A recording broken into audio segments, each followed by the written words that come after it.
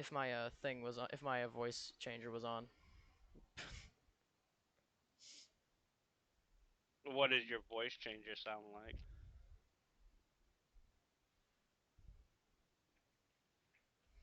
No.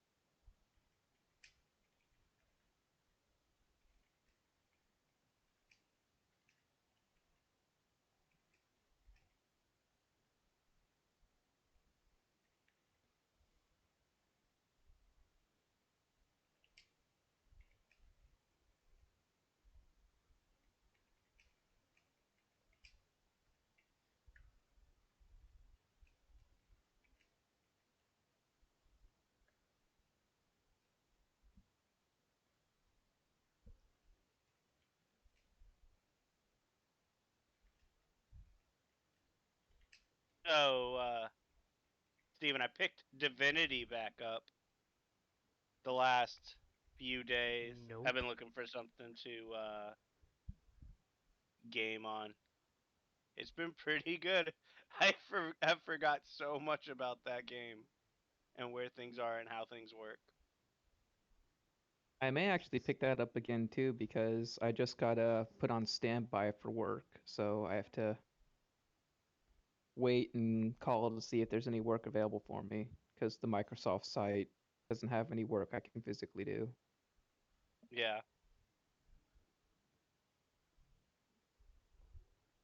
So you still you have to go over there, but just hang out. No, I stay at home, collect unemployment because I'm in a union. I can go on standby for up to, I think it's 8 weeks while waiting for work, and being in the union allows me to collect unemployment during that time because I'm a specialty service. As Right. in, I can't go out and seek work anywhere else because I'm an electrician. I have to solely seek work within the union, and if there's no work in the union, I get unemployment because there's no work.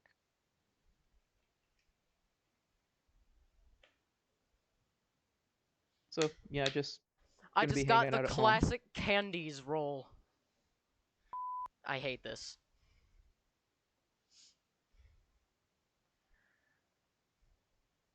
Helps with my bad mouth.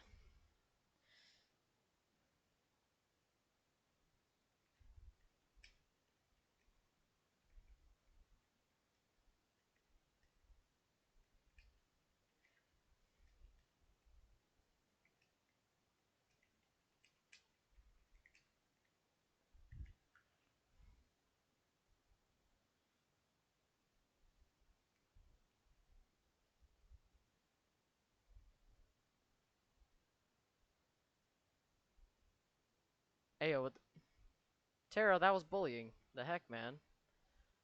What?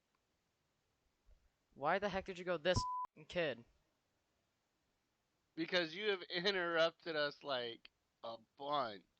Yeah, sorry. I couldn't hear you talking for some reason.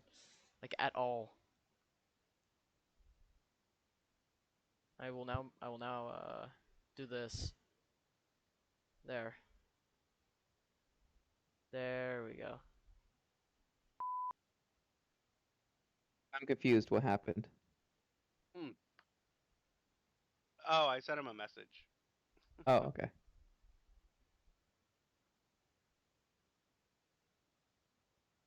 All right. Oh, yep. Oh, Yep, someone's on. Ithel's on. yes. And I Hello. just Hello. There we go. My mic's working now. yes, and I just texted or messaged Felianthor. I don't. He said yesterday he wants to play, but again, did no one. Well, not no one, but didn't get much of a response.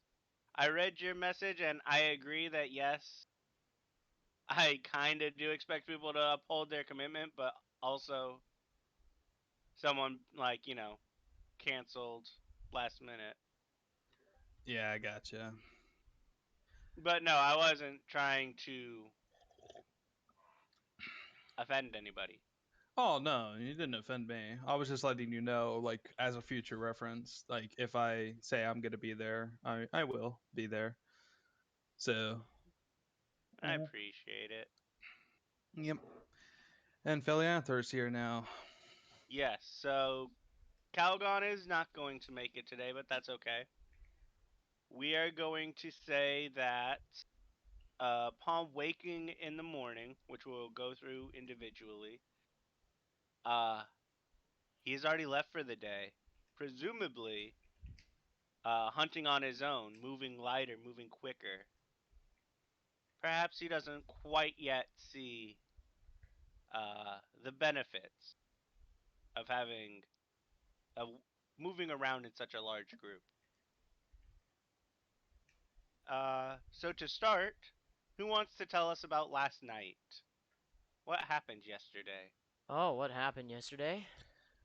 Uh, so yeah, yesterday me and Reese went in to the shadows, fought some specters, and got impaled a bit. Come out, regroup with the main group, settled down in the bar, and we found out that we should probably talk to the harbormen that were hanging around, that were a bad influence on Arya, and were hanging around there. And we were going, after taking a short rest, uh, we were gonna set out to find them.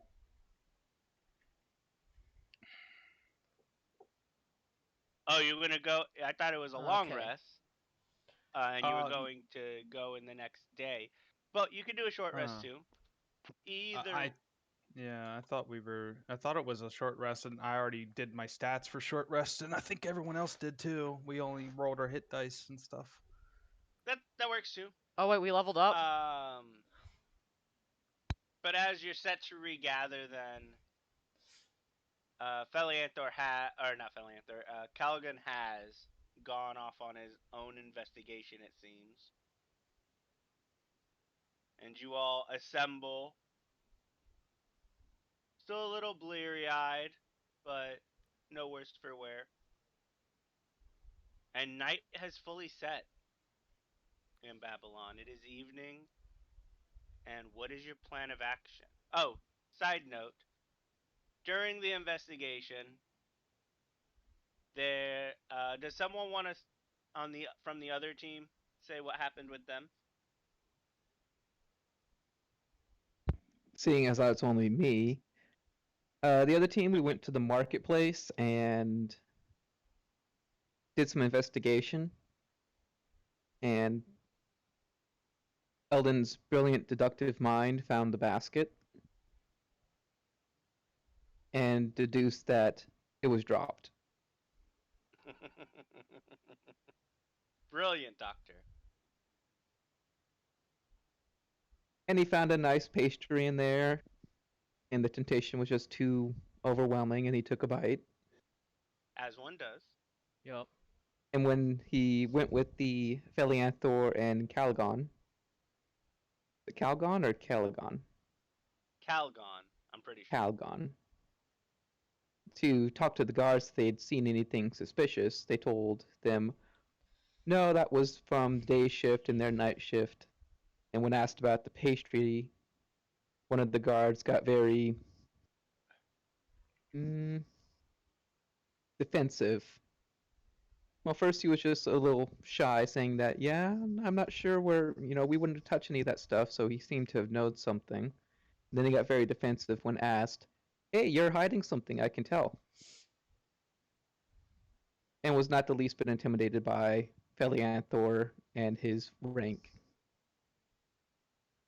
So it was a rather dead-end endeavor, but I think it's still our best course of action is to head back to the marketplace and investigate further. maybe this time we can have Ithel show us what shops his brother would have gone to first, and we could also probably go back and pick up the basket, seeing as how we left it there. Okay, so you are more than welcome to go back and pick up the basket. However, most of the shops are probably going to be closed. The where the where the uh, bars and taverns and nighttime entertainment places, studios, theaters, so on and so forth, dueling arenas. While these tend to be the draws of the Gateway Plaza at night, the market streets tend to be pretty closed up uh, and sparse of people. Yeah. But If we don't find anything, so I think we should investigate the harbor docks first and try and find the harborman. And if Natalie doesn't find out, we can revisit the marketplace early in the morning. so, regardless of what you end up deciding to do, let's have everyone roll an initiative.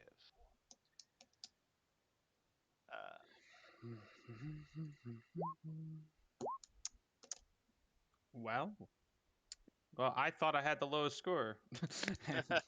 That's the same thing I rolled last time. It's okay, Eldon. Your feet are floppy. Yeah, All right, Reese. not bad.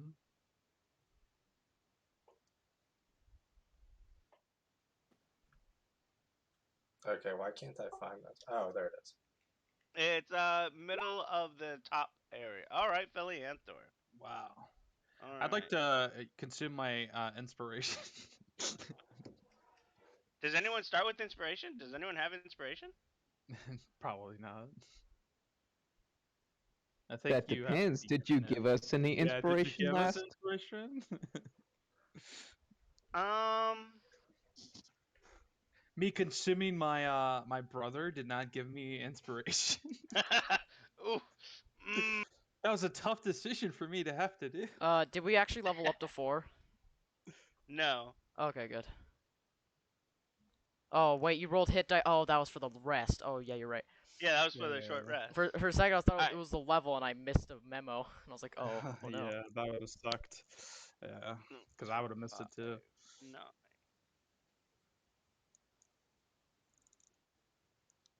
21. All right.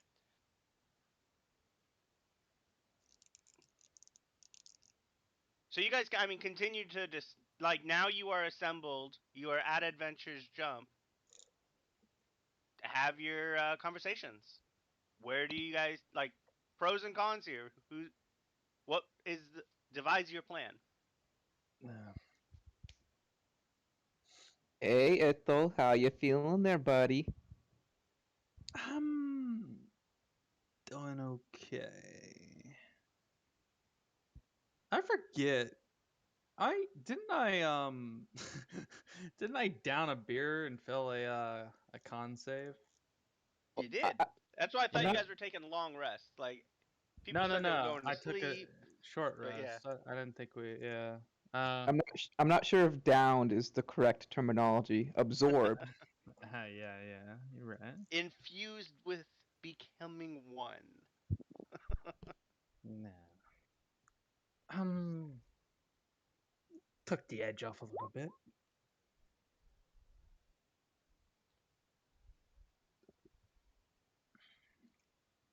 Yeah, you were Um, kind of a goopy mess when I carried you up to. Uh, is that broom closet your room, or is that just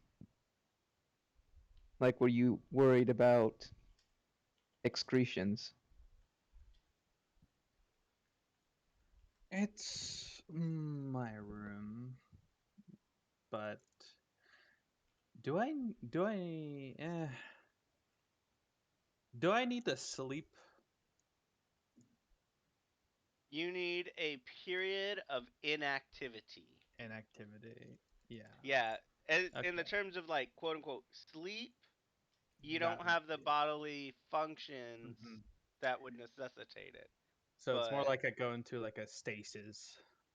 you blob out. Yeah. Yeah, Yeah. you like flatten out a little bit. Gotcha. May Yeah, even it's. subconsciously snore. I wonder what that would even sound like, but yeah, that's my room.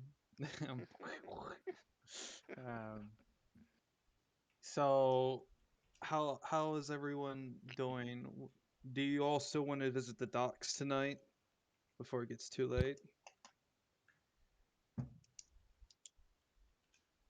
Well, most of the dock workers are going to be at the nightlife party things, aren't they? Like the different taverns and bars in the marketplace, so we could just meet them there.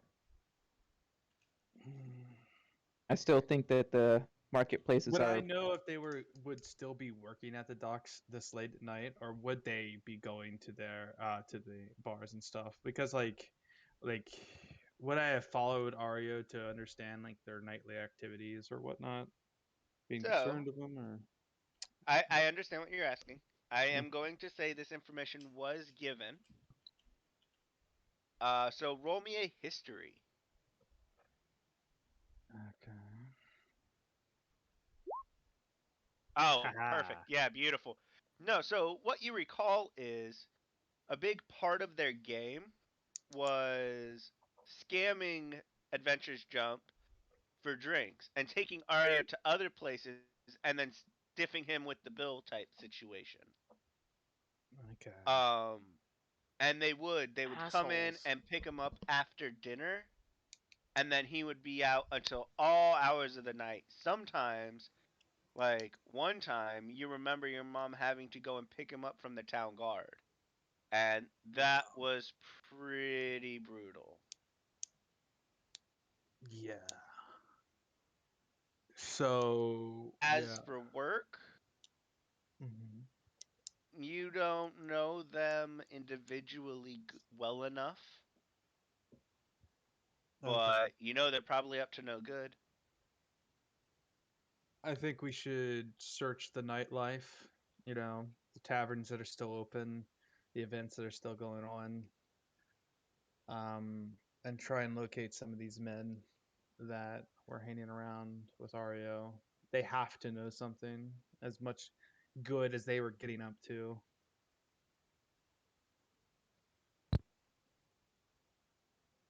That sounds like a plan. And Eldon's going to go over and look under the table, which is where I'm assuming Reese is at.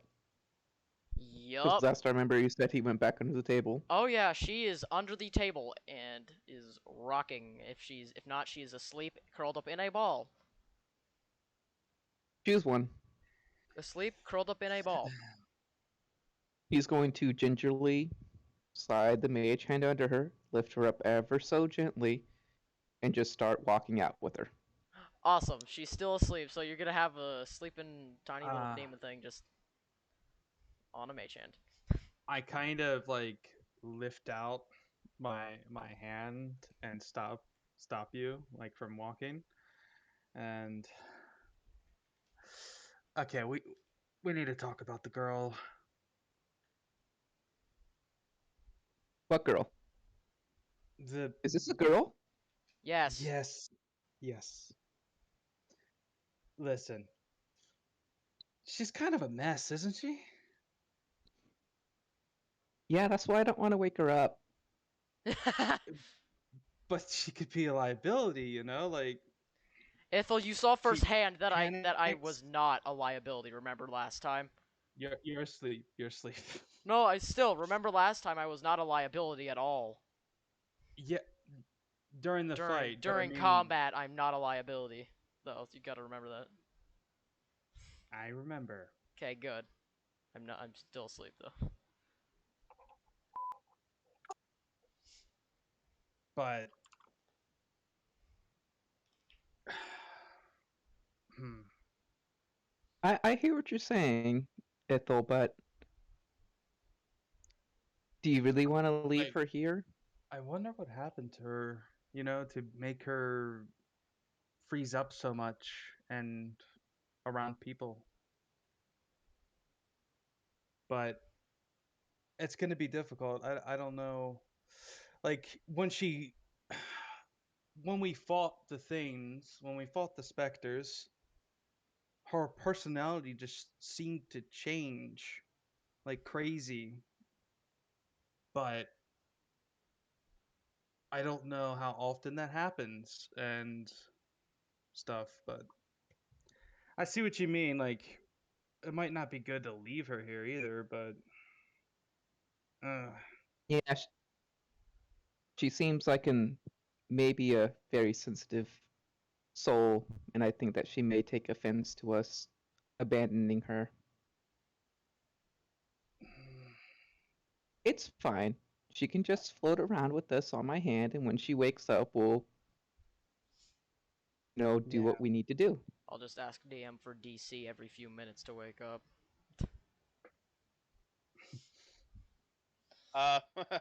Well, it'll be. So, Eldon, this is one of the cases where Roll a sleight of hand to see if I can do it gingerly.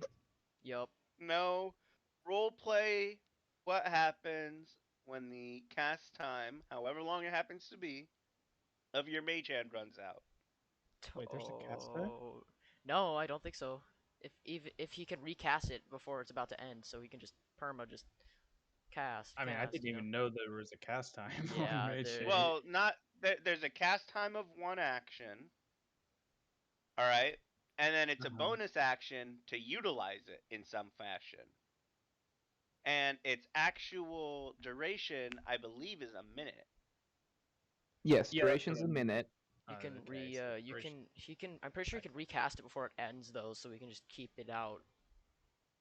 Yeah, he could Yeah, but you keep it can't have- out, but he wouldn't be holding or carrying something. It'd be one of those in that situations round. where it'd be 6 seconds of you free falling because that's the amount of time that an action takes. So between me casting and recasting, the hand disappears. 6 seconds later, yeah, another yeah, one yeah. appears. Or That you could makes sense. recast it before it ends.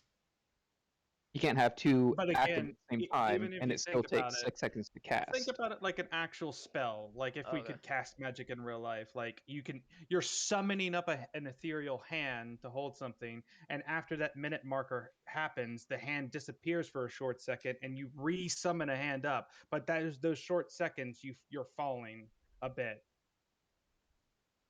Even if you were to recast it, it would still be like that because the hand's dissipating, and then you have to re-summon the hand. So now here's the thing. I personally know the extent of Eldon's abilities. He Mhm. is perfectly capable of tossing Reese up in the air, recasting and catching. Mm.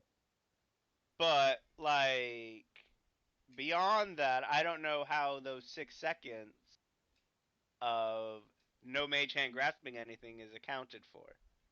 So, like I said, Eldon, this is one of those situations where I said you're gonna have to roleplay it. But we'll come to that in a moment. Felianthor. About this time, realization sets in. Where the hell is Calgor? Calgon? God damn it, what's his name? Calgon. Where the hell is Calgon? He's supposed to be watching this little demon. And then again, realization sets in. Shit, it's my turn. Or it's my responsibility now. Hopefully they won't realize this. It's just God damn it. Fucking bullshit. Why don't I have anywhere to sign on the contract? No, no, no. They just fucking send me to follow along the troop of jackasses. Let's go. Was this said out loud? Probably. Okay, jackasses, let's go.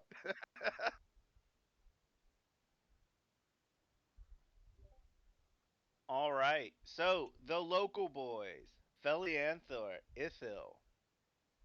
You can go ahead and roll me either a survival or a straight charisma check. This is to determine if you know where the good nightlife spots are. Ithil, and Felianthor, you both That was a save. know. Oh, so minus 3, so 18. Minus 3, right? Are you guys getting the +2 proficiency or +3 proficiency right now? +2 proficiency. Okay, so a 19. So still plenty good enough. 19 and what was it? 20? Yeah. 19 and 20 is plenty. Let me change this to a tab.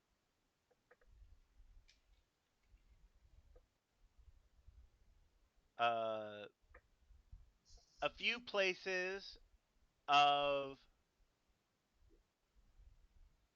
pretty moderate. You feel that you're very moderately chanced to run into one of the faces that you are looking for, Ithil, at one of the following places at some point in the evening. Felianthor, you recognize these places as local hard spot where the night tends to end and sometimes gets a little rough. Places where the town guards intervene and more often than not just get people home instead of trying to hold rich drunk people against their will. And that is the Shepherd's Bath. It is a dive bar-esque place with no rooms, a single bar, a few stools, a couple tables, and then a whole big dirt lot that has some seating out back. A lot of things go down at the Shepherd's Bath. A lot of seemingly underhanded deals or things of that nature can probably be done in that dirt lot with relative assurity of privacy from outside. You get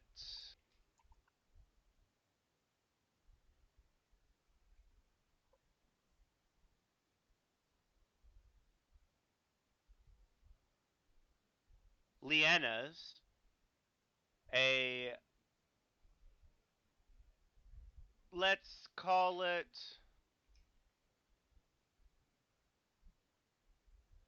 a place of ill repute where the drinks aren't the only thing on the menu.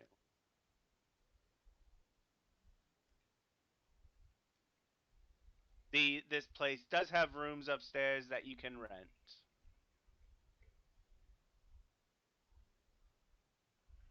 No. Then no, I'm not doing that.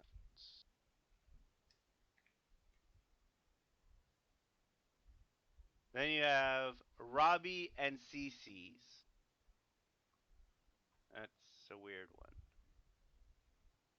one. This is a members only. It's Robbie and Cece. They had a family that had some injuries down on the docks, and their family was compensated by the merchant whose vessel they got injured on.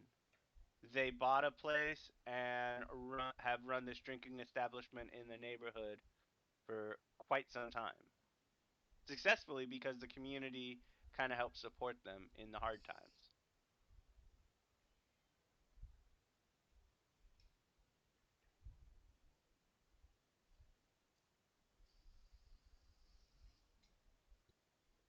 Have we left the tavern yet, or are we still discussing? That's up to you. This is what Ithil and Felianthor know about, like, the type of nightlife locations you're looking for.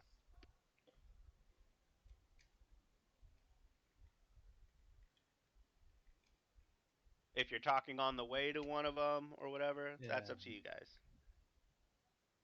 From what I know, we have the best odds of catching one of these people that Arya hung out with um, at Leanne's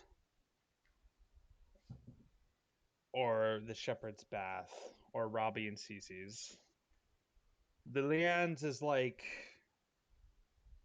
well, to put it simply, you go there for some fun with some people, and drinks aren't the only thing that you can get there.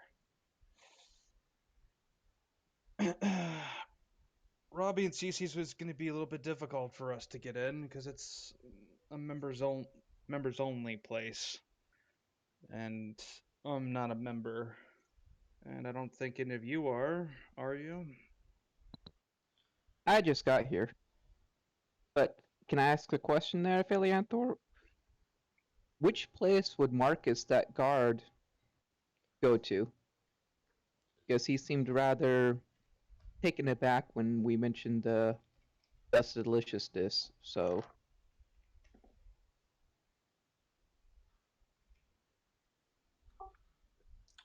I doubt he would have a membership to any bar. He would probably go to the lowest class tavern.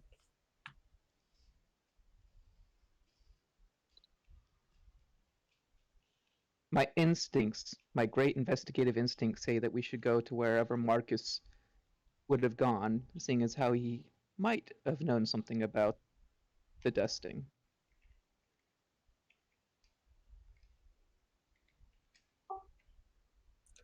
Well, it's pretty normal to see guards escorting people back from the red. Sorry, I was reading something. What was the name of the first tavern?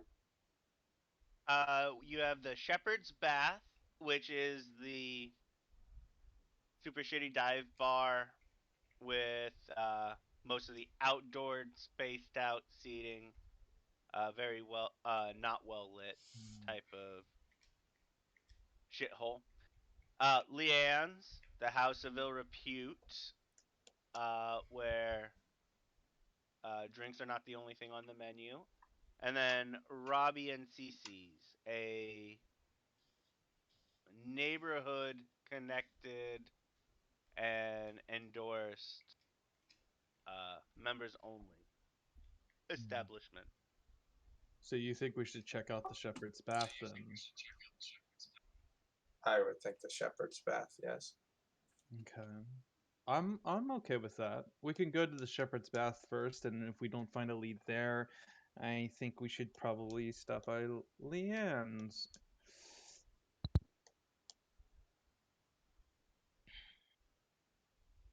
During this conversation, I'm going to gently set Reese down on the table and recast Mage Hand and gently pick him back up.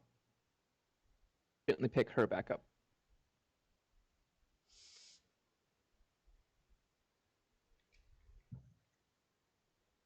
All right, go ahead and roll, Reese. Yeah. Roll a con save. How gently did he actually do it?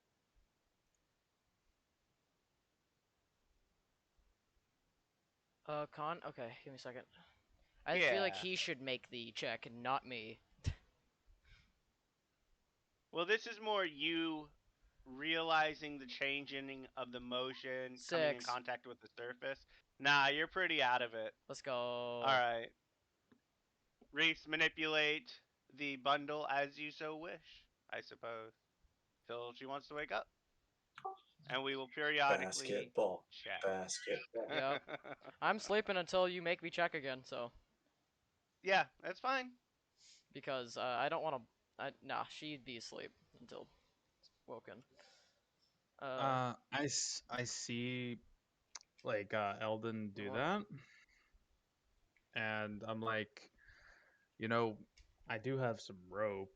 Could, like, tie her to your back so you don't have to keep on recasting that Oh if my you God. don't wanna. Don't worry, I have a plan. Let's step outside and lock the door to your abode. All right. I'll make my way outside. And once we step outside and the door's locked, I'm gonna set Reese down and then poke him with Mage Hand to wake him up. To wake her up. Uh, okay, what? Oh, okay. Hi. We're going to a bar. Another one? A, bar, a Another. bar of ill repute with a bunch of scary people. Yeah, I don't like You're, that. Ugh. you're welcome to join us. If Yeah. you don't want to join us, then you'd have to find somewhere else to stay. As per the contract, I kind of have to follow you. True, but we're So, giving you the choice no, because I got to. we could have just left. I We could have have just to. left you in the room. Just let me. I'm coming.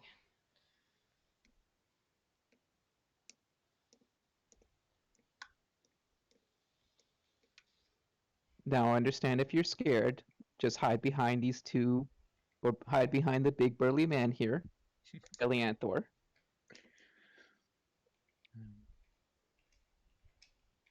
And we'll do our best to make sure no harm comes towards you. Okay. But we do expect you to aid us if there anything goes down. Yeah, I will. Yeah, definitely will. Good to hear. Let's go. Thinks back to the carnage of the other day.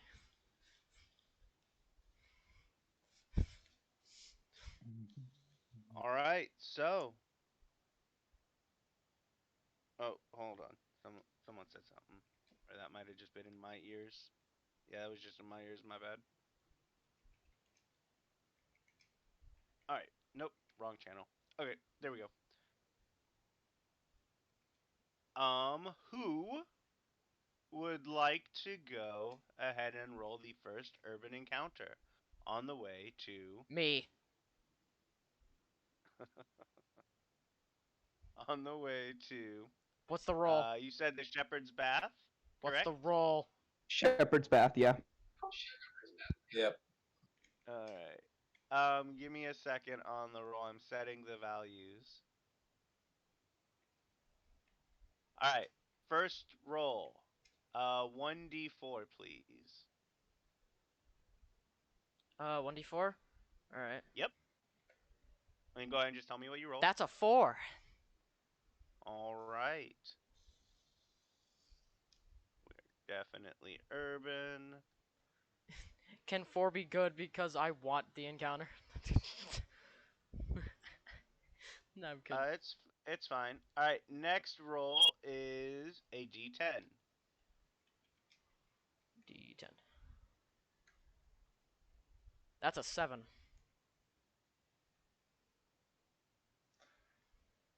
All right. So you're walking through the streets, and everything seems pretty quiet.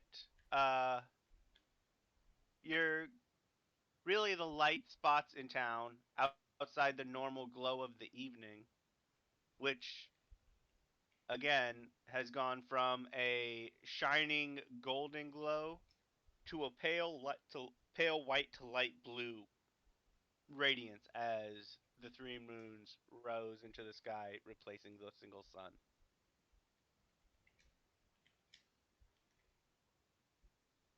And really, the only spots of artificial radiance that can be seen from street to street are like coming from taverns, inns, and theaters. And the further you get into the town, going closer to the tower, basically, until you're almost catty corner with the docks district and the gateway district, you start to see a little bit more wear and tear. The streets get a little thinner, a little ruddier, and the spots of lights farther and farther in between. With the ever present radiant glow, long stretching shadows are created from corners and boxes and parked carts and what have you. So darkness and the contrast of the dark areas with the illuminated ones make for a hard to interpret landscape, as the darker areas are even more darker with the illumination ever present. Everyone can go ahead and roll me perceptions.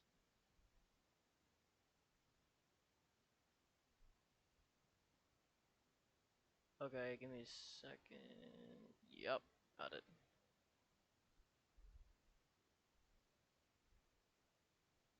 Is that perception or Now, who doesn't persuasion? have dark vision? Me. Even though I don't, I I think have I dark should. vision. I definitely think I should, but it's weird. Ithil, you have the 60 feet. So, or what form are you in right now? I'm still in my slime form. Are you moving super slow or is someone carrying you? I assume either someone's carrying me or I'm riding on top of hockey. Oh, right. You're,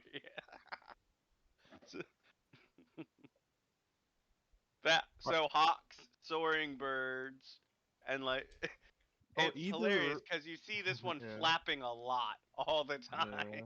yeah.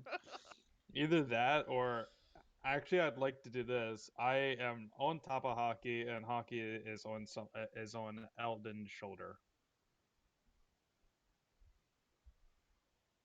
Okay. That works, and my mage hand is gently petting Hockey. No, my mage hand is making his feathers ruffle as if he's flying through the air. um, Itha, what does your magic feel like?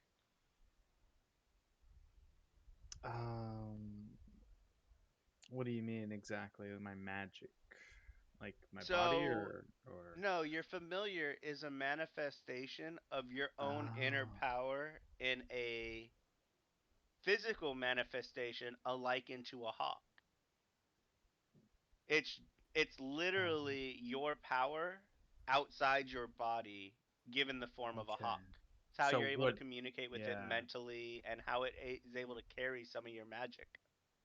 So when Ithil or when Eldon touches your spell, what does it feel Mhm. like to him?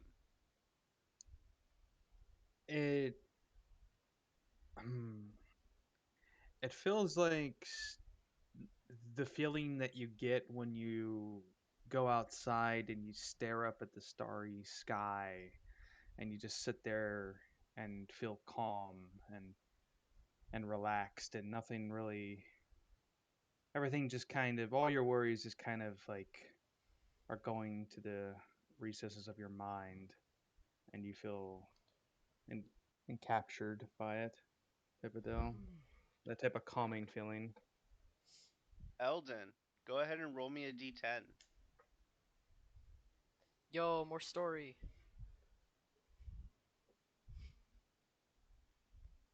So close. Yeah. So what was the D10 for? Storybook things? Yeah, it's storybook things based off of my patron. Bummer. Okay. So, being wary and on guard and pretty much having a guard escorting you. Yeah, there's another No guy one here. seems to. Well, Felianthor. Oh, Valanthor. Okay. No one seems to want to interfere, and you guys didn't notice anything out of the ordinary. Dang, even with 17. Yes. Well, you had disadvantage because you don't have dark vision. Oh, right. Yeah. I don't know why a demon doesn't have dark vision. It is true, but you get it when you do the thing, so Actually, no, I it's all don't. tied to the. No, I No? don't. Oh. No, I straight up just don't have it. You come from a land of fire, and fire is light. True. Yeah, you don't have to worry about the dark. Uh, And so, you cross the alleyway, the final alleyway, and just off, cross another intersection.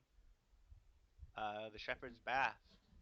Few patrons lounging outside, smoke coming out from the top of a chimney, and you can just peek through the trees, the privacy trees planted, the open backyard, or the open back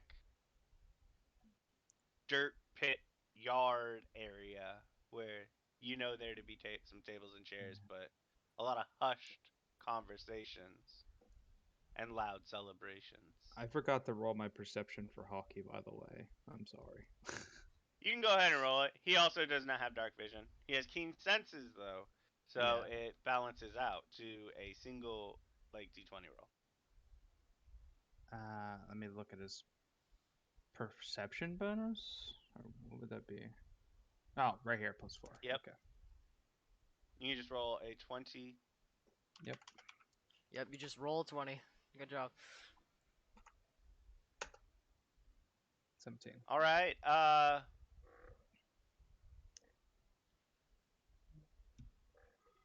Yeah. Yeah. So as you're coming to that intersection, a crate catches Hockey's eye. The crate. Yeah, weird. I stop. Everyone's like, I just got an image. Hockey just sent me a crate. Would I like see it? Like, I mean, there's a lot of crates uh-huh. around. Weird.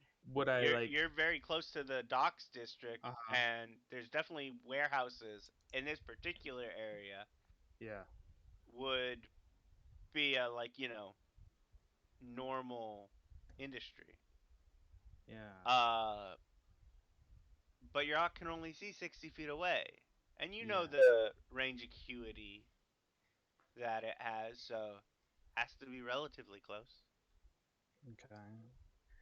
Yeah. But There's a string. There's a crate, and hockey doesn't just send me random things all the time.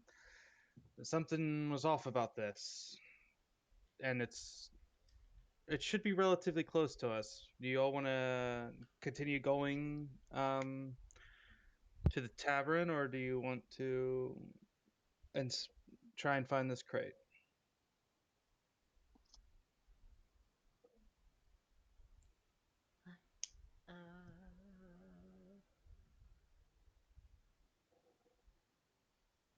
Everyone remember that we're basing this off of our previous initiative roll, so yes.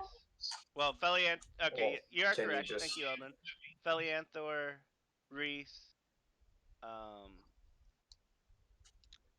Ithil, and then Eldon. Wow, my writing sucks. Felianthor. Can you just send the hawk to the crate? Oh. I guess so. I send a mental command to You're on top of the hawk currently. yeah, I I drop down to the onto his Eldon's shoulder a little bit, I slide off a little bit, and I send a command for the hawk to lead us to the crate, go to the crate. Eldon, just a little notice. Wherever Ithil oozes across you, it doesn't feel uncomfortable or anything, but your armor and clothes have never looked cleaner. is it warm? No. Damn.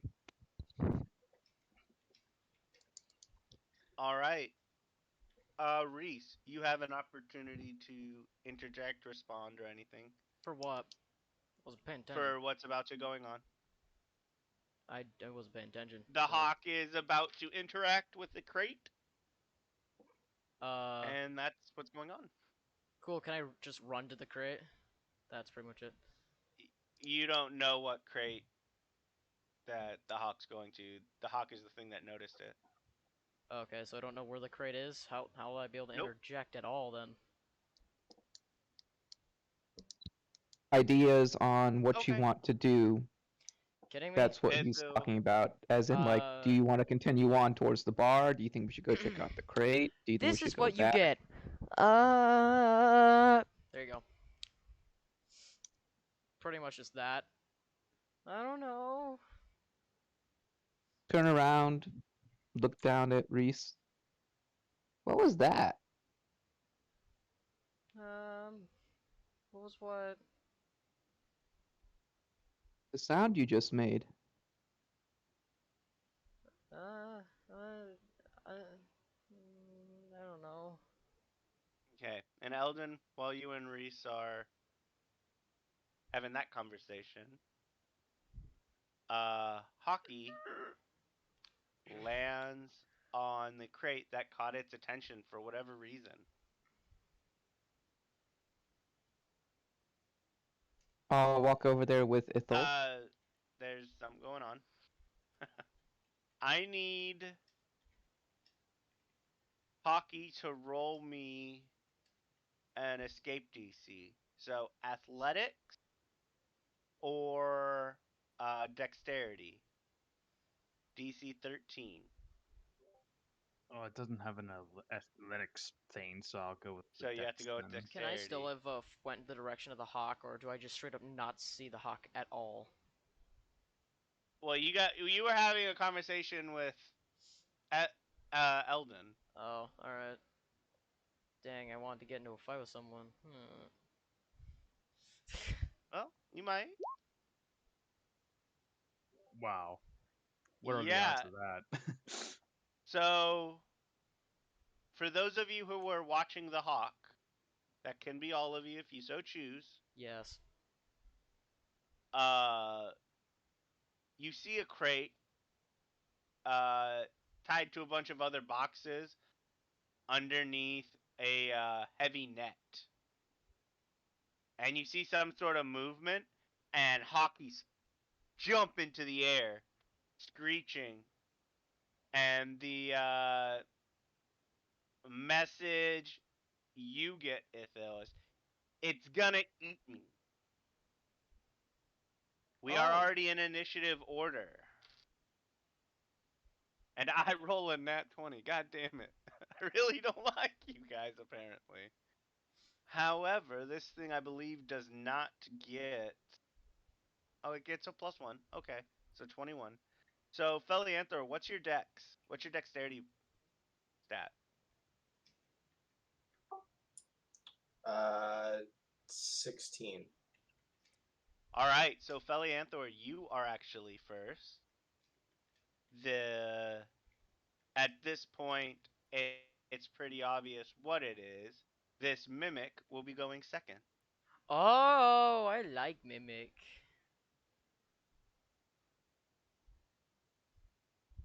Felianthor, the current thing you saw was the hawk land on a box after Ithil said something about a crate, and then it fly directly into the air, and then a rustling of movement underneath a heavy net that looks like it's over the top of boxes.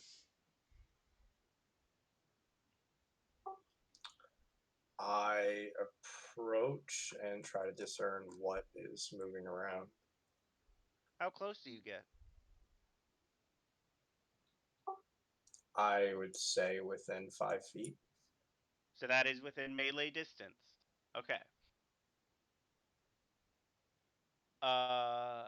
As you get close, you notice movement underneath the net. What do you want to do? Too dark to discern exactly what. I'm checking our I It think I looks have like night wood. vision, don't I? Can I still not see? What, with dark vision? Yeah, you see movement, Yeah. and it's hard for you to make out the exact shape of it, but it looks like it's wood. but it's moving. You're not sure. It's under a heavy net, and it's dark. I Like removed the obstructed. net. I should say obstructed, not dark. It's obstructed by the heavy net.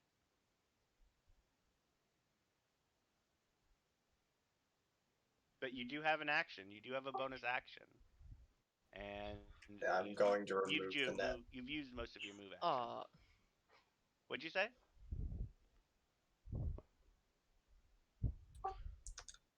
I hate this delay. I said I'm going to remove the net. All right, so you lift up the net. Quick question. Did you approach with your weapons drawn? his reaction should just be, no. ah, After last time, I would have had my dagger materialized inside of my body. I don't even know where I am, so no, but no. Okay. So, Felianthor, you lift the net up. Do you have any appropriate bonus actions that you could possibly do?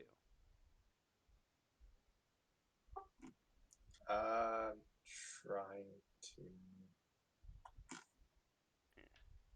I'm just going to take a quick peek at your character sheet and take a look myself to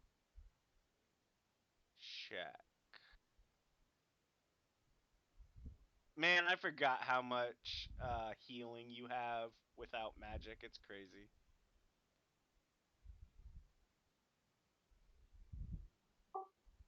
I mean, can I do Vow of Enmity without having already done Channel Divinity, or is that? I'm sorry, that I still have no fucking clue.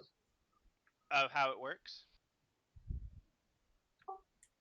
Yeah, pretty much. Okay. So that's that. I believe it uses your charge of Channel Divinity. What ability are we specifically talking about?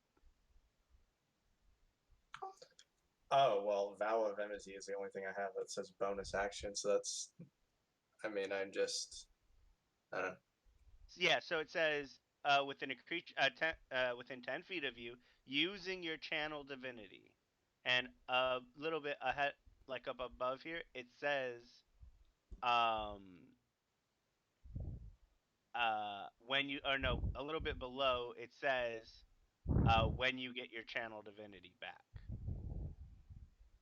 For you, you get it at a long or short rest, so you can use it one time, and then you have to take a short rest or a long rest. But one of the two things you can do with it is Abjure Enemy and Vow of Enmity.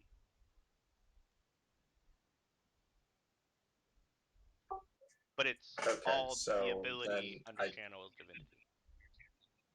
Then I don't have any bonus actions, do Okay. I? I mean, I can't draw my shield No. as a bonus action, can I? I believe Hunter's Mark is a bonus action cast. It is a bonus action cast. So you can cast Hunter's Mark.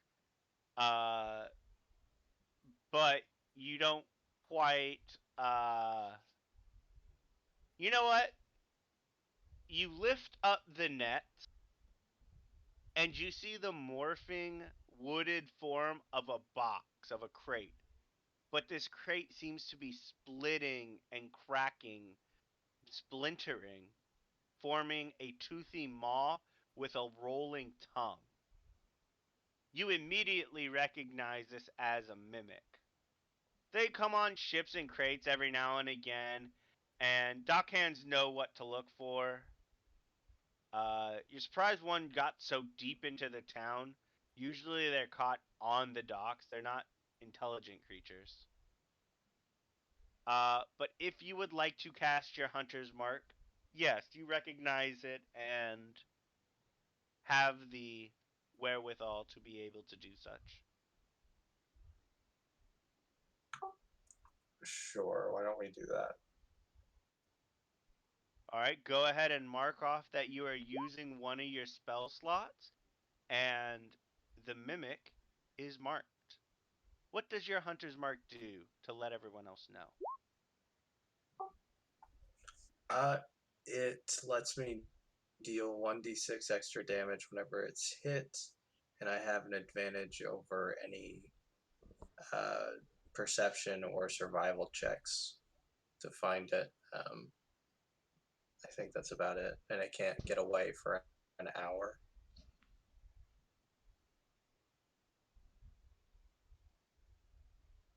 All right. So that is your turn. It is now the mimic's turn.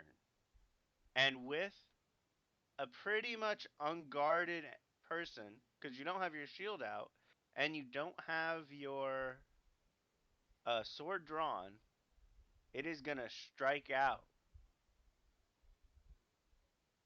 It's making one pseudopod attack at Felianthor at a +5, rolling a total of 22. Felianthor, I believe that hits your AC. Yeah, my AC is 18. Okay. 1d8 plus.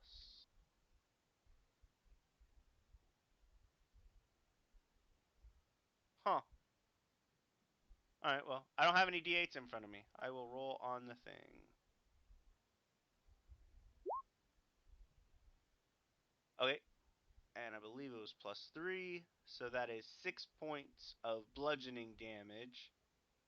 And you now have to make a athletics or dexterity to escape.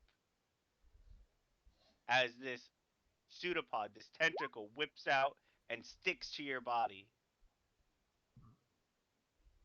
You unfortunately do not escape, and and this thing is stuck to you. And you are considered grappled. Your movement is now 0. All right, we move on to Reese. It is your turn. So pretty You much. hear a loud clang as a tentacle hits metal over Felianthor, and yeah, that fucking hurt. So pretty much, my turn starts out with a as my frenzy activates. Okay. And I fly 40 feet straight into the mimic and slap it with the blade. Frenzy is a bonus action? It's a free action. That's right. We looked into it and they didn't give it an action cost. Okay.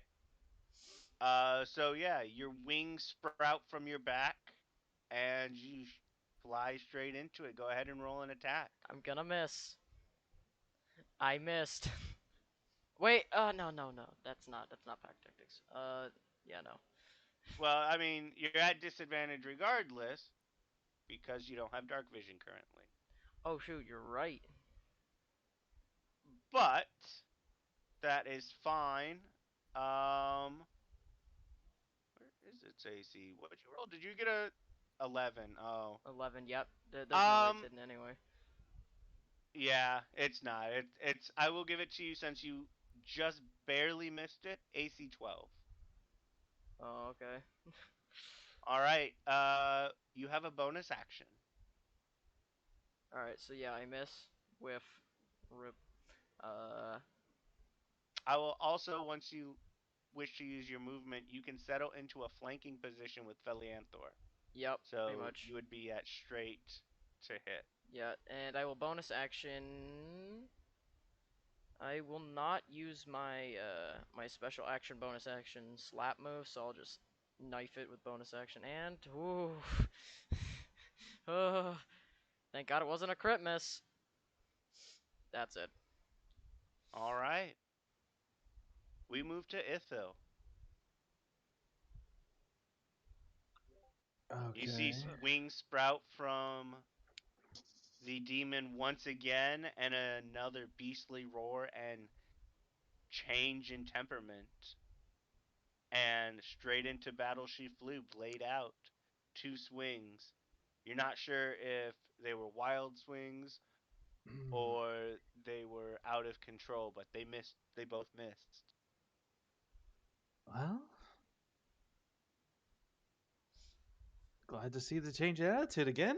Let's go. My luck is How far away? How far away am I from the mimic? So you and Eldon are pretty much right next to each other, Mhm. and God, I can't see anything. you're, I would say, yeah, about 40 feet is pretty much right there. Felianthor walked over and investigated the, like, the actual net. Okay. You sent your bird over, so about 40 Yeah. feet. And you said that, like, if I wanted to get my rope out, it would take like an action. It To would take an activate action. a magic item would take an action. Where is your items? What do you mean? Like, do you have a bag floating inside you? Huh. I guess I assume I have like some type of bag that has like my Yeah, you have a full-on my backpack. A bag Yeah. with all your Flex stuff. Seal on it. yeah. You it's just have to be floating very inside of me. careful. Yeah, you just have to be very careful not to unconsciously eat all your worldly belongings. Yeah. Yep. Huh. We'll see how that works.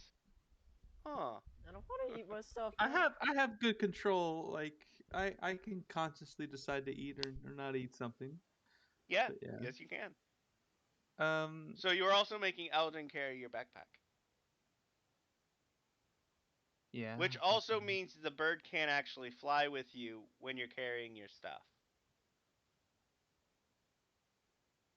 Really? I thought carrying my rope because I only have a rope on me. And Oh, you just would, so the rope yeah. is floating inside you, Yeah, not the backpack. Yeah, I have a rope. Okay. Rope. And Okay. and the other thing doesn't have any weight at all since it's the pearl inside of it. Yeah, correct. Yeah. That's Um. yeah, that's insignificant. Yeah. Okay, so if you only have the rope, that is, we determined 3 pounds. Yeah. So the bird can carry you with it. Mhm. And because it's strictly inside of you and you don't have to pull it out of anywhere, because you just move it out of you, you don't have to spend the action to get it. You still would have to spend the action to activate it. So I wouldn't be able to use it this turn. You would be able to use it this turn. Oh, okay, then You can activate the item. So the item's effect would trigger. Okay, cool. Because it would just be coming out of you. Yeah, I got you. So I walk, like I suppose I would like hop down and slither my way 15 feet to get into range, and I would activate my rope and target the mimic, and I guess the command word would be like entangle. Oh, the computer can be whatever you want it to be. Why? Yeah. Why not? Why can't it just be get him? Or get him, yeah. Yeah. But So go ahead Jump and tell him! me the DC on Take his money. the what? The difficulty challenge, or what? Oh, Go ahead and yeah. tell me what you're doing. Like, it's to entangle, so you want Yeah. the rope to I want the rope to surge out strain. of you and wrap around it. Yeah. Wrap around it. So do you have to make a attack roll of any kind? No, it is a DC 15 dexterity saving throw. Dexterity, and we've already determined the mimic has +1, and I rolled a 9, so that is 10, not enough. So the Okay. mimic is restrained. And Yeah. restrained, I believe, is They get movement is 0, yeah, and they they get get either. disadvantage on Yep, attack rolls, and we get advantage on attacks against it. correct. All right, you have a bonus action. I don't even think I could do anything on my bonus actions other than like move.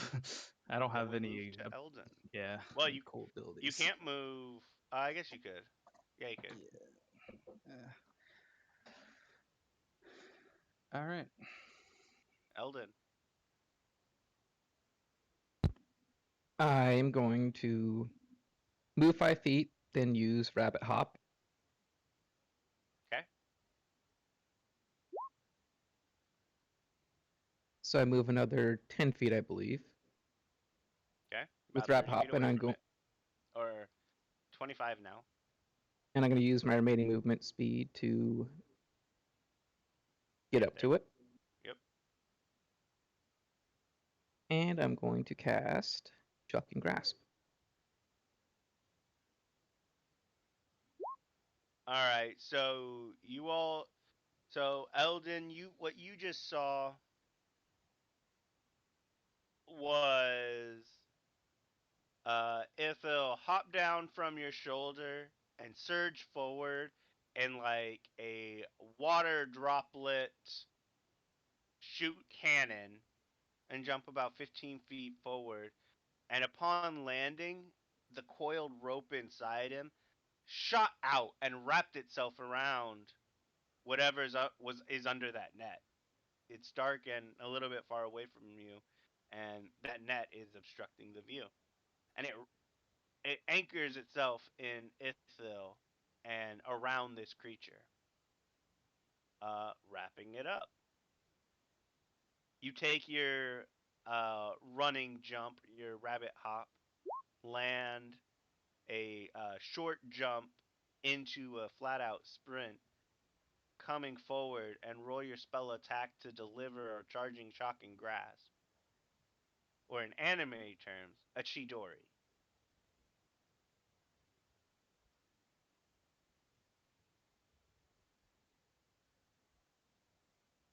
What is this link?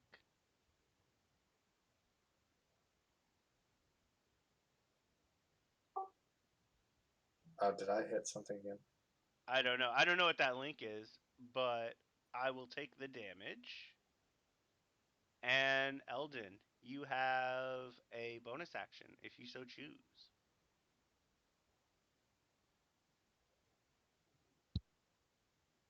Um, bonus action, I'm going to pull up my glaive.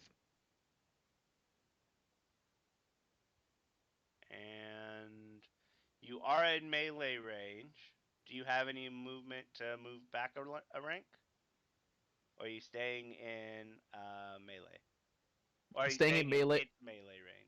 staying in its melee range, but I also have already cast Mage Armor. I did that when we went to do the investigating, and since we didn't do a long rest, it's still active. Correct, because it lasts 8 hours. All right, Felianthor.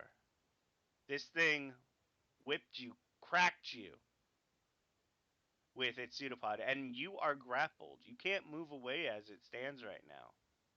What do you do?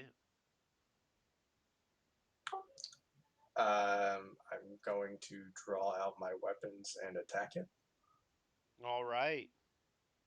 Your shield slides from your back easily, and in the same motion, your sword comes out into a strike. Go ahead and roll to hit.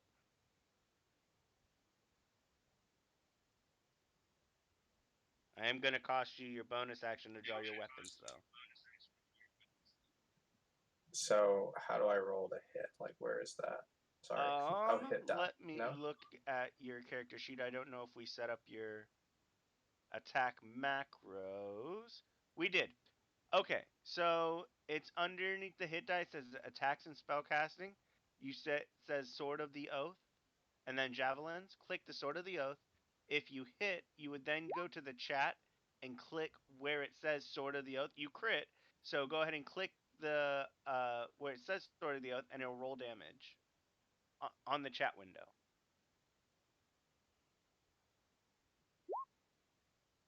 So that's 8 points. And you also, upon a hit, are allowed to choose if you want to do any of your smites, divine smites. You might know if you want to use up your. You don't have any spell slots remaining. Do you only have one? I don't think I ever messed with that. Is the real You also issue. need to roll your Hunter's Mark damage. Because this thing was Hunter's Marked. That is a D6, right? I believe there's also a Hunter's Mark macro for you I've made. But that's another 4, so that's 12 points of damage. I'm currently looking up to see how many spell slots you're supposed to have. I want to say it's 2, but it could honestly be 1 at level 3. Oh wow, nice crit.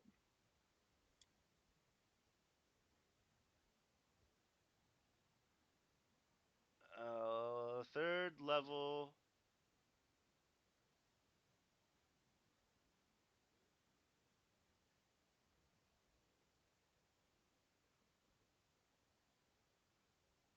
This chart does not help me.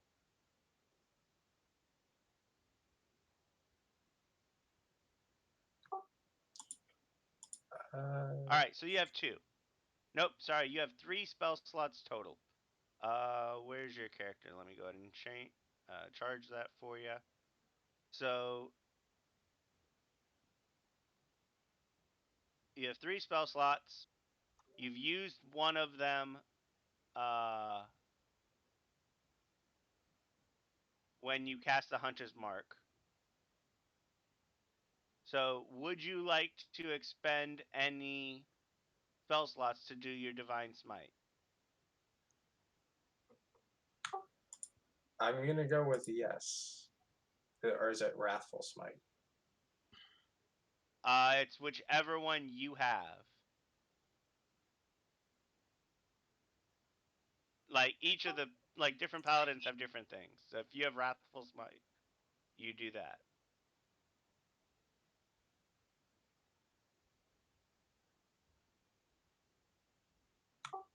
So do I have to roll to hit with that? I'm sorry, it's taking No, forever you've to already load. rolled to hit. You use the spell slot when you would connect. And since you rolled a crit, why wouldn't you add the bonus damage, right?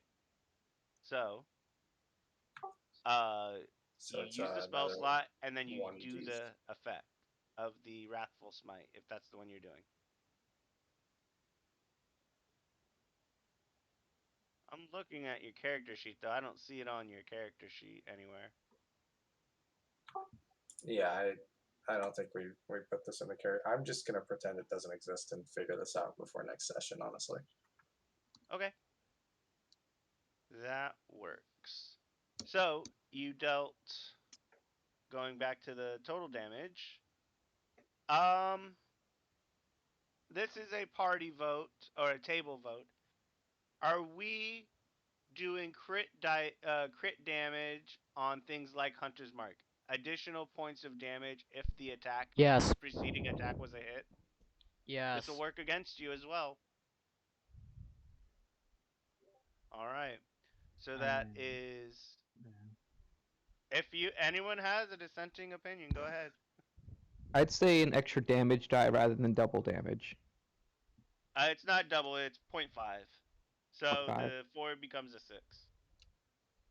That's why the Okay. 3 is plus 3 on the 5.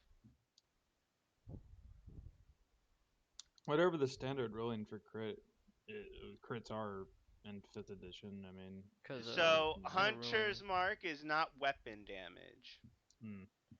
Oh. So technically it wouldn't get crit damage. However, I'm leaving the option up to you. Oh, but things like sneak attack do, right? Correct. Because that's adding on to the weapon damage. yeah, It's not a Okay. magical effect. it hurts us as well because enemies can do the same thing. Correct. But all right, It's up to you guys. Okay. So that 4 becomes a 6, and that's a total of 14 damage. You have done a total of 20 so far. Alright, Felianthor. We then move to the Mimic. But Felianthor, you are grappled. You did not fail to, or you have failed to break this attached appendage that is now wrapping around your chest and pulling you in.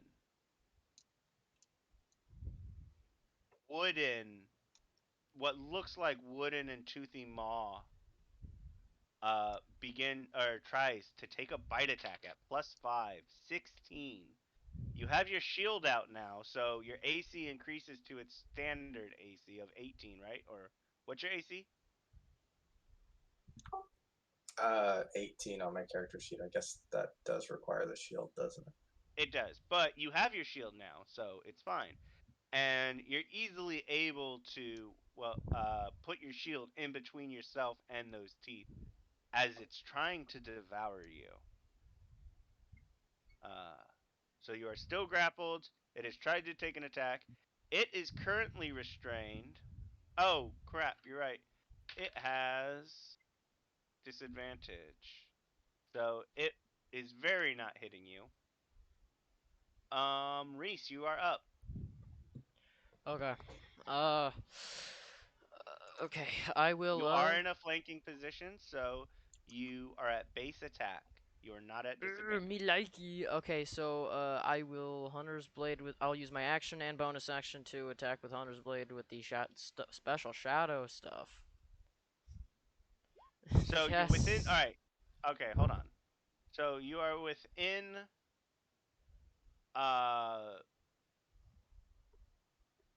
You are within 5 feet of this thing. Are you saying you want to disappear into, or you want to say you want to have the I want the attack extra damage. come from? Well, you would get the extra damage regardless. Alright. Are you talking about your Shadow Rift? Yup, pretty much. Alright, I'm going to take a quick look because I'm pretty sure it just does your sneak attack damage from a different location, and it might do a little bit more extra necrotic damage, but you're already doing extra necrotic damage because of your demon form. Yes, so it would stack, right? Alright, let's see. Target.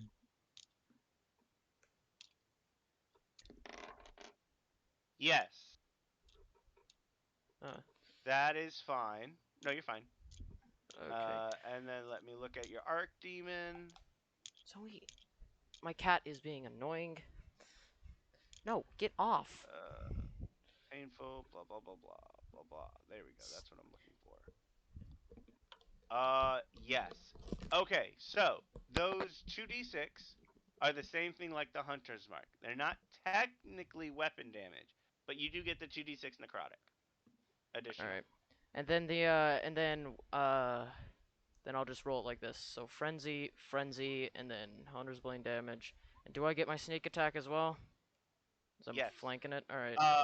Well, so here's the thing. You are having your attack come from 5 feet away from you somewhere. You're like stabbing into the shadows, and then 5 feet like on a different side, the mimic is being stabbed from the shadows. And correct me if I'm wrong, you are not choosing to walk through the shadows, correct? What do you mean? Oh, are you trying to say Because you can teleport? I can't?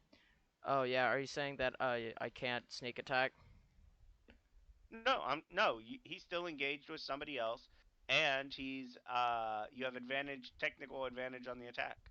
Okay. So he's also engaged with in melee with another Alright. But yeah, I choose to not move. Okay. So you're not teleporting, you're just striking from the shadows right next to you. Pretty much. Alright. So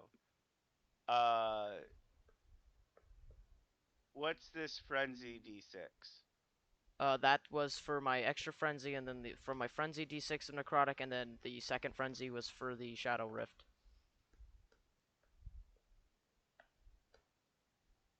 Made it a macro on my sheet.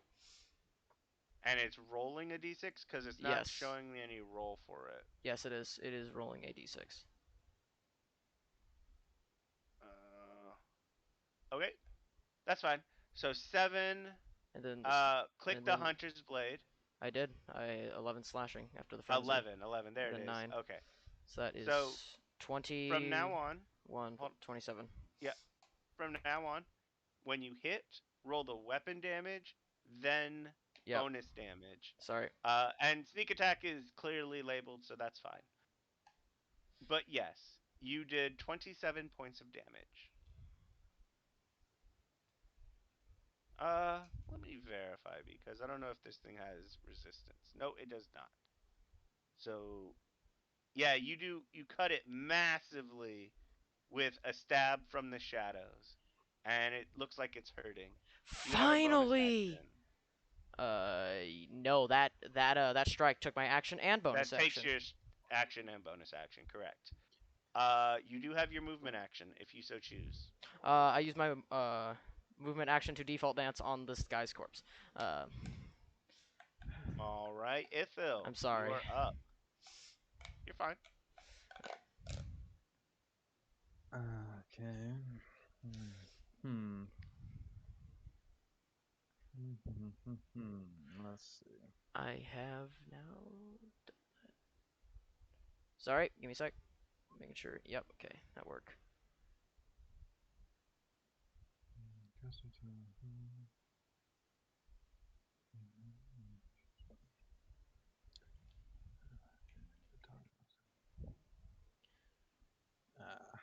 Well, I'll do. I just spit a fireball out. Fireball? A firebolt. Fireball. Oh, okay. Yeah, I was like, that's man, that's a little that's a drastic. bit different. Fireball. Go ahead and roll to hit. All right. The universal medicine for everything. That definitely hits, and you can go ahead and roll damage. Mhm. All right. The total currently is 51 hit point worth of damage. All right. Are you doing Bonus action. Are you doing free action checks to determine things like hit points, what it's gonna do next, or no? No. Okay. He has no free actions. He has no legendary or lair actions. Okay, so no free action inside HP. Got it. Nope.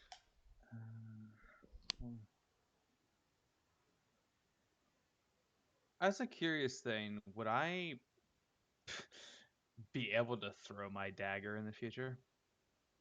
Yes. Okay. So what you end up doing is you make a dex attack with it. So you're not getting the bonus from your charisma Okay. because you're using it as a thrown weapon. And then it's your dex plus your proficiency bonus to hit. Yeah. And then basically the psychic energy in the shape of a dagger would leap forward from you, and if it implants itself on someone, like, pierces someone, it'll dissipate a few seconds later. Okay. At which Just time wanted you're to free know. to reform it with your, or it would reform around your pearl. Because you didn't deactivate the weapon. Yeah. Think Psylocke a little bit. Okay. Well, it's my turn. Alright, Eldon, you are up. Eldon will attack with his glaive. Alright. You do have advantage on this attack. Either way, it hits and does finish him off. You cut into the wooden apparition, and then you feel a squishy give and skewer through. You feel flesh shudder around the end of your blade, and then go still.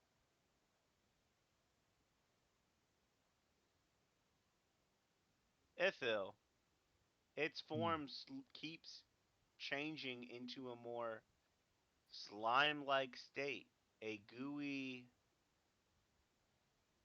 flesh sack. Oh. Could be a cousin. Yeah, I walk up to it and I start consuming it. Whatever's left of it, I just start eating. Go gadget mimic form. All right, remind me on the time constraints on that again, because this is important. I think it's a minute. Let me see. And everyone is minute. letting you do this. Yeah. For a whole nother like minute and 30 seconds, Reese doesn't care. Okay. Belianthor. Just as a general question, am I allowed to heal myself while he does this? Yeah. You're able to Sure, use then one fuck of it, your I- abilities. I cast Healing Hands on myself, and I sit and I watch the disgusting slime absorb the mimic. So, here's the thing about mimics. Their bodies only digest and consume organics. However, they take the shape, appearance, and apparition of containers, including the ability for things to be put inside them. Things they cannot consume. When a mimic dies, those inorganic objects, usually the belongings of the people and things it's consumed, are still inside them. So here is the scene that you see.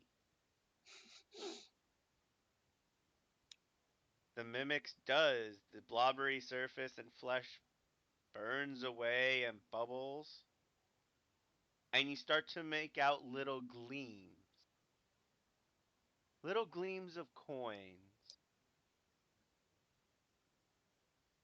And as you have engaged your acidy self, you see what looks like to be, somebody roll me a d3.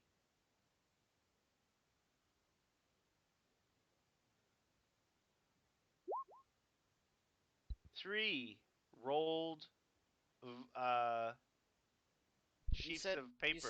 Maybe. You said roll a It's d3.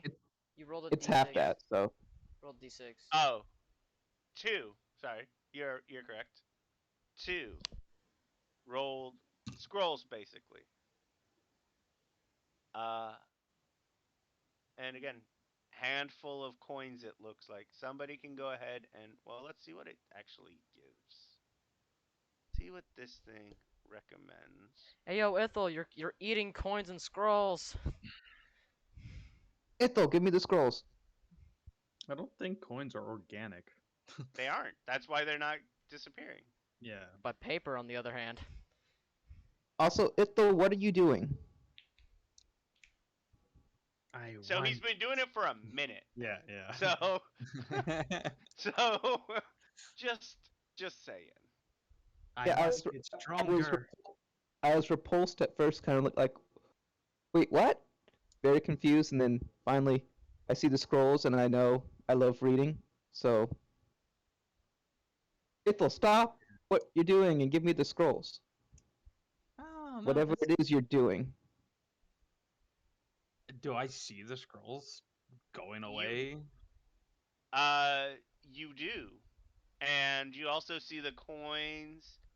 There go a pair of leather boots, a pair of gloves. Oh, Uh-huh. those are gone, but they tasted fine.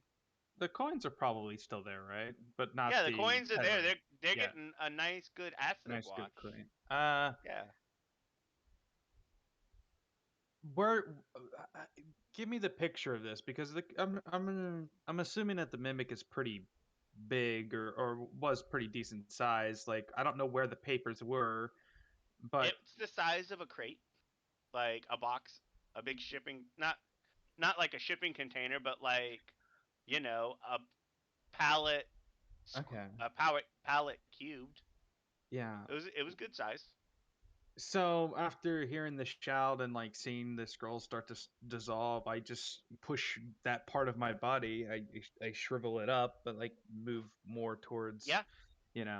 and continue eating.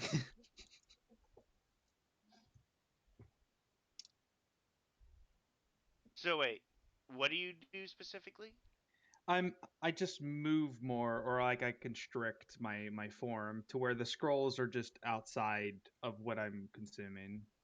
Okay, so you're shifting them around. Okay. Yeah. And everything else you're just Yeah. okay. Yeah. That is fine. We are going to give Ithil a 50-50 roll on either or on both of the scrolls. Ithil, you are trying to get a low number. Roll any 2 dice, and you want under 50% of them on them. Like what type of dice? I don't care. It's 50-50, so I honestly don't care. You could roll a d2. So I'm rolling like two Two dice. sets of any dice. Yeah, I don't. Yeah, it doesn't matter. I'll make it simple. I'm rolling 2d2. Or Okay. Yeah, that no, works. let's just do 2d20. Okay, that works too. All right. So unfortunately, one of the scrolls was a little bit more damaged than the other, but one is good. Cool. Eldon, since you were the one showing the immediate concern over these scrolls, you have the opportunity to try and identify it if you can get an appropriate Arcana check while reading it. If I'm reading it, then I already know what it is, because I can read everything. You can read everything, but reading and understanding, especially Oh, okay. magical Spells. quotations, is different. I only got a 10. Are you proficient in Arcana? Yes. Alright. Then we go to the... I do it like this. Type, yes I can. And then you said you got a 10 and you are proficient, so common. Generate. Roll a d10.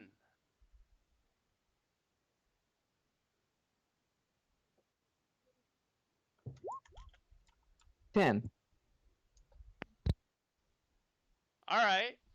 I mean, it's an interesting one.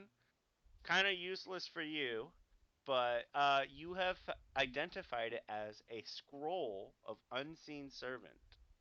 Oh, Oh, I like that. I like that too. Eldon goes, All right. "This isn't a story," and tosses it over his shoulder. Yoinkers! Yoinkers, me and my 40 movement speed, get it first.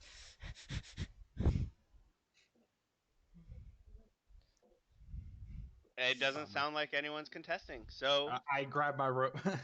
I throw my rope at it. your rope is currently entangled around the meal you were consuming. You like sucked it in like a true. spaghetti knot. Yeah. Bummer. Like the rope is where your consumption barrier is. Yeah, I It's got your it. artificial stomach. Yeah. Stomach lining. That's gross. Fine. I call dibs on the next one. I shout. With your mouthful. Manners. Wait, actually, can I even cast? I don't think I can cast magic, so I don't even think I can use it. Anyone can activate a magic item. Oh, really? So is this a permanent unseen servant, or is it just like one-time use unseen servant? It is the spell Unseen Servant, which has a duration and a cast time. Oh, so it's one-time use of unseen servant? Correct. Unless if you research it instead of casting it. If we had a wizard, that is correct. Oh, with sorcerers Dunno. can't do that. I'm guessing. No, unfortunately, sorcerers Wizard don't won't. do magic through equation and calculation. Yeah. They do magic through force of will and The manipulation internal of power. mana. Yeah. Yeah, exactly. Yeah. I don't. I don't think I need. It's for stealth stuff, but yeah, I'll give it to. I'll give it to Ithel. I don't. I didn't tell you what it was. Oh. Then still He just yoink. said this wasn't a story. Can I? Am I able to identify it? Are you proficient in Arcana? Definitely not. Then it looks like magical equations. A sheet of magical equations and like an activation type All right. area. With my You kn- with Go my ahead. last like 1 minute and 30 seconds left of not shaking and cowering in fear at all, I ask Ithel, here you can have this. I don't even know what it does. By this time, I probably have consumed it, right? Like the mimic. Yeah. Okay. Eldon turns around. Oh, yeah. You could have just asked. Yeah. What does it do? It's a scroll of unseen servant. You got a use for that? No, I have an unseen servant, and I float up my mage hand. I Well- was talking to Ethel. I no. Maybe we can just hold on to it. Yeah. I hand it. I toss it back over to Eldon. Just keep a hold of it. Maybe we could sell it to like a wizard or something, or more coin for us. Okay. Elianther, as this conversation is going on, you just about finished wiping the sticky slime from your chest and healing not only your physical pounded chest, but also your wounded pride at the startling attack. Ithil, go ahead and roll me a d10 to see how many coins are floating inside you.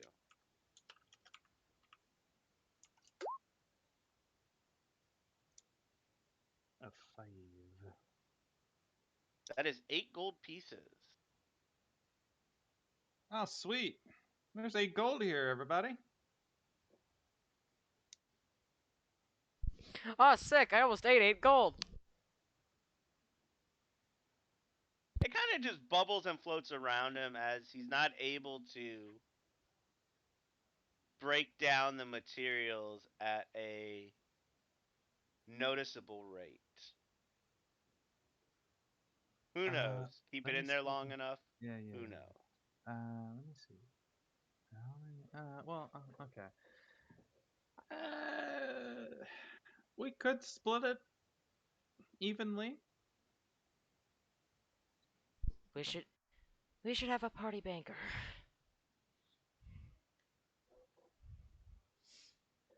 I think I would be a pretty good banker because I don't Yeah. like spending a lot.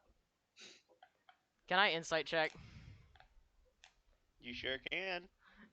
And that can be opposed by either a persuasion or a deception, whichever. I'm gonna roll a applies. 1. Okay, I technically did roll a 1. But no, 16. Do I even have to roll because I'm telling the truth? So you're telling the truth.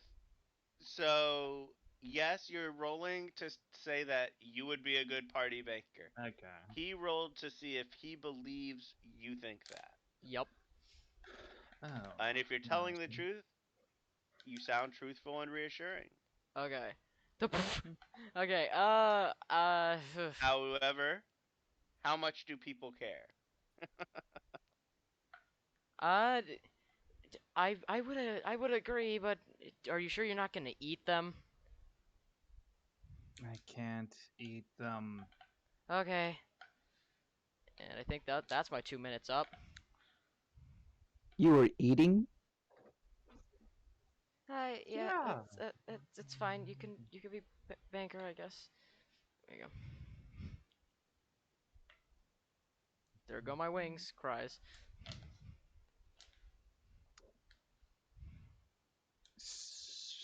So, do I get the mimic form? It's not a beast or a humanoid.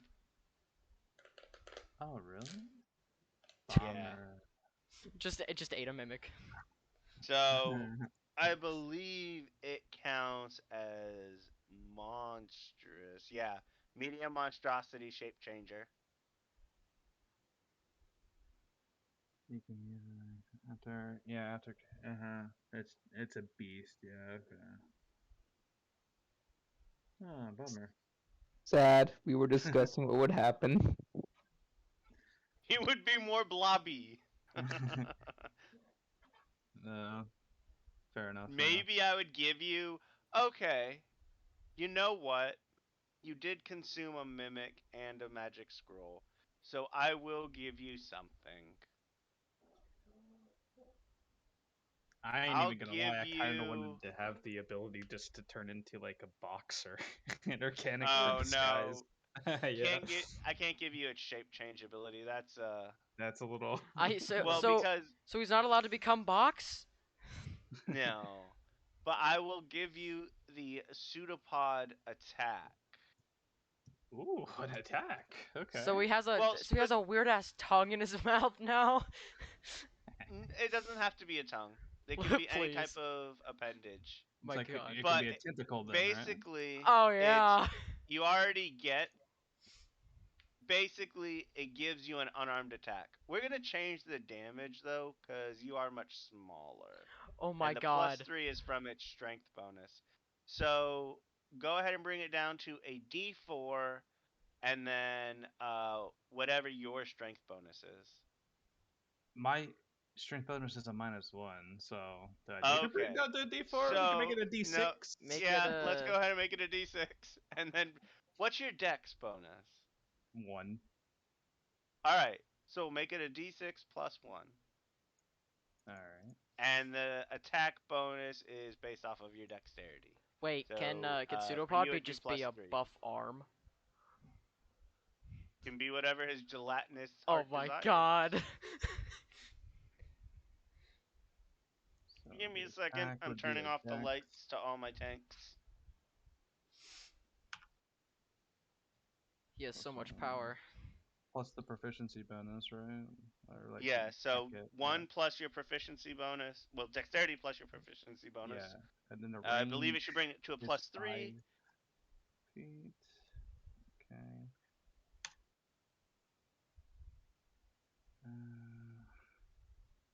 Damage is 1d6. You don't get the adhesive trait because you're not sticky. You're more burny. And what type of damage is that? Bludgeoning. Alright. Yeah, it'll be bludgeoning.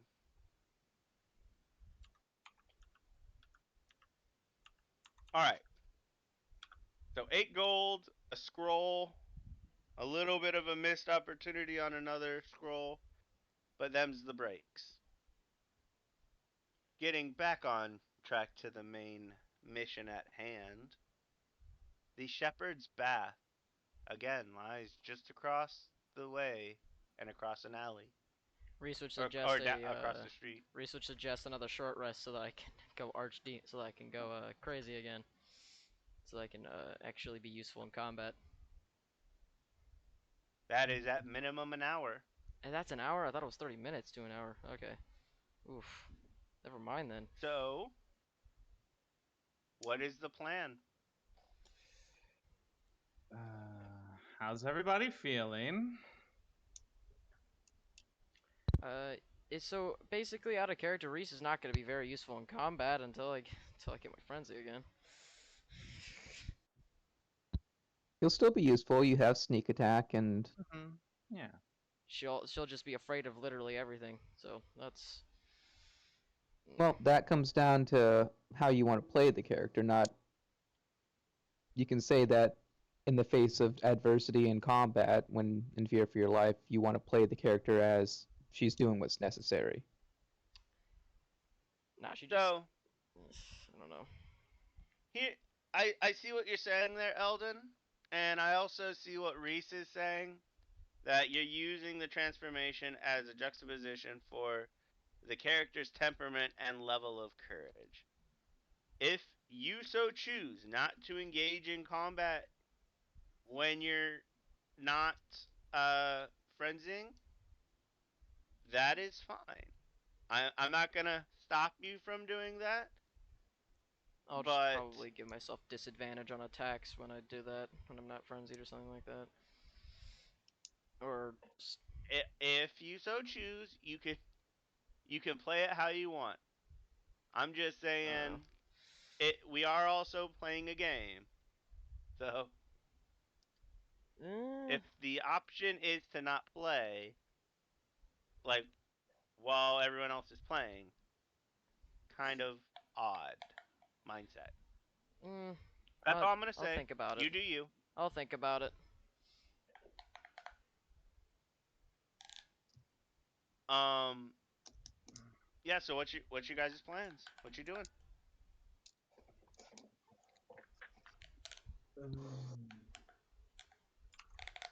Balianthor, you have the initiative, so you take the lead with what you're doing. Well, I suggest to the party that we go to the inn and see if we can't speak to anybody about whether the guards were frequenting it or men from the docks.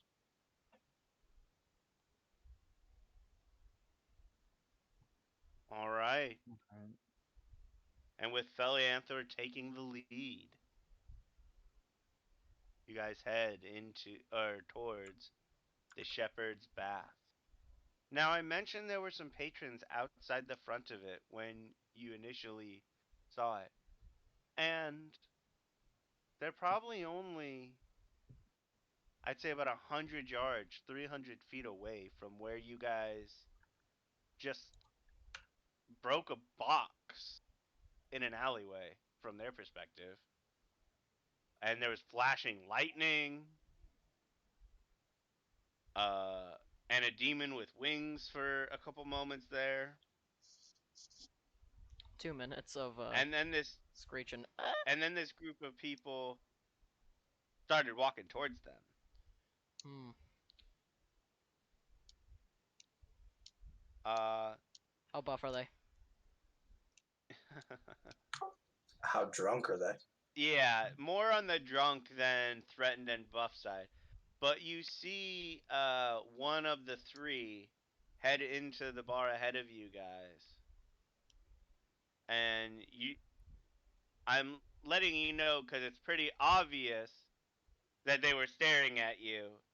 And pretty obvious that guy ran in because you were approaching. Okay. Because Oh, I don't like the that. spectacle that was just put on. And again, How the mimic never came out from underneath the net, so they didn't see any of Okay. that. How They saw you go crazy in an alley. How far are they from me? You're walking up about 300 feet. Okay. Because think a football field. Okay, so Reese is gonna think that it's probably very important to dispel the situation before it gets any worse, so I will run, action, and bonus action dash to move 90 feet around to get there as fast as I can. So you move 30 feet of movement around. So you can bonus action, go to 90 feet Yep. around with your movement. So you get about a third of the way there. Actually, wait, can I carry my slime friend as well while doing that? What's your strength score? +2. Yes, easily. Yep, so I'm carrying my slime friend to be emotional support while I'm running towards the Okay. As a realization that you guys put on a display and now someone's going in there and saying, hey, we just saw some crazy shit, you see the little demon girl grab Ithil and run directly at the place you're about to go in and start asking questions. Ah, Alright, we will start at top of initiative because this is what has happened and this is what you're reacting to. Felianthor, what do you do?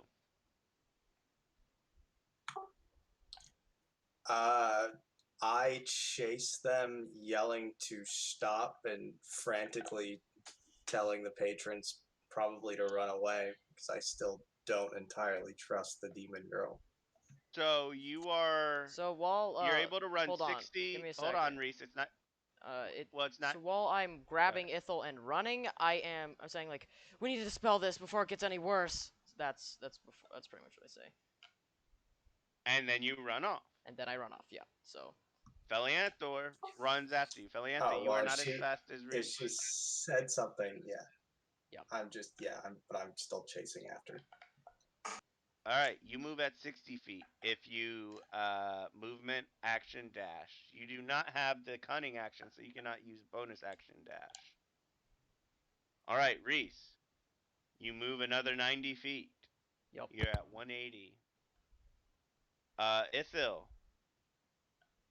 you were grabbed, dragged, and now moving at relatively fast pace towards the front of this establishment. What is your reaction?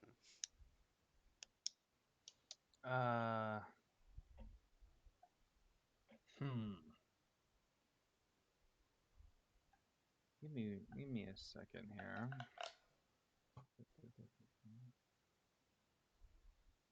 Sorry, I say to Ithel. It's fine. It's fine. I'm not gonna barge to the door. I just need to get there before things get worse. I'd like to cast Prestidigitation on myself and some faint guitar, like calming guitar notes, musical notes come out. Okay. It's gonna be okay. We'll resolve it. No, All right. We just need to get there fast. Eldon, your reactions. I see him take off, and I'm gonna use the dash action and rabbit hop. For a total of, because he's at 180 right now. That's plus 30 to whatever my dash action is. So So your base is 30. yeah, base is 30. So you go 90. You get about half. That's as fast as she's moving, but she's a round ahead because reaction times and Surprise that's round. what they're doing. All right, Felianthor, your turn. Yeah, I've still got nothing. I'm just chasing after them. Another 60 feet. All right, Reese. Yeah. So how far am I away from the door? 120. Okay. Yeah. 90. You can move 90. Another 90. All right. Ithil, you have moved another 90 feet forward at relatively fast pace. Notes are still flying So behind pretty you. much. Almost visible. Okay. So I'm like, don't worry. I won't barge to the door. I'll stop going really fast when we get close enough. Okay.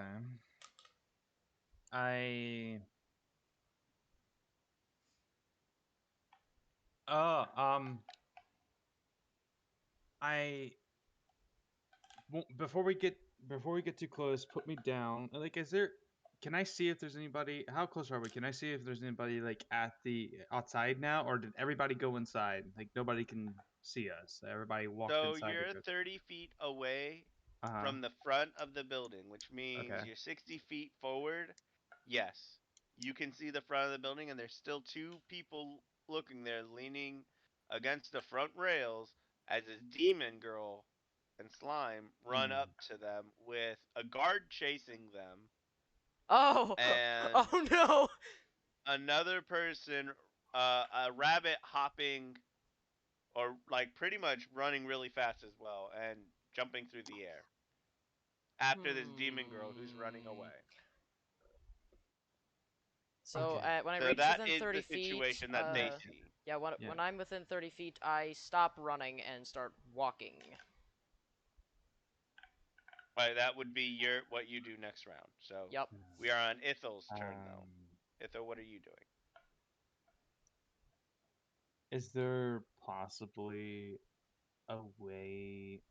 Ah, I was thinking about doing something, but So you can't know what? see Eldon and you can't see Feliandor.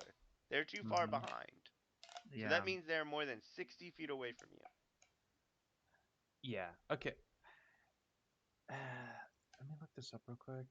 Move this out of the way.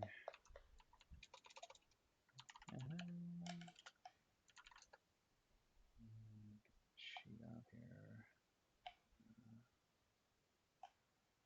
20. Okay. And you said I'm like 30 feet away from the building? From the entrance of From the the entrance of the building. Shepherd's Bath. Okay. I would like to. I would like to try to stealthily turn into a mouse. Like, just. You are able to do so as Reese is running full speed and you feel the momentum shift as she begins to slow down. You can assume the form of a mouse and slip on the ground. You are still Yeah. your shadowy gray with sky sparkled self, but now you are in the form of a mouse. Okay. Mouse slime.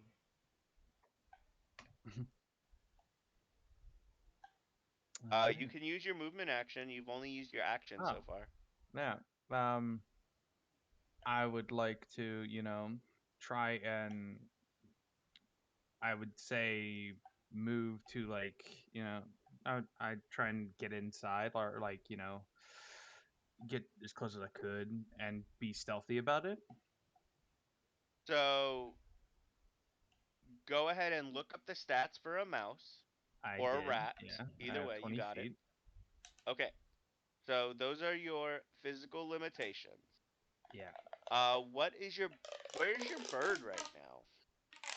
Are you just flying overhead? I thought that like I didn't know my bird always had to stay out. I was It doesn't. assuming. You can Oh, put it in the pocket dimension, but you have to say yeah. you put Okay. it there. Yeah. Yeah. No, the bird is in the pocket dimension. Then like I. Okay. Yeah. All right. So yes, go ahead and roll me a stealth with the mouse's statistics.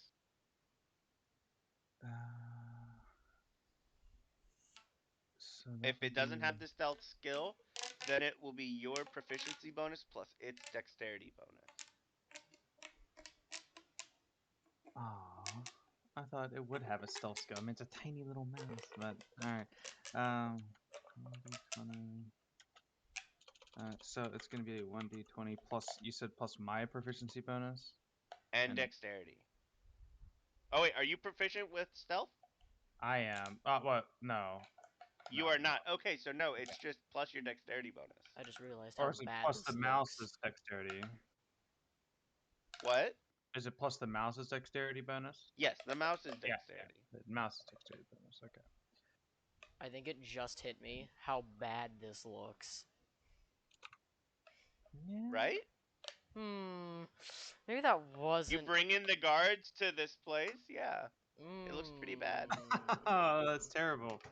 Yeah, How the does it guard, look terrible the with a mouse? guards is the Oh. what making this look bad, not the demon. All right, so we have a critical failure on stealth. Yeah. So what we're gonna say Mhm. is, in your mind, what you thought you did was changed to the size of a small mouse. But what you ended up doing was changing to the shape of a mouse. Sorry. Which means you're a rather large rodent. I'm so sorry. And you do a zigzagging pattern, trying to duck into trees and everything. You think you're being very stealthy. That is.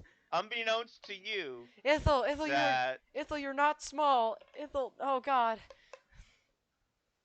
that you are the shape of a rodent. Ithel, you are Alright. a giant rat.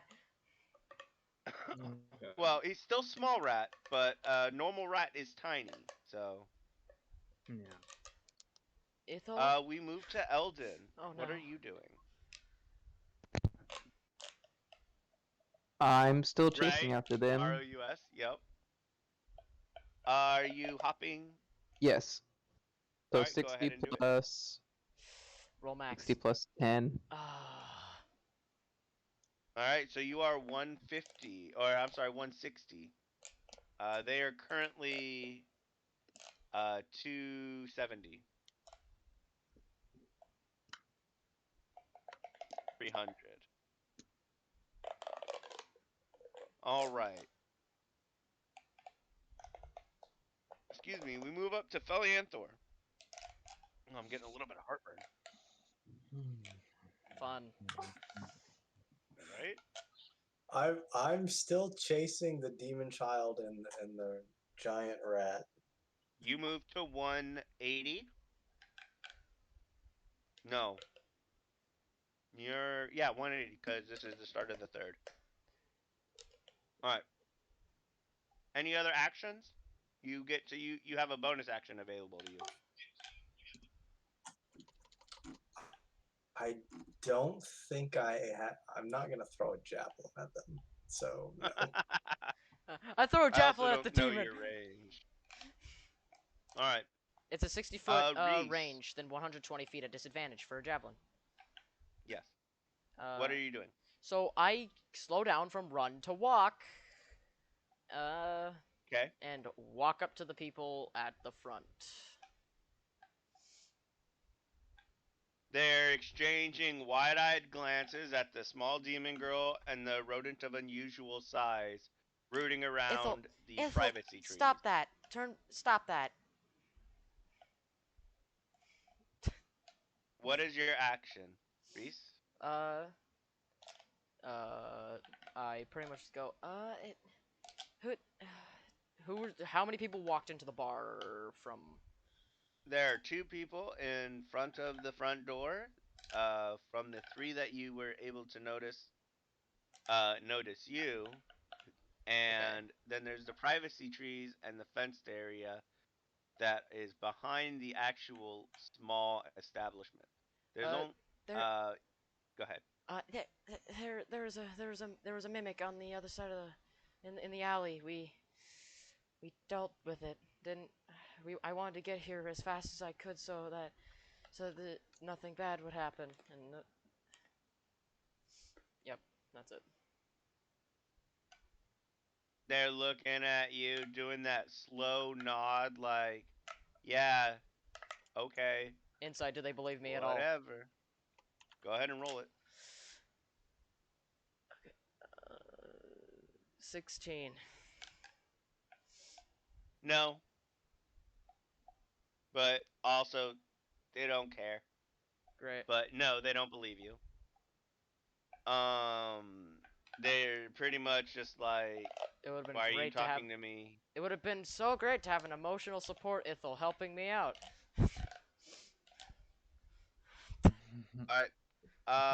We move on to Ithil, the rodent of unusual size. I also told him to stop that, to stop being a rat.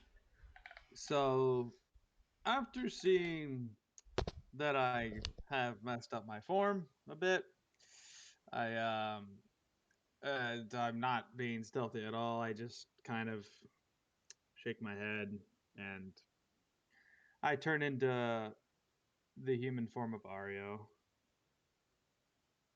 Okay, and now here is the point of contention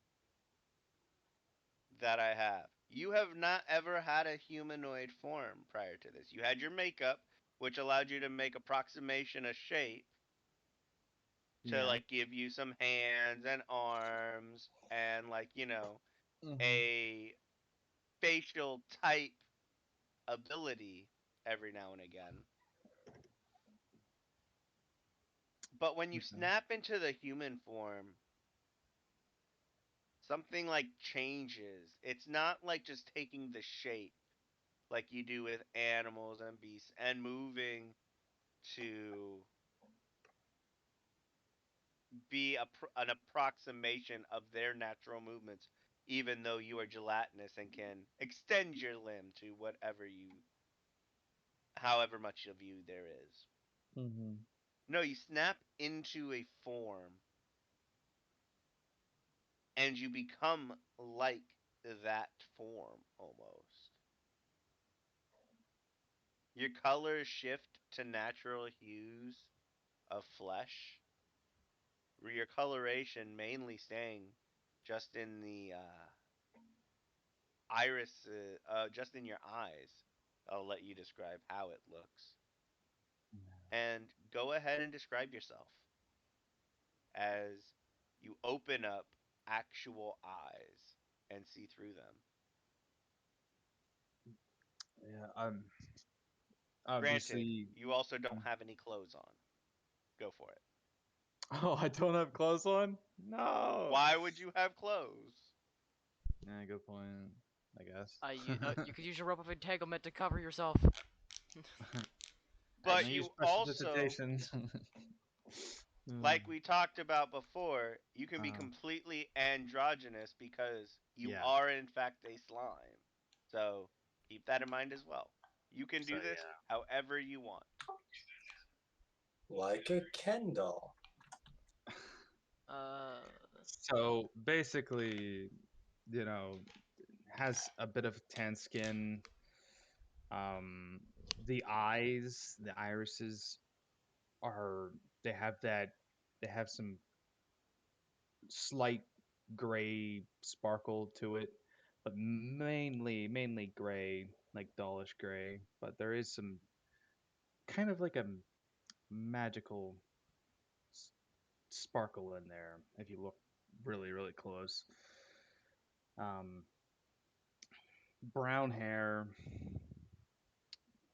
has the elf ears, mm, and even though he's naked, there doesn't really seem to be any type of protrusions that you would normally find, or anything really there. And yeah, a toned body, and that's about it. Looks like about a 20-year-old elf that's in really good shape. Can I? And Do I as have he any snaps extra into this clothes? hold on 1 second, Reese. We can get to that in a second.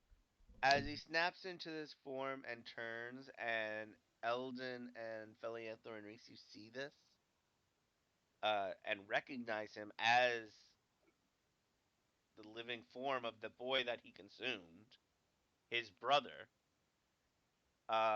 just hours ago, honestly. Uh, Felianthor and Eldon, you're able to catch up. And in the initiative order, uh, the two gentlemen, when seeing Felianthor approach, turn their heads away and break eye contact with the odd sights that continue to happen right in front of them. Uh, and they look like they are disengaged and not with you as Felianthor, you approach. Eldon, you slightly ahead of him. Reese, you wanted to say something. Yeah. Do I have any clothes for the naked man? Are you carrying any extra clothes? Is it on your inventory? I just have common clothes, so probably not. Unless I have a cloak of some Okay. kind. Cause rogue. And you're also a size smaller than him. Yep. Oh yeah, you're All right. right.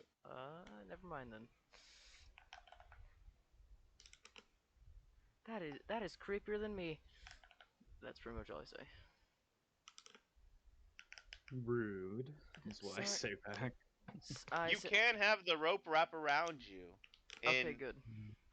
an approximation of some I also help with sort of my rope. clothing or whatever. I help with my rope too. Well, I mean, Hold on. I'm just. Blah, blah, blah. Rope diaper. Uh, Sorry for the ruckus. I say to the two people up front, and then walk in. Well, we're not there yet. Okay. map. We are waiting for Felianthor, Eldon, and Ithil to respond. I kind of just like look at my hands. Oh, I Mhm.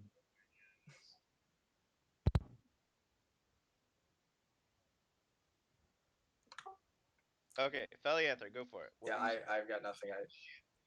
I tell the two gentlemen nothing to see here, official council business, and I try to go inside. Reese. Yep. Hey, we're there. Ithil, what are you doing in this situation? Your transformation has completed, Yeah. and this is something you never really considered before because you never had to. This has never been a need or requirement. I just want to send you something real quick. Okay.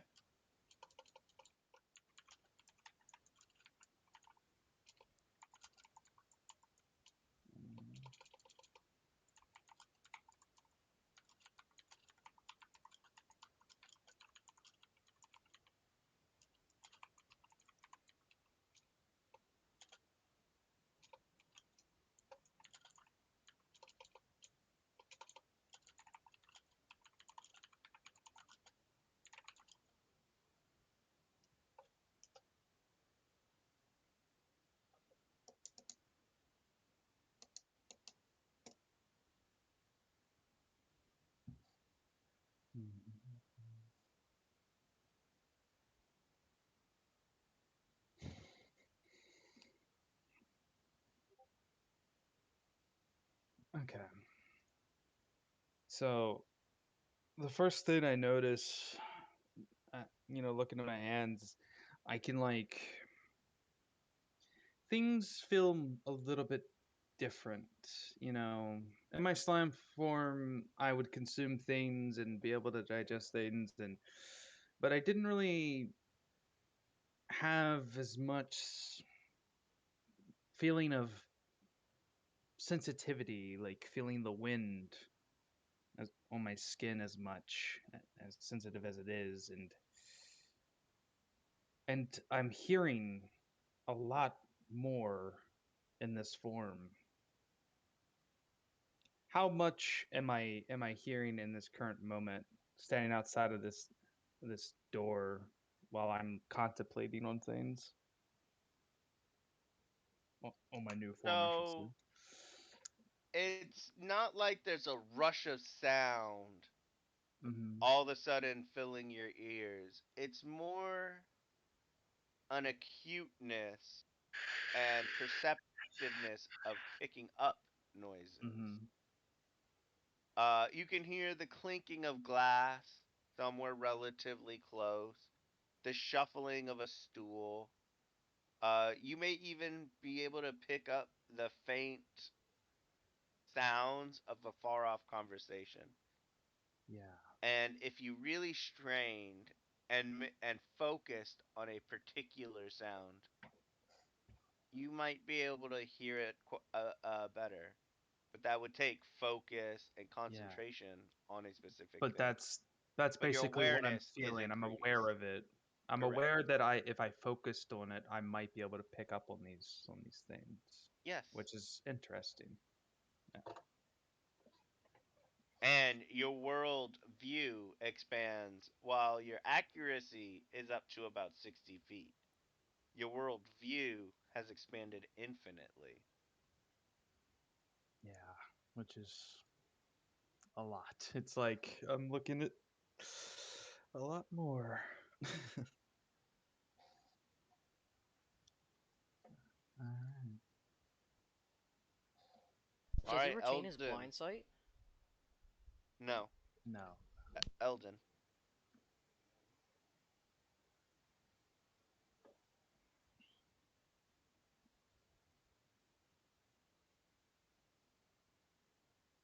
Are you there?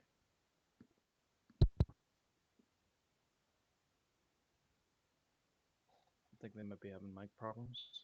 Yeah, I'm gonna check. All right, there we go. Perfect. Yeah, what you got, Eldon?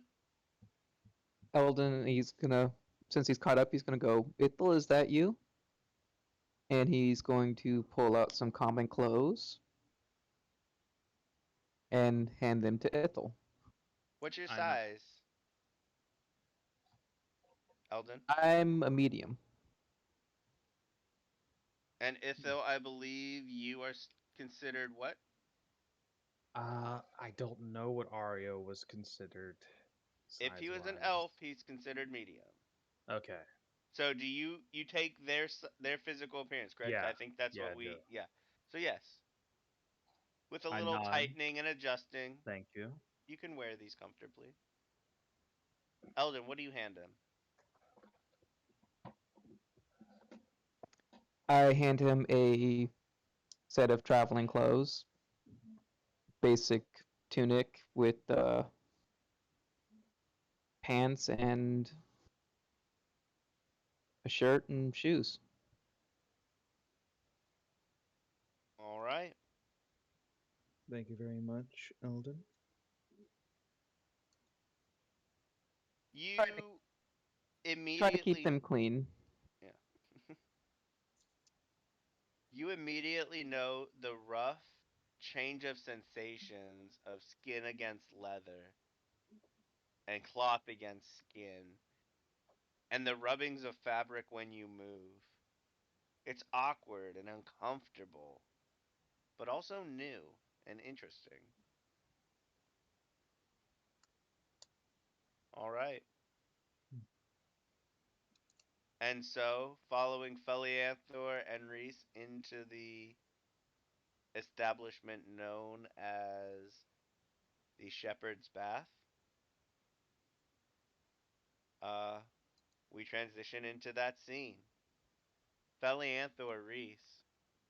As Felianthor, you push the door open and Reese, you duck in underneath his arm. You enter a scene of a tiny bar area and a single bartender talking to the gentleman you saw run inside. And when Felianthor, you open the door, they both turn to see you. And the gentleman who ran inside nods his head a couple times. Like I said earlier, the bar is pretty small itself. A single bar tab, or a single bar layout with a few stools and two small tables. But sitting at one of the tables, next to the exit leading to the back, is a rather large individual. You're not sure from this distance what he is. He's hunched over, has a hood or a hat covering them, but he's large. And just behind him is a doorway to the back area, where you assume most of the patrons currently are. There are no patrons currently drinking at the bar.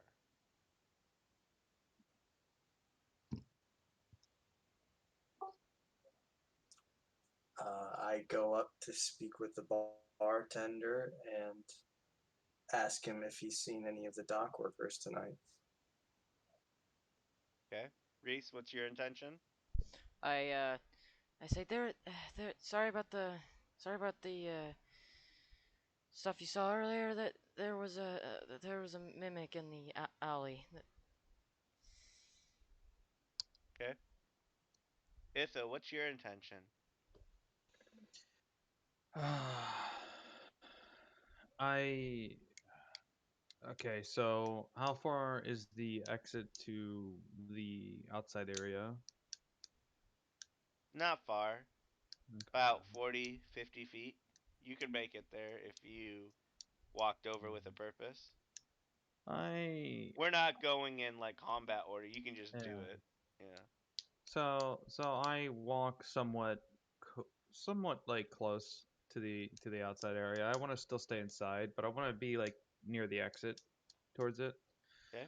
Eldon? And try and listen in to something. Okay.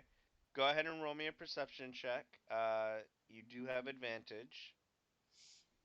Eldon, go ahead and give me your intention. I'll follow Philianthor up to the barkeep and be like, "Yeah, dock workers. They here?" All right. And so Reese and Philianther begin speaking nearly at the same time, and both men look back and forth, and then Eldon walks up and reiterates, "Yeah, dock workers." All the while, the young elf boy walks a bit closer to what can now be described as a rather heavy set orc. Half orc. You're not sure. Honestly. He could be the size of a real orc, but that would be uncommon. And it seems that he's the guarding the back exit, and he sits there, almost nursing a large mug of some yellowish, brackish ale. Definitely a step down from the Adventures Jump in both quality, cleanliness, and atmosphere. I just resist the urge to make a disgusted face.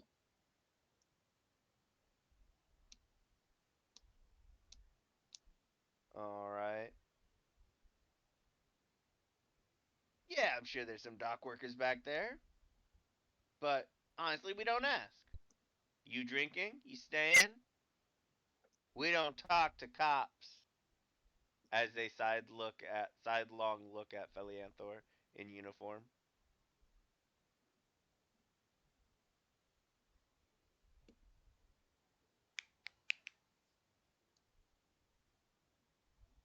The other gentleman starts walking towards the back door.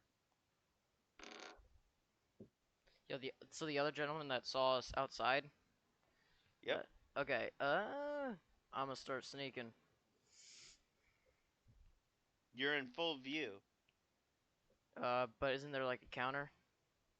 Or like, where's the closest table? I wanna pull a under the table again. And try Like I and, said, it's a bar, a single bar okay. with a table at the end where Uh, a orc is sitting. okay. So there's no way for me to sneak at all. I mean,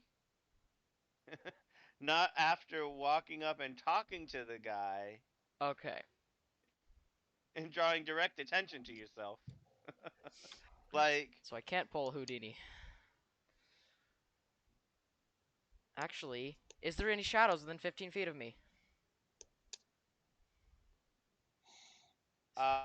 not that I won't. I'll say not that encompass a full 5x5, so 20 square foot area, because you are inside a very small bar.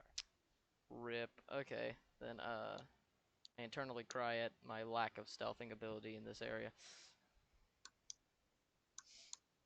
And I guess I'll just blatantly follow the guy that is moving into the back.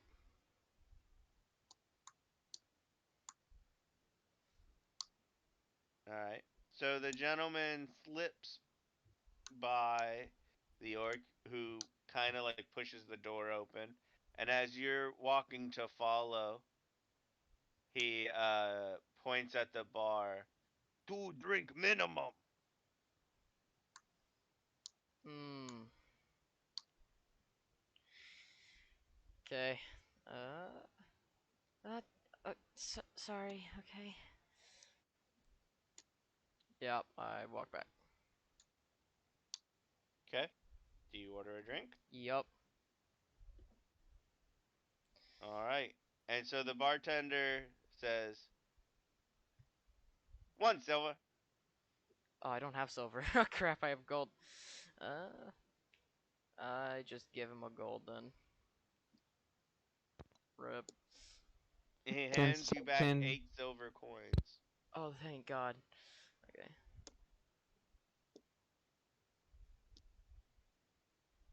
Right there. All right, and hands you 2 mugs of the same brackish ale that the orc looks like he's drinking. This spiked with anything? What? This spiked with anything? I mean, you didn't see him put anything in it, I but he tells you to walk the other drink over to the orc because the second one's for him. Can I roll to see if the drinks are spiked? Are you proficient in medicine? I cry. No. Do you have a medicine kit? Do I actually? No, I don't think so. No, I cry in Alright, so my how would you like inability. to discern? Does one look different than the other? Nope.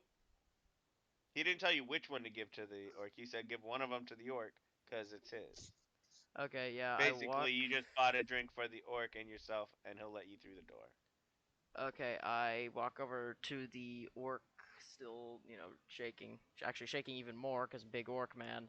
And go, here you go. To the orc. He takes the mug, nod of appreciation, dumps it into his slightly larger mug, and then pushes the back door open for you. And invites you to walk into the back. I chug the drink and then walk into the back. He chuckles and you walk into the back. Hmm. You all see this. Felianthor, the bartender, is kind of just staring you dead in the eye, brazenly, like, go ahead and ask me. I'm not going to tell you shit type attitude.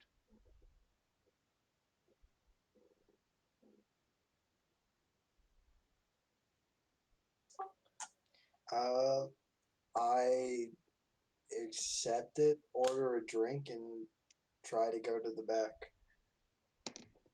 Order 1 drink or 2?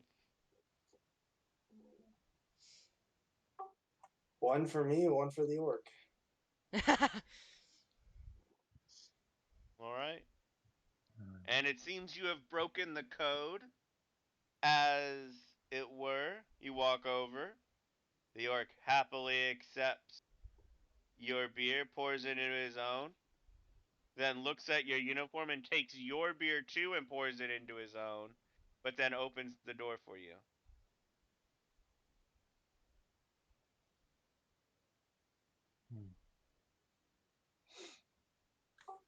Nice guy. I didn't want to drink that. He hands you back the empty mug, but again, still holds the door open for you.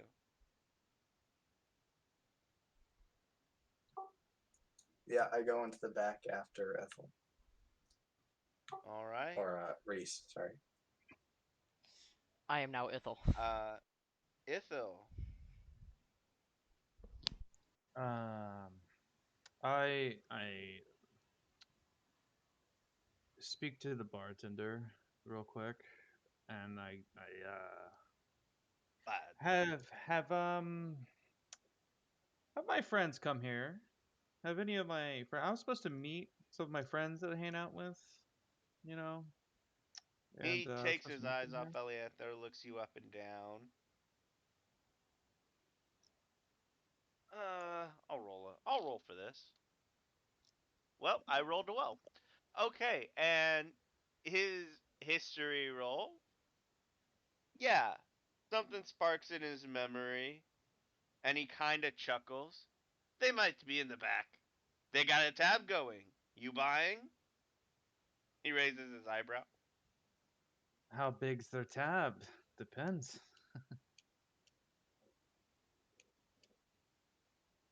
It looks like 5 shinies, 5 silver tonight. Nah. I throw home a gold. Keep the change.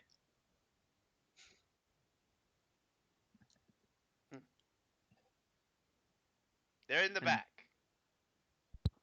Thank you. I want to see if I see him throw the gold and say keep the change. You also, I mean, you're there. yeah, You yeah. see it happen. It's very subtle, but you kind of see me wince as well.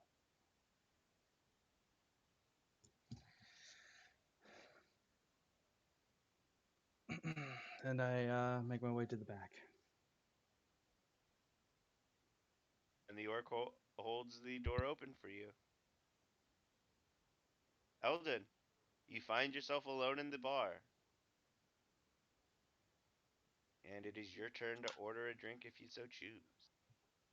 I'm going to mage hand over and drop 2 silver for 2 drinks.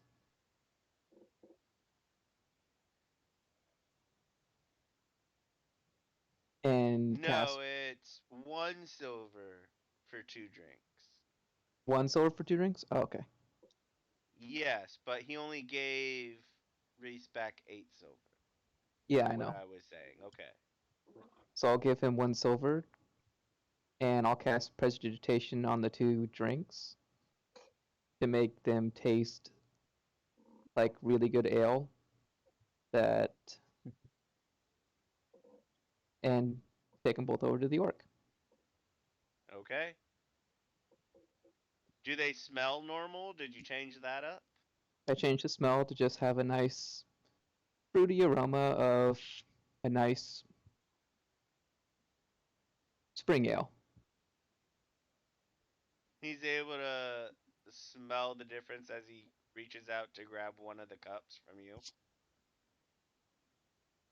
He holds it up to his nose, smells it, raises an eyebrow, then dumps it in his mug.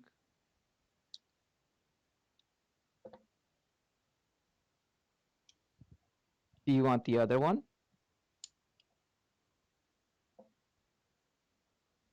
He nods his head, takes it, dumps it in his mug. You haven't seen him take a sip or a gulp, but also the mug isn't overflowing. So he holds the door open for you, and you walk back. Or you have the option to walk back. Instead of a bag of holding, it's the mug of holding. The never overflowing mug is a magic item. It's never empty, but Wow. never too full. Pretty cool. Yeah. Yeah, I'll walk back. Alright. And as described earlier by Feliander and Ithil, there's a spread out, open, and basically pounded dirt lot with a few table and chairs strung about. There's people standing in different areas. There's definitely spots of darkness over here. And the few tables seem to be occupied by various groups. Some are eating food, some are playing cards, some are rolling dice. Some of them are consuming what looks to be illicit substances, and some are just drinking and talking. Everyone can roll around a perception checks. Ithil, have you described the individuals you are looking for? Yo, I quick, don't let me assumed give me advantage. when we were talking last session, when I was talking about them, that I probably would have described them, but it didn't come up like in the session what they actually look Oh. like. And I am going to roll 3 perceptions for them to recognize that you, Ithil, in your current form, have walked inside. Because last they knew, you had died. Word spread that quickly? It hasn't even been a full day yet. Nani? Well, you were brought in, remember, by the town guard. Yeah. or let's say your body was moved, or not your body, Ario's body was moved. Yeah. My body. So Depending if they were working or not, they might not have had word. Is all I was saying, because they would have been working at the docks at that time, because it was during the day that he got attacked. But well, one of them rolled a nat one rolled a Mhm. 6, but one rolled a 15, and I can give him a +0 for that. But 15 was the marker.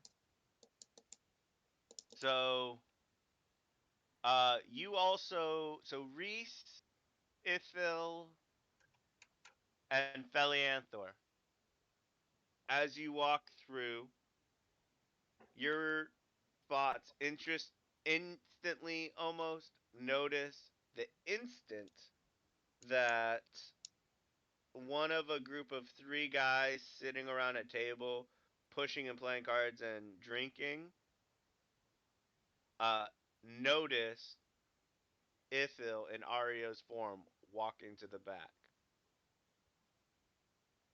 Eldon, you're looking more for guard uniforms, and you're not seeing any.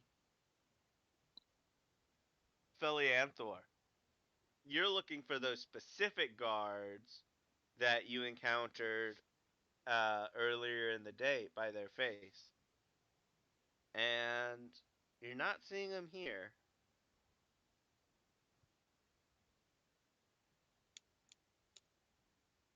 Uh, for your specific reactions, let's go ahead and start with Ithil, since it is based around you.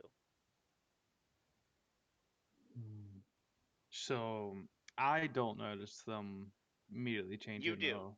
You Oh, do. okay. It's I like do. you make eye contact, and then he starts like side patting the 2 that are talking amongst themselves and pointing at you as you guys walk in the back.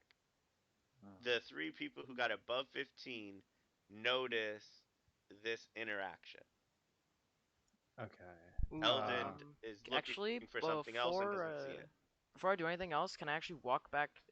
How far ahead am I than Ithel? Not really. Okay, so I say, kind of out loud, Revivify is amazing, isn't it? Okay. I smile and walk casually up towards the 3 people.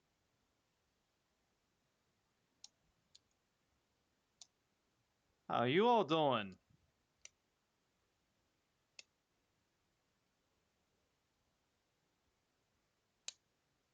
Remember that you were a victim of those night attacks. I got off unscathed, luckily. You know, a little bit of magic, and I'm back to normal for the most part. You use magic, little Ari, and there's like a rough shaking up, like scruffing of your hair, pulling of your clothes to like jostle you around a bit. Where'd you drink? One of the other ones says, as they shuffle around to make room for you at the table. Ah, I didn't really have the coin. I paid off your all's tab tonight. Hey! They all shout and raise a mug and toast amongst themselves. See, I told you the kid would come through. And they begin continuing their conversations, kind of, sort of including you, but, you know, you're kind of lost on the matter at hand. You can start to interject your own questions here and there if you want. Yeah. But we're going to see what the rest of the party is doing real quick to establish intents. Go ahead, Felianthor. I'm trying to not appear as conspicuous as possible, realizing now that my uniform is making some people uncomfortable, and I'm trying not to be too obvious. Okay. So you're just basically leaning up against the post on the other side of the door? Yeah, I'm I trying not see. to make them aware I'm with Ithel. Alright, go ahead and roll me a stealth check. How inconspicuous do you appear?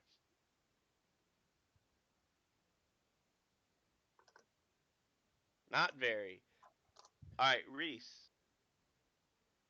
Yes. Uh. Oh, do I see that guy that walked into the back that saw us?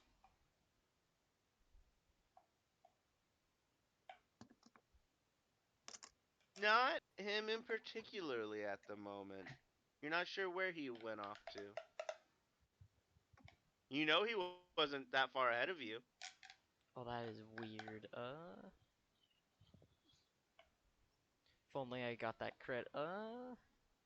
Do I?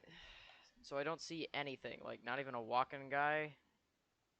Nope. Like from the. Oh. Like, you see people walking around, standing in little circles. Some have a table. Most of them are just standing up, drinking. You know, a little bit off in the ways. It looks like a couple of guys are playing a game with throwing a horseshoe at a spike in the ground. Horseshoe. It's been a while since I played that. They had horseshoes in the abyss. Out of character, I love Horseshoe. Uh, I look for the guy that walked into the back. All right, go ahead and roll me an investigation, and that'll be your round. Oh, okay. Don't like that very much. Never mind, I love investigation, my favorite skill. Right? 19 on the die. So you start moving throughout the space. The immediate thing you know is the area, there's a fenced in dirt area and then privacy trees basically planted all around the outside. Uh, the only glow is coming from the uh the glow from the tower over the dome. So there are long stretching shadows throughout this whole area. And yeah, it's a nice open air bar atmosphere, but there are deep shadows and you're able to move through them and you feel more comfortable dipping in Okay. and out of sight basically. But you're moving with a purpose. You're searching. And you're going to be spending some time searching. As of right now, you haven't found him, the particular person you are looking for. But you you're making your way through the crowd, so to speak. Ithil, we got you. You're sitting at the table. Mhm. Eldon, Yep.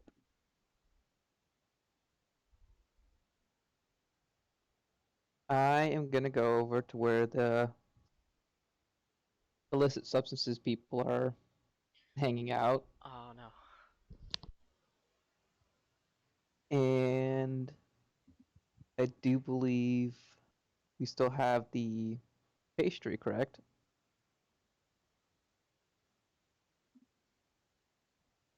I thought it was turned over to the guards, but if that is not how you remember it, we can go I with thought that. Belianthor kept it because it was a piece of evidence for the investigation.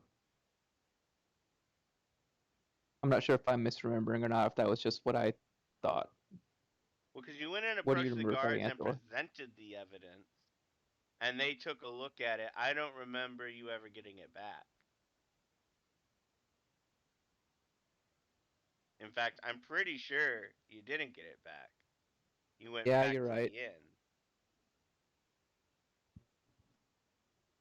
We did hand it over, but we never asked for it back. Correct. And it was taken by the shady looking guard. I'm gonna go over there still and see if I can spot any pastry that's similar. go ahead and roll me a medicine check to identify drugs. Not proficient in it. 9. So when you guys are talking about it, you learn that it's called D-dust. And that's short for dust of deliciousness that lowers your inhibitions, make things taste good, and kind of make you high and susceptible to suggestion. So you're assuming, oh, it's like a sugar, but a magic sugar. Okay. The dirty little yellow rocks that are these guys seem to be crushing up and rolling in a leaf and then smoking out of the long pipe. This seems to be something completely different. And the acrid smoke left in the air, almost sticky sweet in smell, turns your stomach. But you don't see anything that you would ever portray as delicious. All right, moving back to the table with the three friends who I don't have names for them. You can call them what you want, and it can become canon. Eric, Bob, and Tim. All right, let me write this down. Goddamn pencil. Eric, Bob, Tim. All right. All right. So the conversation wanes on. They talk about inanity, work. Oh, he's a fucking douchebag. Feel free to pepper in your investigation and questions throughout this, and you will ask what you want, lead the conversation, and we'll pretend that it's in between bouts of their other normal conversation. Listen. Yeah. So, as you know, I'm back, but I did get attacked, right?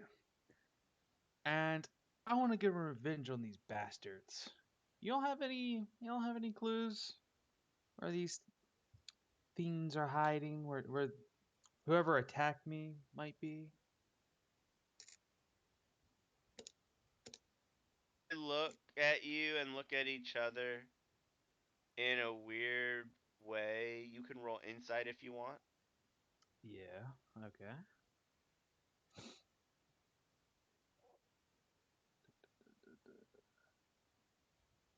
Nah. Bummer. You're not sure what to make of it. But they say, nah. I mean, I assume they hid in the shadows. Don't know why you were over there in the first place. Especially when you didn't have one of us with you. You know you can't defend yourself. And he kind of like punches your arm, like playfully, but not softly. Like he knows he did that a little hard. So you're kind of getting like, they make you sound weak and frail, and this might have been one of their common control tactics. Yeah. I have to, resist the urge to just hit them right back, but I'm just like, okay, well, y'all let me know if you find out anything. I'd really appreciate it.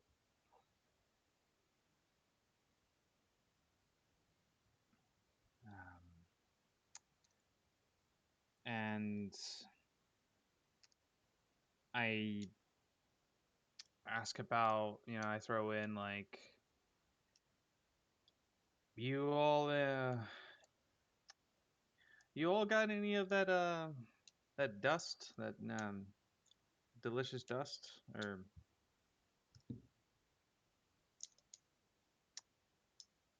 you know, you all doing So anything? they look at you and laugh. One of them pulls out a little leather pouch and sprinkles it in his drink, and then shoots you and then passes his drink over to you and says, "You're getting the next round, anyways, right, little Ari? You can finish this one off." Thanks. And it looks, yeah, it looks like Mm. what was described to you: a delicious Ah. smelling and Mm. alluring powdered substance. Mm. I how would I go about that? Hmm. I'm thinking. I would like to like pretend to drink it down using some type of sleight of hand to empty the glass, but they think I drink it. Tell me how you want to do this, because I can think of two specific ways to try and do this effectively. Tell Okay. me what you're thinking, and we can work out from there. Because I can think of either a performance check or an actual sleight of hand check, but you have to describe what you're actually trying to accomplish. Hmm. So okay.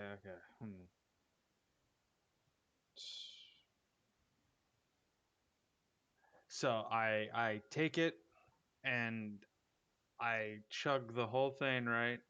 But I am not swallowing it. I'm like kind of storing it, as it were. In And your then, mouth? In your elven mouth? oh, I yeah, because I can't meld the forms together, right? Correct. Hmm, Can I offer a suggestion? yeah. You use performance to make it Mm-hmm. look like you took a big gulp, start Okay. coughing, and then in a fit of coughing, just dump it out. They're not looking at the drink at that point. They're looking at you.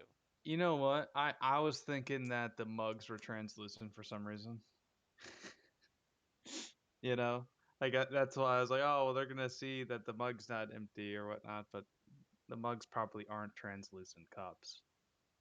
Okay. Glass is more expensive, Yeah. and this Yeah. is definitely a divey shitty bar. You're pretty Okay. sure the glasses aren't even clean, or the cups aren't even clean. Yeah, So, I'll try that. all right, it Let's. is a performance check versus 3 insight. I could even throw in a little prestidigitation in there to like an illusion, a small That illusion. has verbal and somatic components, so you would have to Ah, say a bummer. phrase and do hand motions. I'm not saying you can't do it, but to do that on the sly, I would require a successful sleight of hand check. Yeah, okay. Then I'll just stick to the performance. Okay. Terrible. All right.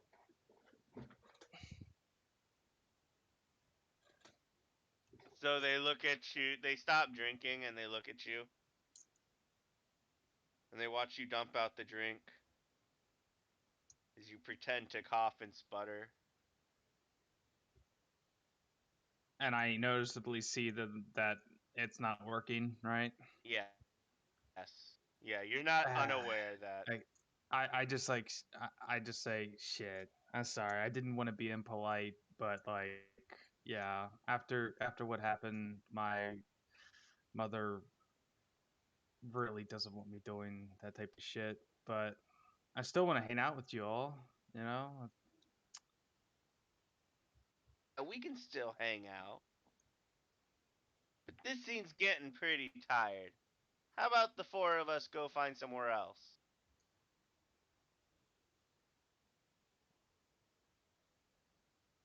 The can I three make of an them get up. insight check? You already paid, right, little Ari? Yeah, I paid. They they get on either side of you and start walking to the back of the tree line. Kind of like closing me in a way, but not actually grabbing me. Exactly. Uh, All right. So who do we have? Felianthor. You're watching this. You're able to see what's going on. Uh, You can't I hear what's want to going on, follow but him, but can I use divine sense to make sure that there's nothing? Everybody is what they seem they are. yeah, you focus your mind and senses and will force the spirituality to manifest to give those senses a keen edge. What you immediately pick up is the quick movements of Reese. Definitely demonic. You're not sensing the presence of any undead. Evil, however, it almost is suffused and coming in various degrees from everyone. Less so on Eldon and Ithil and yourself, and even Reese on the evil point, but the demon point makes her stand out very keenly to your The divine senses. that aura of no is really ruining me.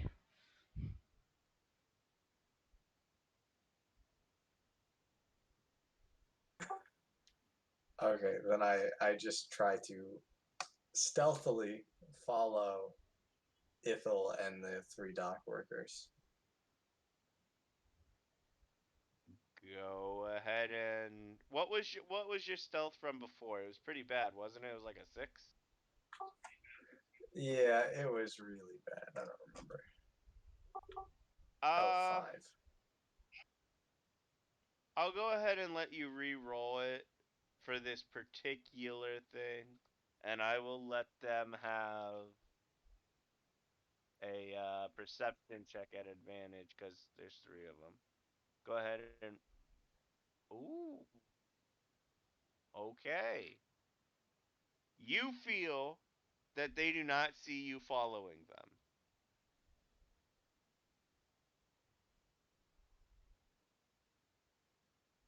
Because you're pretty confident that you're being inconspicuous and you know, you think you're doing good and you're moving quietly and keeping, you think you're hidden well. And you don't think that they know you're following them. All right, Eldon. Do I see Ethel being Yeah, led away? yeah.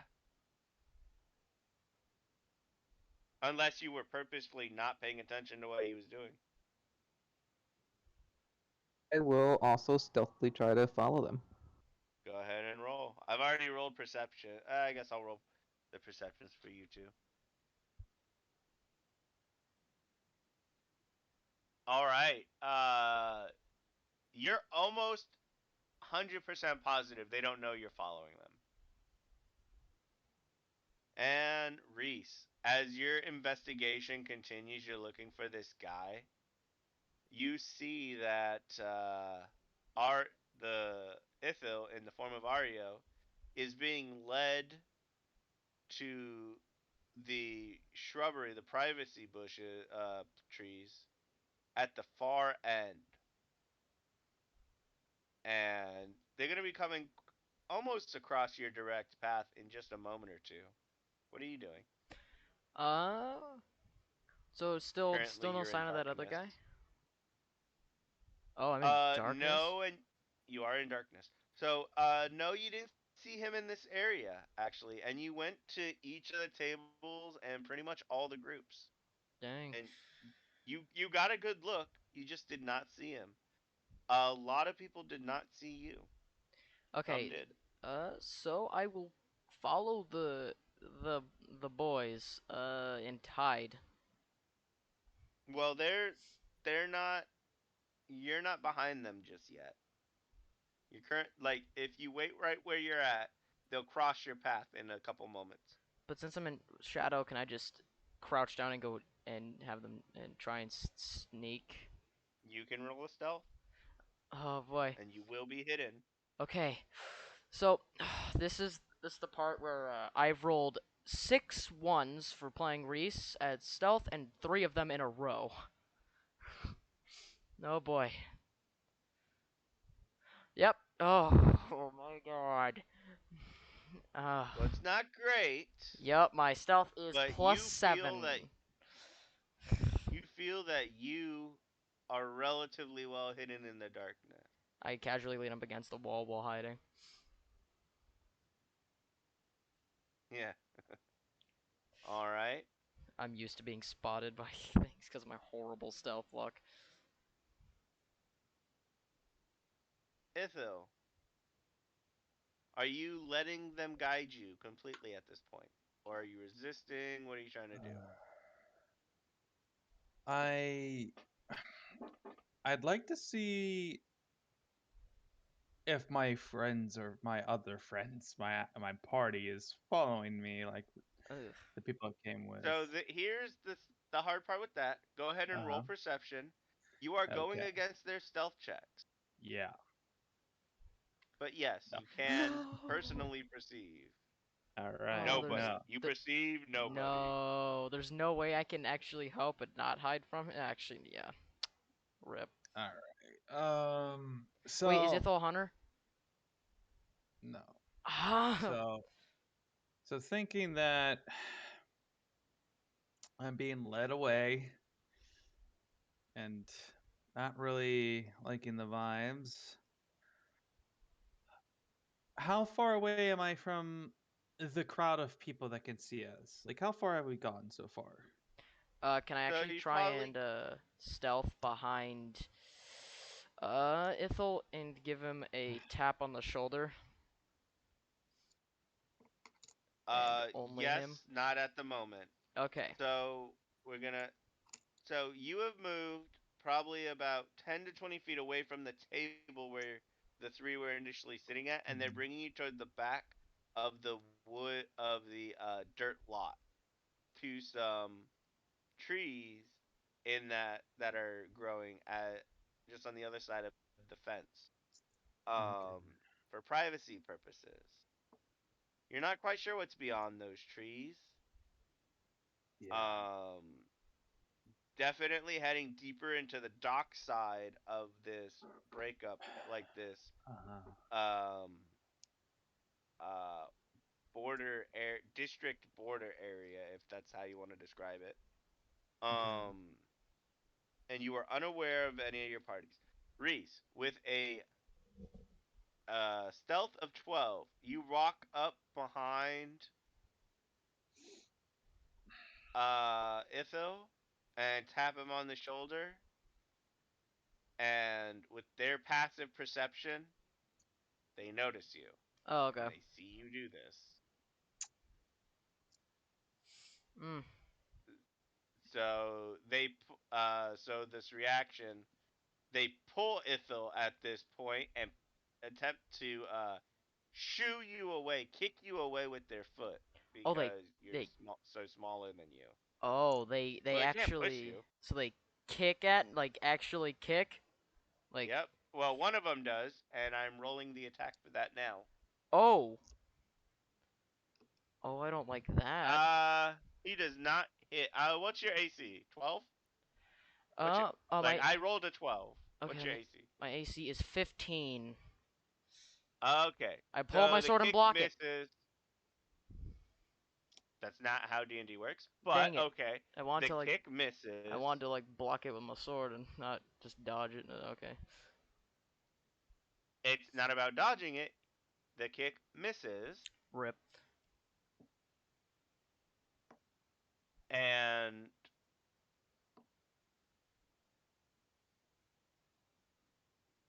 Hmm. and Ithil is pulled by the other two going for it. Ithil, you still have at some point or at any point you have the Yeah. choice to resist and stop moving forward, but you have not said so yet. Okay, So- so yeah. Well then, I go back into We're the now shadows. into Brendan- initiative order, though. So we're gonna. I haven't said nothing because he kept on like talking and stuff. But it's all I- good. No, you can do something. We can say we're starting with you because the last action was Reese's, but I am rolling for their 3 initiatives. Okay.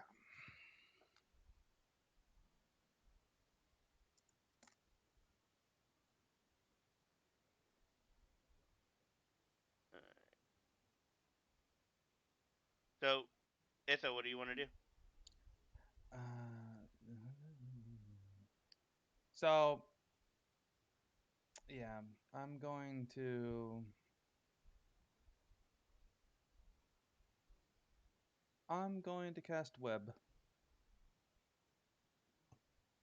All right. Are you casting it on a surface, and straight up and down to entangle? What is Like your- we're at the forest, right? Or like You're making your way towards the end of the dirt area, and there's privacy street trees.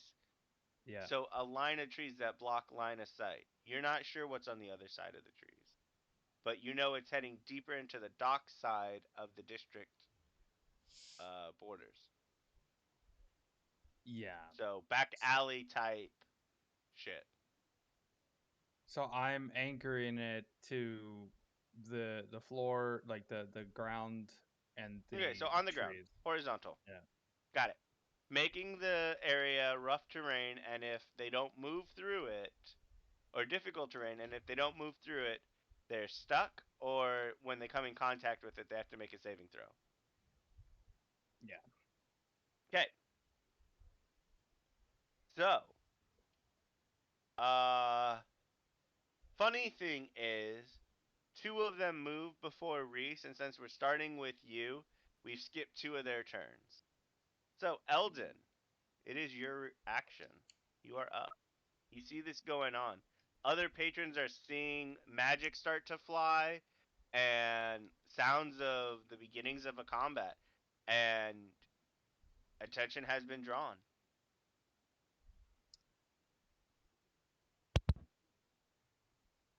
All right, I'll.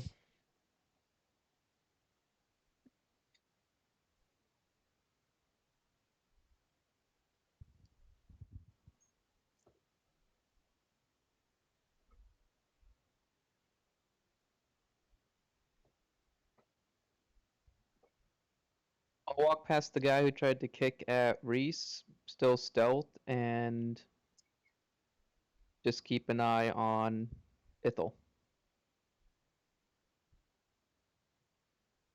Ithel just cast a spell and um, just put himself in the middle of a sticky mess. Slimy strings now can be seen across the floor and gripping the people who are walking into it. Like a web. I'll send over my mage hand and do shocking grasps on one of the guys holding Ithel. Alright, roll to attack.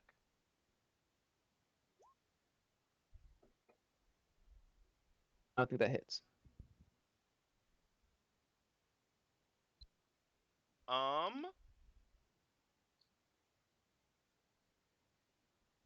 Honestly, give me a second. It might. It's not like they're wearing armor.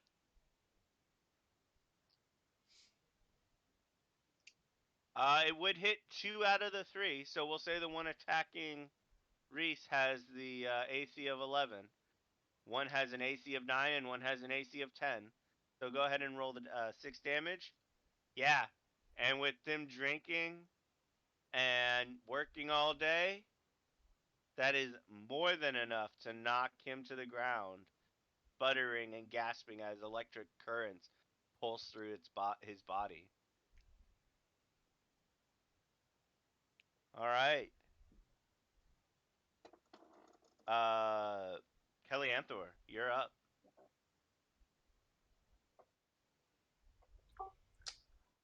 One of the suspects has been So incapacitated.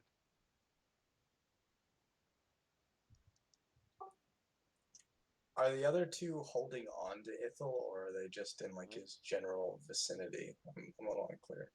One seems to be kicking at Reese, and the other is, yeah, basically ushering and pushing Ithil at a quickening pace towards the tree line. But now he's stuck in a web that Ithil shot out from all around him, basically. And there's a slimy, sticky covering on the ground. Well, you assume it's sticky, but Okay. it's slimy. I pull out my weapons and I try to attack the one pulling Ithil. Ithil, where did you center your web spell? I would like to envision that they were both on my side, and the one that was holding me the most and pushing me the most, and so if two were on my one side and one was on the other, I would have focused my web towards the two that's on that side. So you do not want to be in the web. No, you could hit I wanted to- everybody if you centered it basically on yourself. Yeah, but I would also be hitting my friend, I would be hitting Reese, and I would be stuck in the web myself. So you I wanted would've to be in pushed it front of out. you. Yeah, Okay. get away from me. That as Gotcha. a reaction, yeah. Yeah, so Feliantho, you can easily make the distance, and if you pull your blade and bring a strike down, that is your choice. Go ahead and roll it.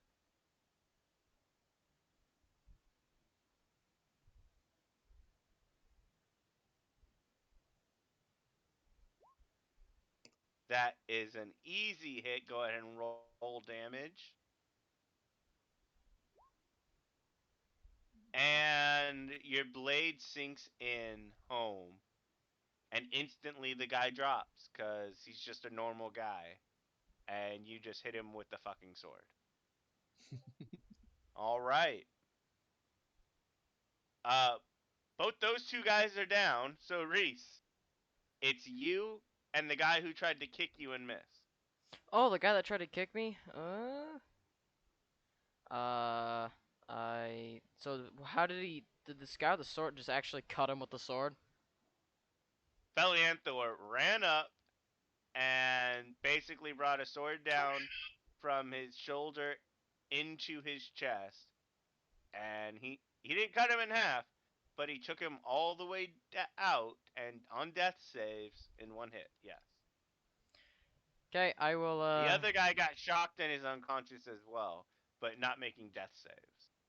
Cool, yeah, I will, whip out my knife and knife the guy that tried to kick me. Alright, you pull a shank and make a strike. Go ahead and roll for it. No! Oh, that's not good. So, Do you do remember critical that fail kick punish? that... Do remember that kick that miss? Oh. You saw the kick coming and made a quick move and pulled out your knife and went in to strike, but you were moving so much quicker than your opponent, you ran yourself into the missed kick. Oh, that's And funny. It's well, at least kind it's of better than me getting embarrassing. stabbed. What? I said at least it's better than me accidentally getting stabbed by him. Right? Well, It's kind of embarrassing, but you spend your action getting kicked in the face. You do have a bonus action.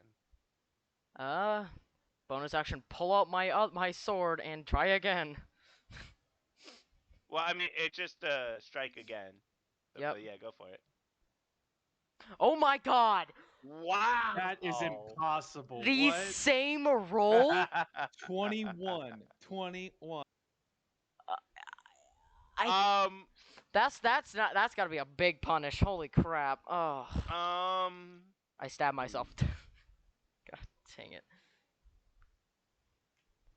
Yeah, So, a 1 and you a ru- 40. I Hmm. crit So miss, you crit initially miss. run into his missed kick. It doesn't do any damage, but you know, you put your face into his foot. That throws him off balance for your second strike. And roll an attack against Ithil. Oh. As the guy moves out of the way and you continue moving forward with your blade. Not recklessly. No, not damage. Roll another full attack. Oh, Because okay. we need to know if you hit him. Oh, good. Yep. That would hit me. So I take 9 damage. That is correct. Hey, As roll the sneak Hunter's attack. No, I'm blade kidding. cuts into the back. Basically, you see what's going on, and you turn to confront the two guys in front of you that go down, Wow. and you feel just a Oh, slice of back across your back, that's and shit. a flare of painful heat. Unlike any sensation you felt before, but unlike all the interesting and unique experiences that you felt in this body so far, this is unpleasant. This Oh. sucks. Pretty What much. the hell just happened? Ah, I'm so sorry. I'm not used to. I'm not. I can't function. I'm not used to All fighting right. frenzy. Oh, that's Ithil, pretty it much. is in I fact your knew turn. the demon was evil. Shit. I'm panicking now because I'm not without frenzy. I clearly can't function at all. Oh God.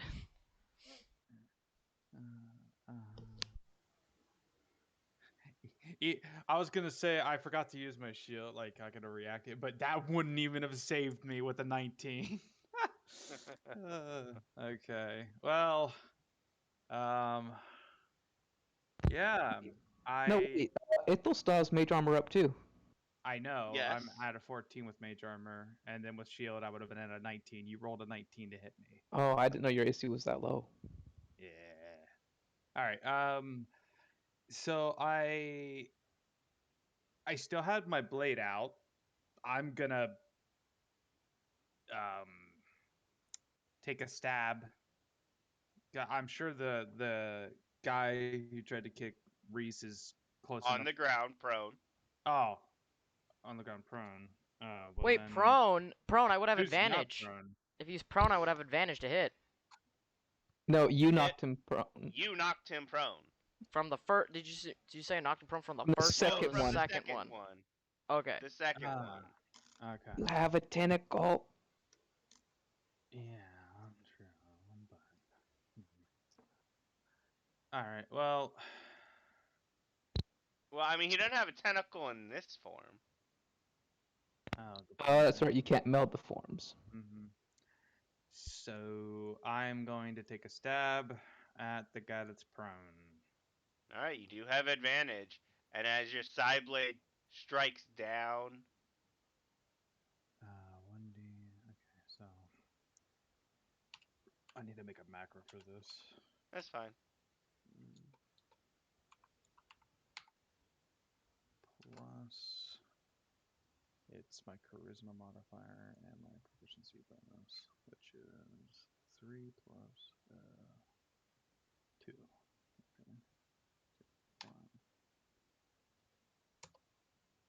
16. Definitely hits. Go ahead and roll Um, damage. Alright. Since I got advantage, I want to roll again just to see if I would have got a crit. Nope. Okay. Alright, so damage would be... Read it again. 1d6. Alright. Plus charisma.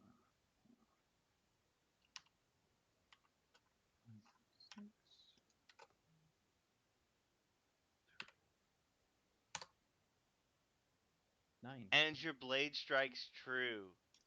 The psychic energy piercing the top of his skull as if not coming into contact with anything. And seemingly not leaving a standard wound. And as your blade pulls away, you see him go unconscious. And you have 2 people making death saves and 1 person unconscious. Combat ends, and people are starting to notice that you 4, including the guard, just attacked 3 people, and those 3 people are now bleeding on the ground. 2 of them making death saves. 1 of them failing, 1 of them passing on the first save. This is round 1 after combat. Go for it. Belianthor, what are you doing? As you start noticing the glares of the other patrons around you.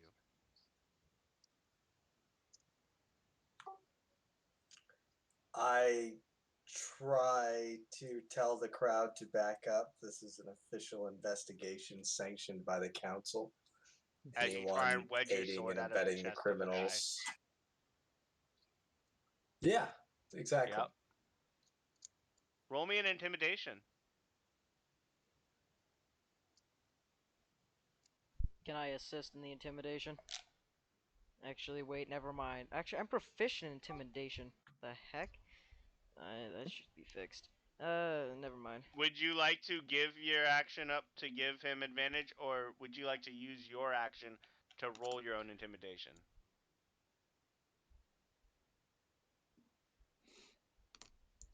I need to mark proficiency on intimidation. There we go. What is your plus to intimidation? It's +2. Yeah, I'll roll it. There you go. Alright. So with Felianthor's shout and directions and Reese's natural presence, people seem to not be getting any closer and shrinking away. Itho, what are you doing? As Yeah. 2 people are bleeding out right next to you, with a 3rd unconscious, not too far from you.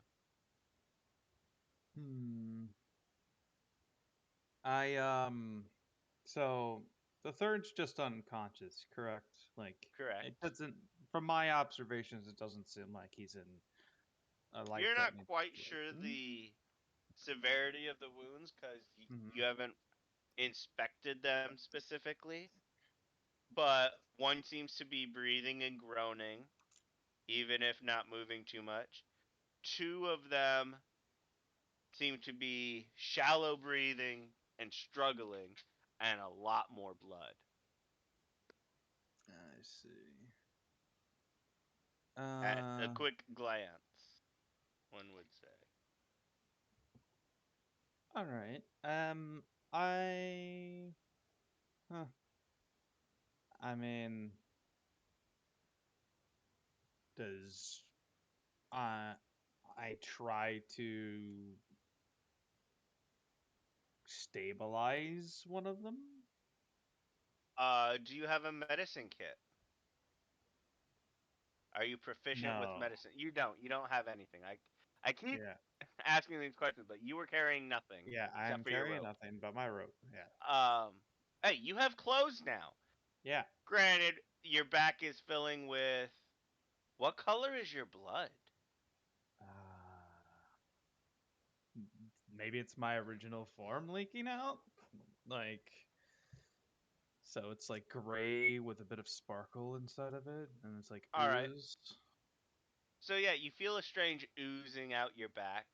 That's also a new and uncomfortable experience. You also feel the wetness and breeze through the hole in your brand new shirt. My clothes.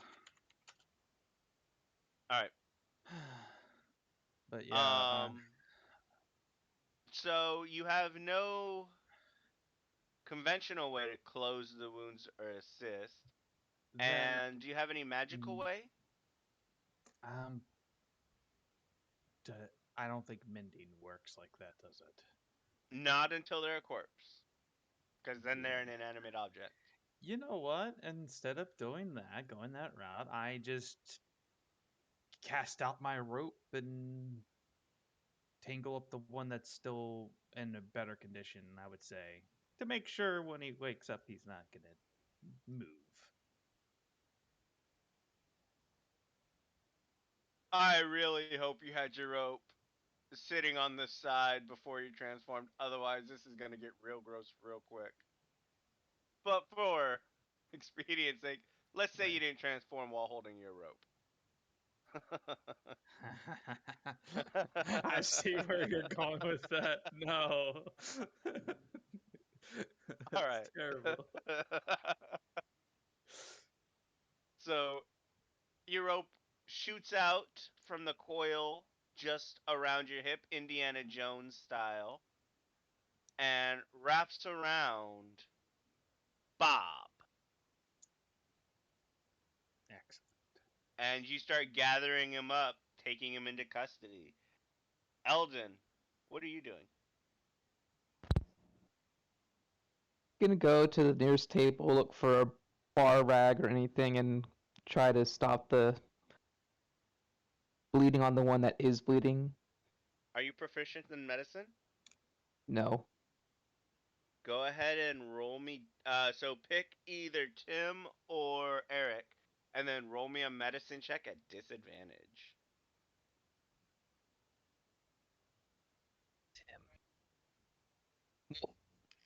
Does the soul knife leave any visible wounds? Yes.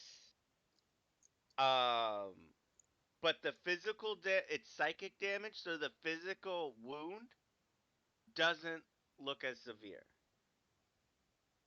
So less breaking, less tearing. Like he got stabbed in the fucking dome, right? And it looked like the knife went really deep. But the actual physical wound looks like it just broke the skin. Alright, yeah, I'll go with Tim. Okay. Even with disadvantage, you're able to assist and give him give him advantage on his next roll. He has he has 2 saves on the death save. The other guy is at 2 fails. Felianthor. Second round of post combat. That's not what I meant it to hit. You're fine. Can I heal someone who's on death saves? Yeah, it stabilizes them and then brings them up to a positive number equal to the amount that you healed.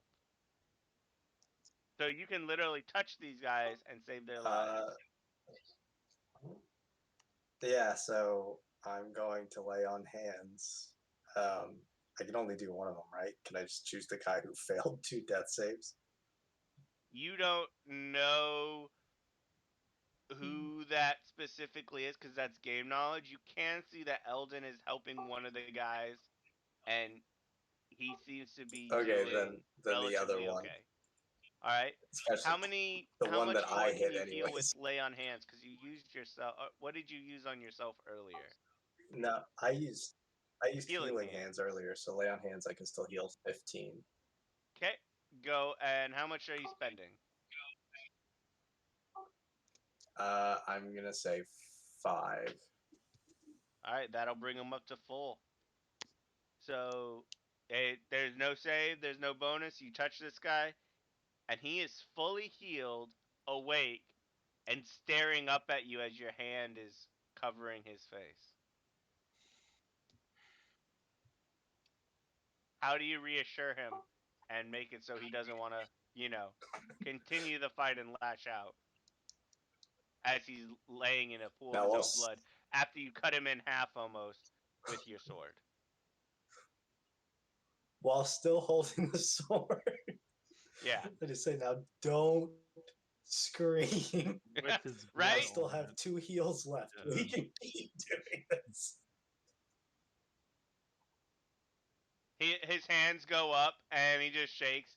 tear. Little wetness can be seen around his trousers area. He seems very compliant and terrified because you literally just cut him in half, almost, and, you know, brought him back from the brink of death in a pool of his own blood. So he seems to be very compliant. Oh, why does my battery run This low? It guy's should gonna be need plugged so in. much therapy. What the hell? Okay. Something is wrong with my battery, with my laptop battery. I thought I was plugged in this whole time. I'm about to lose power on it. This is frustrating.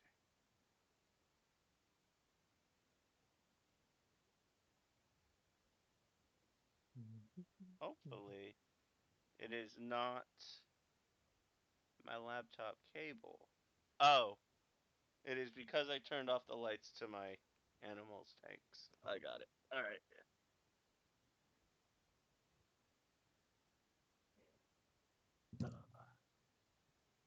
There we go. Charging back up. Cool. I'm sorry. So we did Felianthor. We're at Reese. What are you doing? You were assisting with the intimidation, staring down the crowds. It is currently working. No one is trying to involve themselves with you guys. I'm going to do my classic. Give me a second. No, I ain't scary anymore. I'm panicking now. Okay. And you revert back to holding your blade basically to your chest, fidgeting back and forth, looking timid and afraid, as opposed to the fearsome warrior you were a moment ago. And then we will move on to Ithil. Oh no, I never looked like a fearsome warrior. I was normal trying to fight. Didn't work. Oops. Yeah, no fearsome warrior here. I'm talking about your intimidation.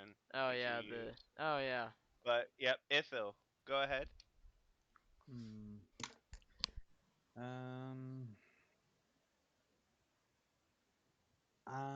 Okay. Yeah, we should probably make our way to the spot they were trying to take us to begin with. And I drag the unconscious body that's wrapped up in my rope Yep. with me and start to obviously I let everybody know, and like I kind of like gesture like, yeah, let's get out of this crowd, like and I gesture to I start walking off to the secluded area. Well, you're at the end of the secluded area. It Mm. looked like they were going to be pushing you beyond the tree line Yeah, that's to what I what's on mean. the other side. Yeah. So And you can go ahead and start doing that. You're moving at half pace, carrying the load. Eldon, what are you doing? Gonna continue stabilizing the sky the best I can. All right, and that brings us to the end of the third round, and he gets another. Go ahead and roll me a medicine check at disadvantage to give him a bonus. Wow. And Eldon is a doctor. Let's just give him the proficiency bonus of medicine from this point on. And I mean, no, proficiencies have to be earned. Like you can't just get them like that. That is earning it though, in a way. You just resuscitated a guy dying, but I know. He I know, does I'm just joking. stabilize the guy. Yeah. Could say from a stroke of luck. I'll tell you what, Eldon, roll me a d10. Okay. 5. Something prickled your mind, but it was a fleeting thought and it was gone. You don't get anything. I would have tied it into a story and given you proficiency. That's where I was at with that. I figured. All right. But you do stabilize the third gentleman, and his breathing clears up. You're not sure what he's going to be like when he wakes up, as you saw a psychic blade rip into a guy's brain directly. But we shall see. He is breathing on his own, and the blood has stopped. So I'm you curious have a myself burden. what psychic damage does to an individual. Hmm.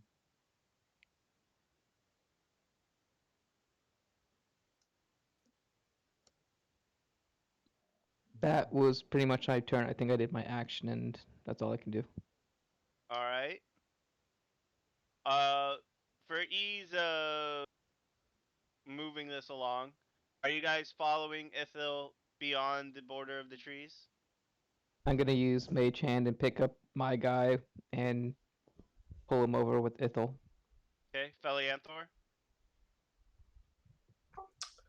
I'm gonna start kind of walking my guy along towards Ithil, but I'm also gonna be questioning him along the ways. Okay. If you want to start the questioning here or over there, that is up to you. You can start. You can ask a couple questions now if you'd like. Well, I want to know first of all where they got the dust and whether or not they were the ones who used it on Ari Amaro, whatever the dude's name is. Ario. Terrible names.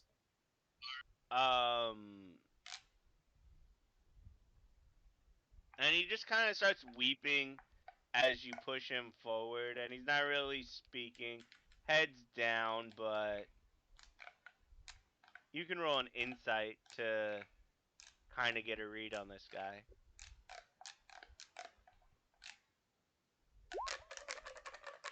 Even with that, a 7. Go ahead. Oh, I was trying to figure out what did the check marks on my thing mean? Is that That means you're proficient in that skill. So you get to add your proficiency bonus okay. when you roll for it. Currently, that means all the things with a check mark give you +2 when you roll that skill. As you level up, your proficiency bonus increases. So at level 4, I believe your proficiency bonus increases to +3. Then 5 and 6, it stays 3, and then at 7, I believe it increases to 4. So it increases at some point, but yeah, you slowly get better at your skills. All right. So even with the 7, this guy's terrified. He's terrified for his life. He'll say and do whatever you want, basically, at this point. You've played God in his psyche, as in you killed him, resurrected him, and are in dominating control of him right now. So he's just weeping.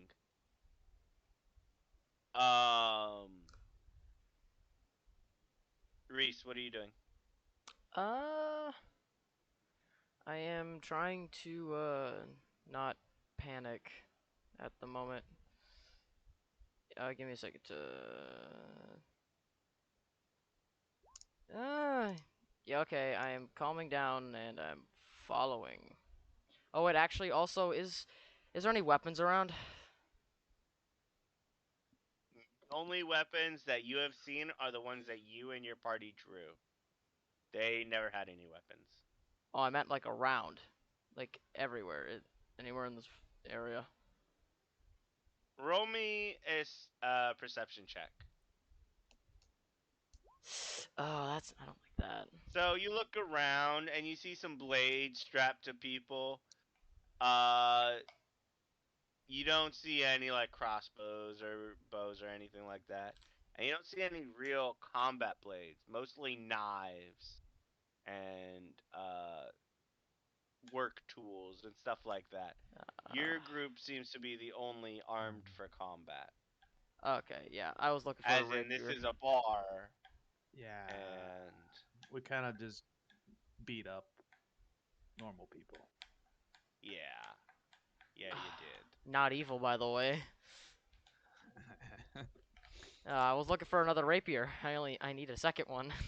They deserved it for what they did to my brother. They deserved it.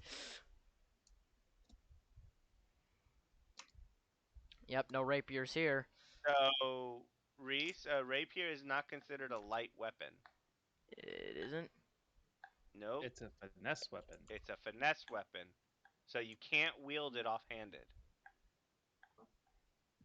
Oh, really? Correct. Is it only knife offhand? Short sword, I believe, is also considered light. Is there any short swords? Not that you can see. Well, gonna have to mug a guy later. I mean, ask a guy for one later. Or, go buy one. How There's much are always an short? option. Yeah, how much are short swords? Not much. Okay, then I'll go buy one. If it's not like 50 gold, then I'll go buy one. Later. Yeah, later. Definitely later. How much damage is a short sword? Is it 1d6 still? D6. Yeah. Okay.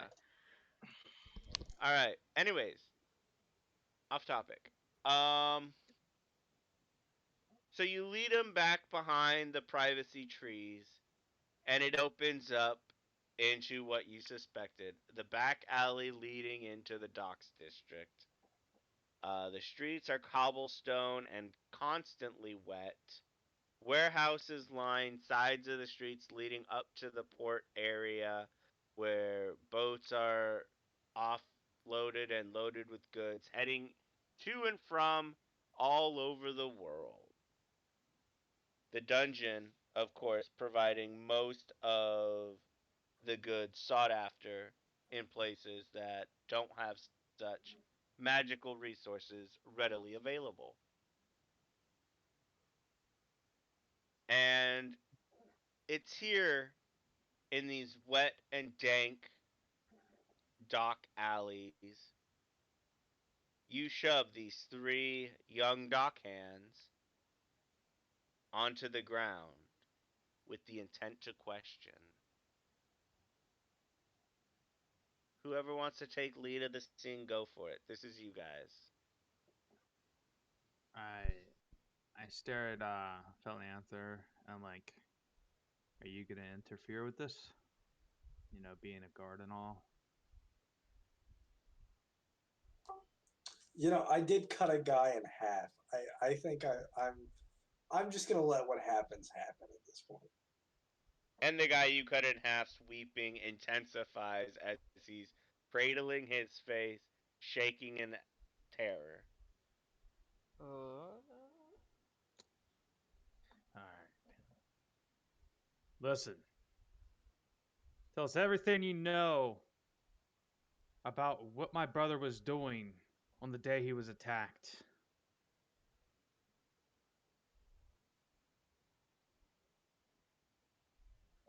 The terrified guy, who's the only one that's actually conscious right now. Mhm. Well, we don't know nothing. We just heard in the evening that the little elf brat got attacked. Had nothing to do with us, I swear. You can roll an insight if you'd like. Anyone can who wishes to. My insight's very good. Definitely not. Okay. Yeah, 16. He's not trying to hide his feelings. Felianthor, you're more concerned about drawing attention. You're looking around, not really, because you were obviously seen at this scene. You were here, and you are relatively recognizable with your glowing gold eyes. And, guard uniform. And Eldon, you also receive it. Ethel, you got it. He's telling the truth. If he was involved, he doesn't really know, and really, he's just overwhelmingly terrified at this moment. He's pretty sure he's about to die for real, as his unconscious friends are tied up and laying beside him in a wet alley, surrounded by a dead elf boy that they took advantage of, a rabbit man, a demon, and a damn town guardsman. Well, what were you all planning on doing by grabbing me? Where were you going to take me, huh? We were just gonna go get some funds. You know. Same as we would do whenever. Just gonna Ah, roll him for a little bit. I see. I just slowly creep up towards him, and I revert my form back into a slime, and I put his foot inside and start burning. Roll your acid damage.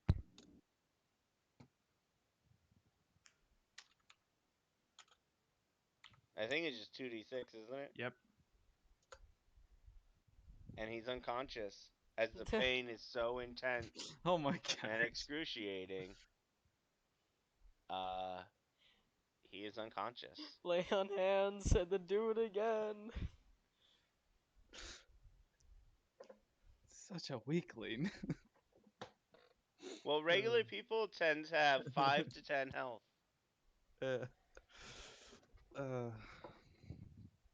And these are drunks. Like, literally, they are drunk. Wake up the next one.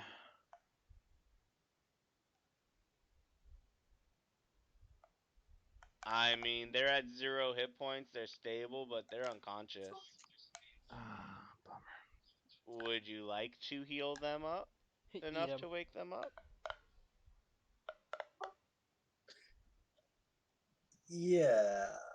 Can I just use my action here and heal the next one? Like 1 HP. You can if you so choose. Yeah, I'm gonna lay on hands for 1 HP. Alright.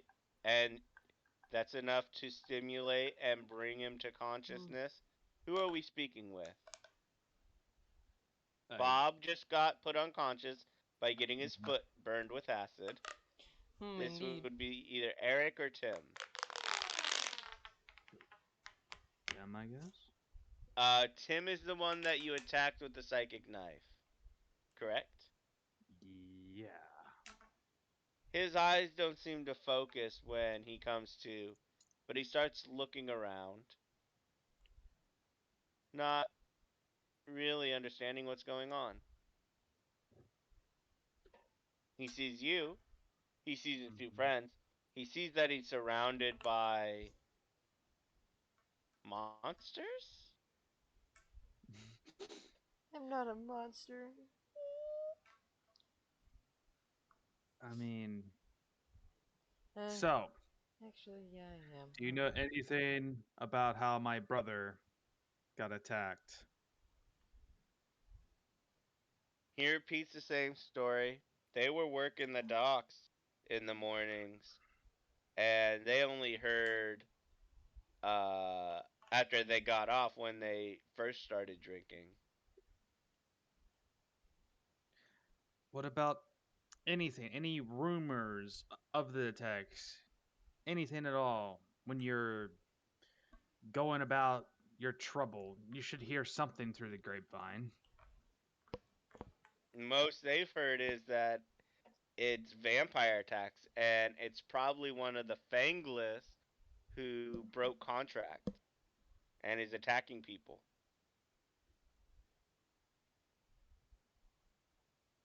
Do you know where to get high quality dust of deliciousness?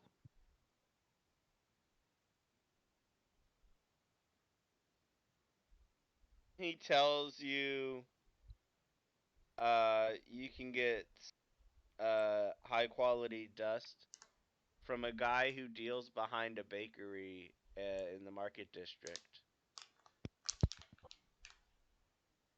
Did Arya go there often? He doesn't know.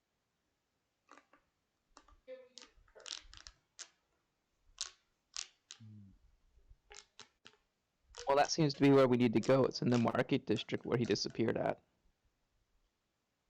Yeah. I guess we gotta go then. There's our lead. Where do you think the Fainless are hidden? Do you think they live in the shadows? Have you Where heard else would anything about? vampires live? True. I hear Would it's you- actually painful for them to walk around in the with the dome covering, even in night. I whisper to Ithel's like, I can vouch for that. Yeah, it's painful walking around here. Listen, thanks. Listen, do you know where they are in the shadows? Do you know anything about Go the there? shadows? No, it's suicide. For them, for you guys, maybe. Ithel, I don't think they know anything. They were just using your brother for the free drinks.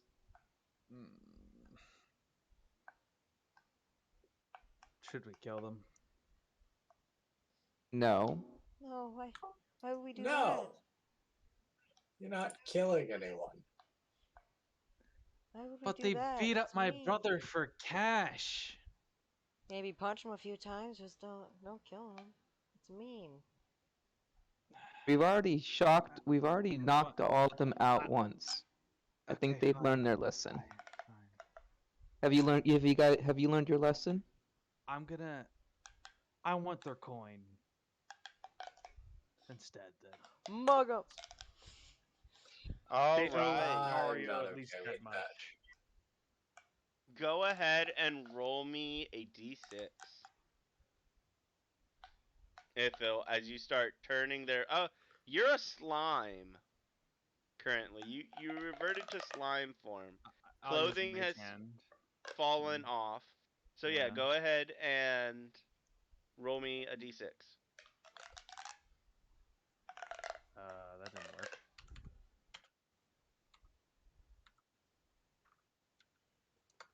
There we go. Tell me what it is. That's a 2. 18 copper pieces is what they have on the three of them. No wonder you stole Arya's money.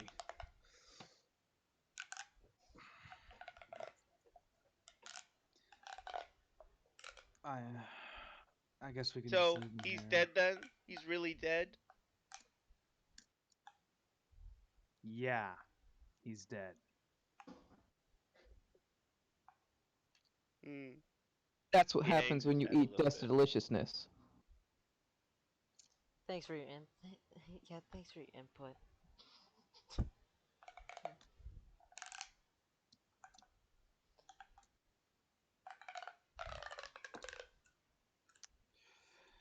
Let's rest up and go to the back of the bakery in the morning. What would Do happen you really if... think? Oh, Do you really think he'll be dealing in the morning? Good point. I just Let's need head there now then. I just need an hour, so yeah. No, hearing this conversation, he's there pretty much all day in the mornings and into the afternoon. You tell one guy what you're looking for, he does a signal, and then someone brings you up, and then you leave money, and then someone brings you a what you ordered a little bit away from the front of the shop. I could sneak in. I can sneak and try and stealth to find the guy that brings the stuff. Basically, they use a 3-person mule system, so no one person is ever handling product and cash at the same time. Yeah, would it be possible for me to stealth and find the people that are... They're not there right now. It'd be What? in the morning or in the evenings, not Well, at I night. know. I was asking Dean if it was possible for me to like follow the mule train to see where it goes stealthily. I mean, if you spent an entire day, maybe longer, depending on how often they, move about like that. But sure, if you want to set up like a stakeout type investigation, you are more than welcome to consider those options. Hey, Yeah. hey, guys, we could like set up a stakeout for this. I could follow them. All right. Eldon's gonna go to Philianthor and whisper, "Do you think we should worry about these three warning the baker? Maybe they deserve a night in the drunk tank." Yeah, we can call the guards and tell them that we caught them with dust of deliciousness. It's a prohibited product. Probably actually legitimately have some on them. They did. They used some on the drink Yeah. that they offered you. Yeah, they probably still have some.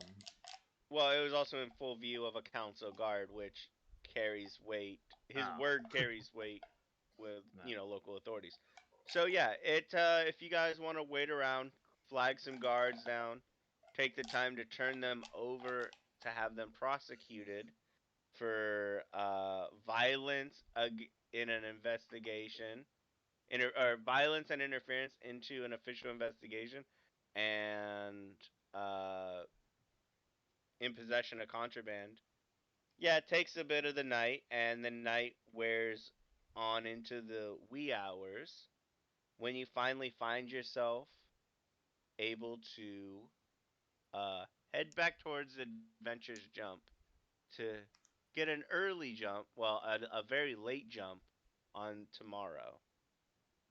And with that, somebody roll me a d4. I want to do it Not Reese. again. Yeah.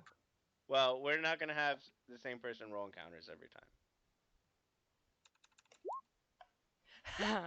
Yeah. Who roll? So, what was the Eldon roll? Eldon Eldon rolled rolled first, and it was a 4. And it was a 4. So, we go there. And then who I need the actual encounter of a d10.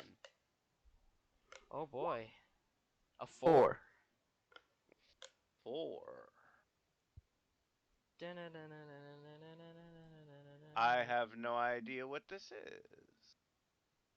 How far along Or in just the the travel back would encouragement this of be? this Would this be like a short rest amount of time for if I was getting carried? No, there's no like traveling. You can't rest during traveling.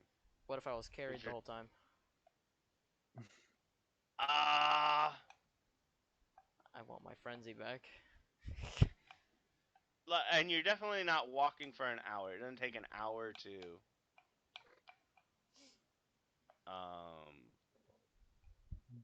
do the trip, but you're walking in a very long shadowed area of a rougher-ish part of town. And I am looking. Okay, so that's not too bad. Oh, and I picked up the common clothes I lent to Ithel and see the cut on the back. And are you gonna fix this? Oh Alright. yeah, good point. Mending. Sorry, I'm not used to fighting without frenzy. And as this Can't always rely conversation's on it. happening, as this conversation's happening, and you four are in the alleyway, basically bullying these dock workers. You have your reasons. Not saying you don't, but bullying these dock workers. How many is it? It is 2. Okay. We're gonna go ahead and say Eldon and Philianthor. Philianthor, I believe that's one of them is gonna hit. And does a 16 hit your AC? I think you're at 18, right? Yeah, I'm at 18. All right. So, quick movement of a dark, short shape with pointed ears, dark skin, and hairy, bulbous features. With a blade, starts from the shadows and slices just under the protective padding on the back of your thigh. And you take a total of 7 points of slashing damage. Yo, do you see Eldon. that? Yeah, you guys see this. You're in initiative order. Eldon, does a 16 hit you? Yes, but I can. Oh no, it doesn't because I have mage armor active. Alright, so only one hit, and you take 8 points of slashing damage. As a similar thing, a darting form darts out and past you. And I use my reaction to cast shield. You can, yeah. Then I will cast shield, so that's a So, total. well, hold on. So let me tell you the total. The total is 23 to hit. I rolled an 18 plus 5. Mage armor gives me +4, No, and mage shield gives armor me makes your base of 13, and then you get to add your dex bonus my charisma bonus, so that or makes your it a charisma total bonus. of 18 plus 5, so 23 still hits. Yeah, so don't waste a spell. Oh, these things have sneak attack damage.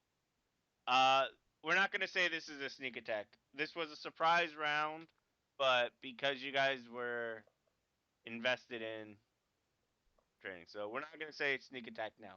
And out from the shadows, they are medium fey creatures of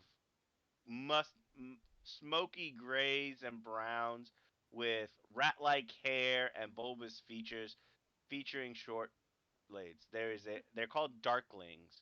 One is quite a bit larger than the other, but like I said, each brandishing short swords. And one of them's a 23. So the elder is definitely going first, and then that's a 5.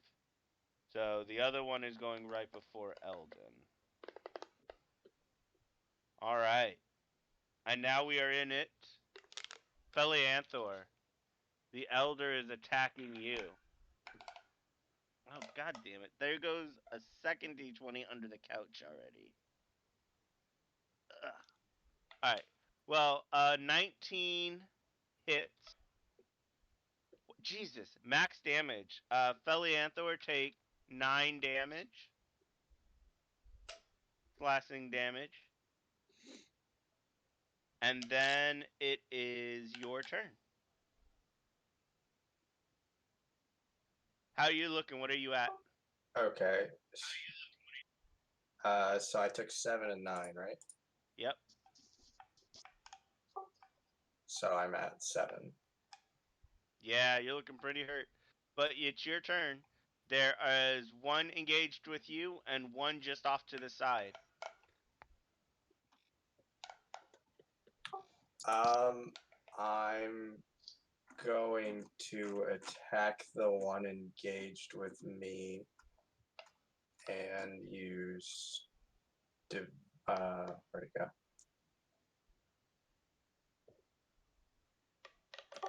Oh yeah, I have to swing first. Okay.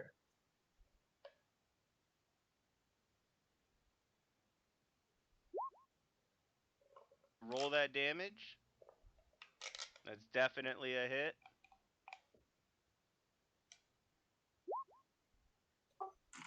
Six points to the elder. And then so I can expend a spell slot to do Divine Smite on a successful Correct. damage, right? Yes. So roll me 2d8 because you only have first level spell slots. But you get to add the 2d8 as damage. That's terrible damage, but you bring it up to 10. All right. He's still kicking, but that was a significant portion of his hit points. All right, we go down to Reese. Who are you? That wasn't nice. What language are you speaking? Infernal. No, you don't see any recognition when you start speaking in that language. They don't seem to understand it. And now in common. Who are you? That was. Same, they don't seem to understand it. Do I also speak Abyssal? No, I don't know. Probably not. Rip.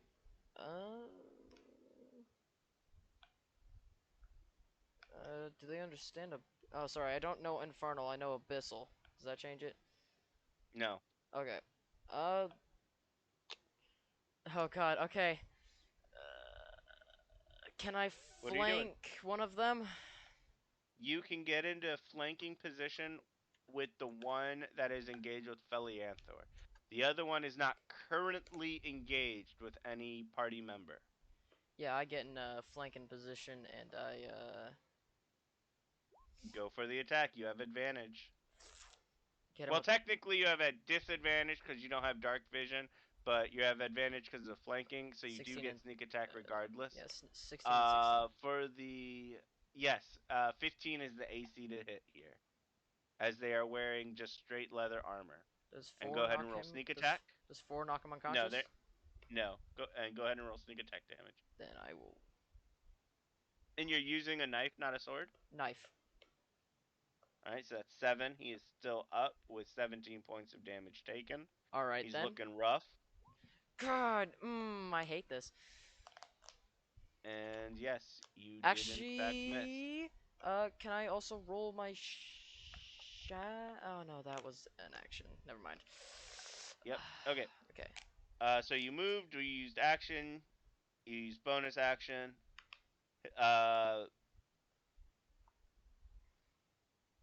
Ithil, it's your turn. Alright.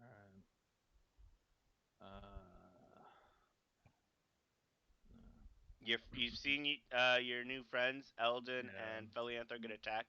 Felianthor took some pretty significant slashes and stabs from the short sword.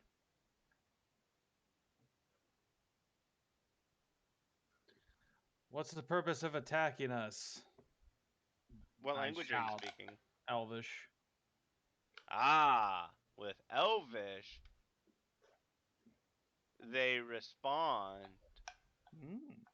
Well, with Elvish, you catch a glimmer of understanding, and that they understood what you asked, but they do not answer in kind.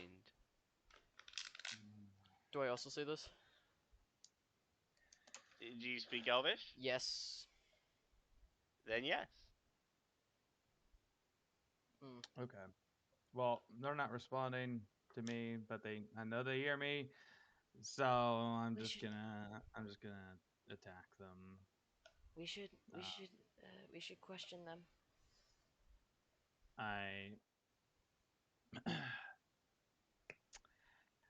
I'm gonna roll an attack. I'm gonna do firebolt. Go ahead and roll. 15 is the AC. And I'm gonna twin spell this to attack. Hit an additional person. Yep. Yeah. So still 15 is the AC.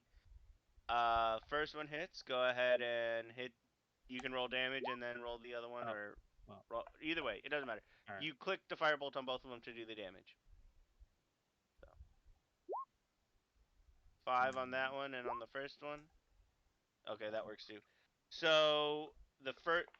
Do you want the first one to be 5 or the second? What are your targets? Like, obviously you're hitting both targets. The one with Felianthor is number 1. The one that's not with Felianthor is number 2. Yeah, the one with Felianthor. I want the 10, like the. Yeah. Oh. And you crispify that one, and he falls into a ruined mess. And then 5 damage on the other one. Okay. You have a bonus action, I believe. Or does twin casting cost your bonus? I don't know if it can. It would say on your spell casting I and think under it's I think it's only converting sorcery points to spell slots, or the other way around, that consumes a bonus action. Okay. So you do have a bonus action if you so choose. It seems like.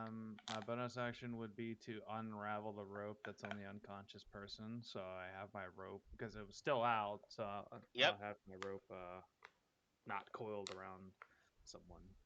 That works. Do you want to move? Sorry.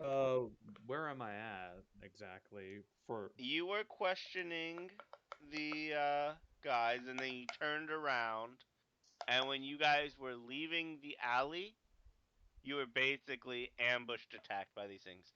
I didn't roll sneak attack damage because they didn't have advantage. And I think I would have taken 2 of you down. So. Well, as long as I would say I'd like to get behind Felianther to like have like some type of half cover or whatnot. Like a body in between the final guy. Yeah, that's fine. All right, Eldon, what are you up to? Bonus action hex on the guy Who's left? who's left, and Yeah. roll a d6. So I do expend a spell slot. Damn it. And did you roll your d6 for the day? I will go ahead and allow you to do that if you'd like. 6 for the day for what? Oh, I don't know. If you can't remember, it's fine. I'm using the gauntlet, and that's the only d6 I can remember needing. That's what I'm talking about. Yeah, it's every time I cast a spell, I roll a d6, and if the number is equal to or less than the spell level, I cast it for free, up to level 6. Oh, is that what we modified it to? Yes. And it's definitely not up to level 6, is it? It's 6 charges, so it's allows it to where I need to roll right now a 2 or less, and I get the spell. I can cast 3 spells for free. Yeah, because it uses And then them next up level, for the day. yeah, And it only works up to 3rd level spells. correct. Not 6th level spells. It works for 6 spell levels, not level 6 spell. Correct. Okay, because it's like, I don't think it'll ever let you cast a level 6 for free. That's like what a Mystic Arcanum does. I Okay. did expend a spell slot.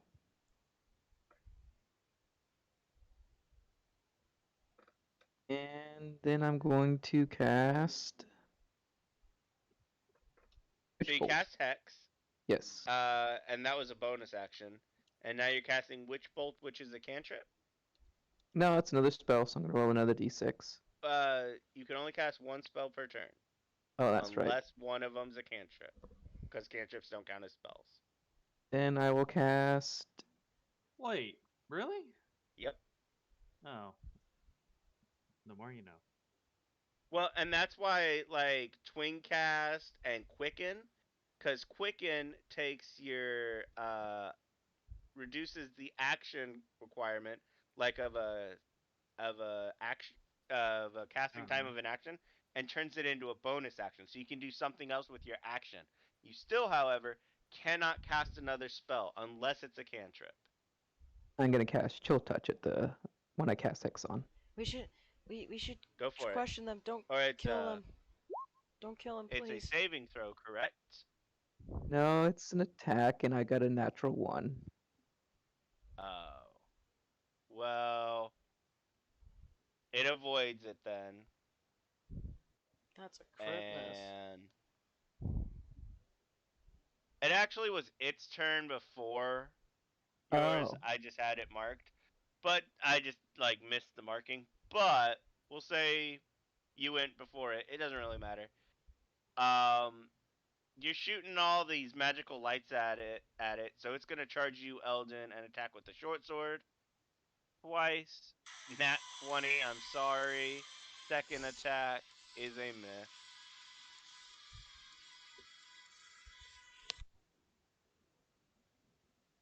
Eldon, take 12 points of damage.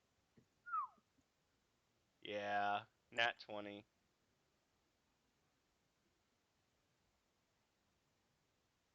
All right, we move up to the one that died. It's still dead. It is in fact dead, and it seems to be turning into dust as it's crumbling to not ash, but like sparkly dust. Felianthor, it is your turn. Did y'all hear me saying to not kill and murder? I mean, can I do like an Arcana check to see if I understand why it's turning to dust? Are you proficient in Arcana? No. Go ahead and roll, but the DC is you're not proficient with it, so kind of like a blind guess. But your blind guess pays off. There's two things you can think of. One, this is how dungeon creatures behave inside the dungeon, where their physical forms kind of just melt back into the dungeon and disappear. And two, how summoned creatures disappear once their health is reduced to 0.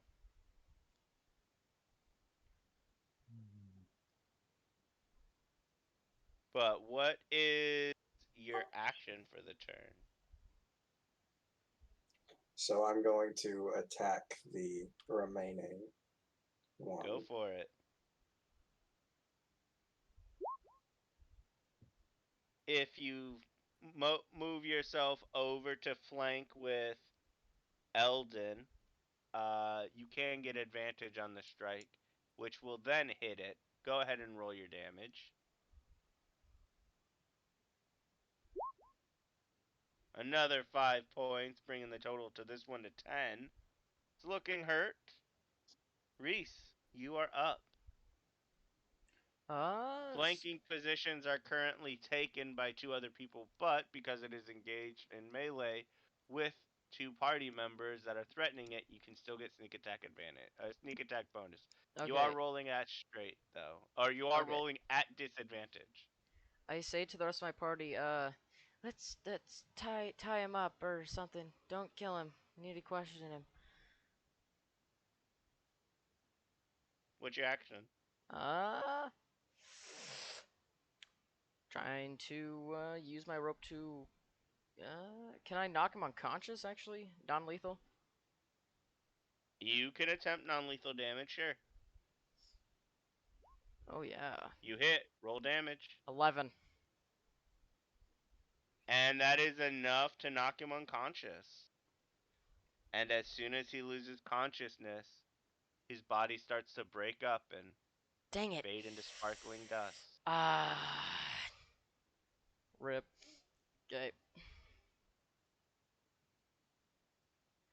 I didn't know. Everyone can roll a perception check.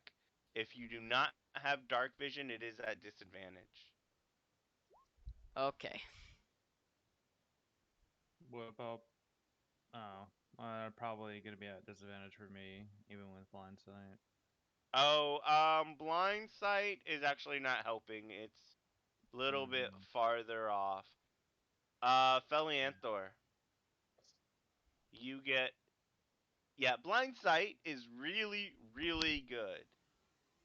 But for normal, hey, look at that thing over there.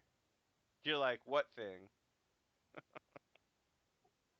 Type situation for, you know.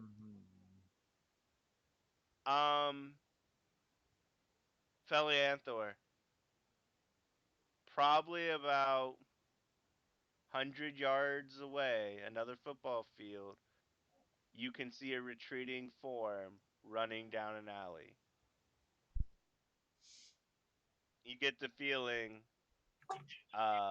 these were summoned by somebody and sent after you, and that retreating form off in the distance might have been that somebody.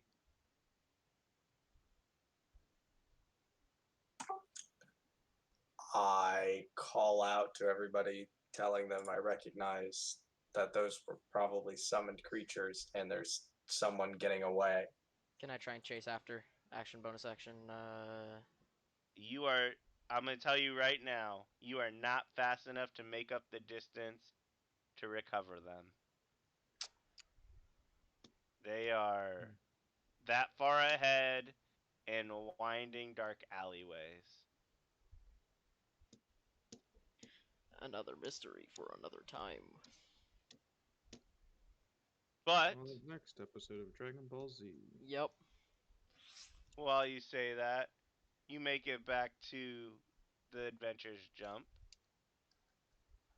And we will go ahead and stop there for the evening. You everyone good for immediately after this? Again? I'm kidding. I'm okay. This was a good session. You guys did there was a lot more engaging. And you followed leads a bit better and tracked down some more information quite a bit more efficiently. Well done. I think it's time for a long rest. I think you are correct. Excellent. All right. So, like I said, good job. It was, like I said, good session. Who is up for the journal? It is between not Reese, Ithil and Philianthor to Rolling do that this week's D2. journal entry. Rolling that D2. Or one of them can say they want to do it. I don't care.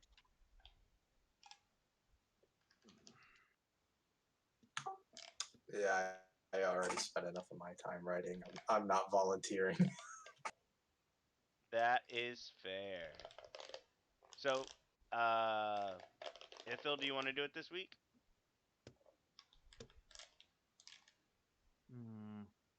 Okay. All right. I mean, And- we can roll for it. I'm down to roll for it if you want. But I'm just not volunteering. Well, I Let's mean, roll whoever for it. doesn't do it this week is doing it next week. So, I don't care. All right. Are we doing highs or lows? Like, I don't know which. No bad. Like, I don't know which way you guys go with. Low's bad. All right.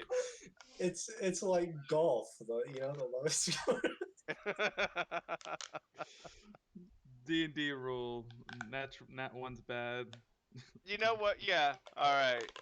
Philianthor, we are gonna leave it to you. There's no real deadline aside from before the next time we play. And with that transition, I am helping a friend move next weekend, next Saturday.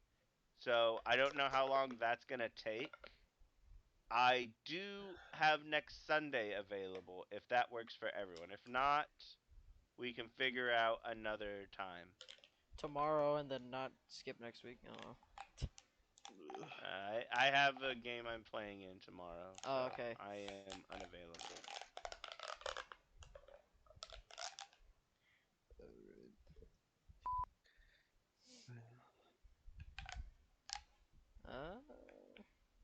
We can also take a week off or potentially do another evening start. I have no problem going from like 5 o'clock to 9:30, 10 o'clock like we did tonight. Yeah. However, I'm one of the people on the West Coast. So that's more up to. I don't know if we're going to have Calgon come back. This is 2 sessions that scheduling issues have come up very last minute. Yeah. So I'm not sure if their schedule will allow them to play with us, and going forward, the priority in working around their schedule is going to diminish, specifically because of the amount of notice. All right. So what are we thinking If for next session? if Calgon was permanently not able to, can I bring another friend? We can talk about it at that time. I don't mind that. So I have a friend who would really like to play a character named Alcohol Addiction. Okay. Yeah. But I'm gonna hop off. Sunday sounds good. Next Sunday, Sunday. Sunday's a fun day. I will put it in the Discord at some point, and I'll put it more towards the middle of the week for people to get a better idea. Yeah. That sounds good. All right. You guys have a good night. Yep. You too. Y'all have a good night. I'll later. See you, bud. Later. See you, everybody. Yeah, it's after show time. Goodbye, DM. Goodbye. I'm texting right now. Yeah, so it's after I'm show not. time. Yo, you want to join me in the after show, Dungeon Master? What are you talking about? Last time I had a little bit of after show with Ithel. Oh, I got you. Yeah. Yeah, that was I like that. That was fun. Yeah, it was a good session. So I was I want to talk about more of Reese's backstory. Sure. So I have some time. yeah, so for Let me load a bowl.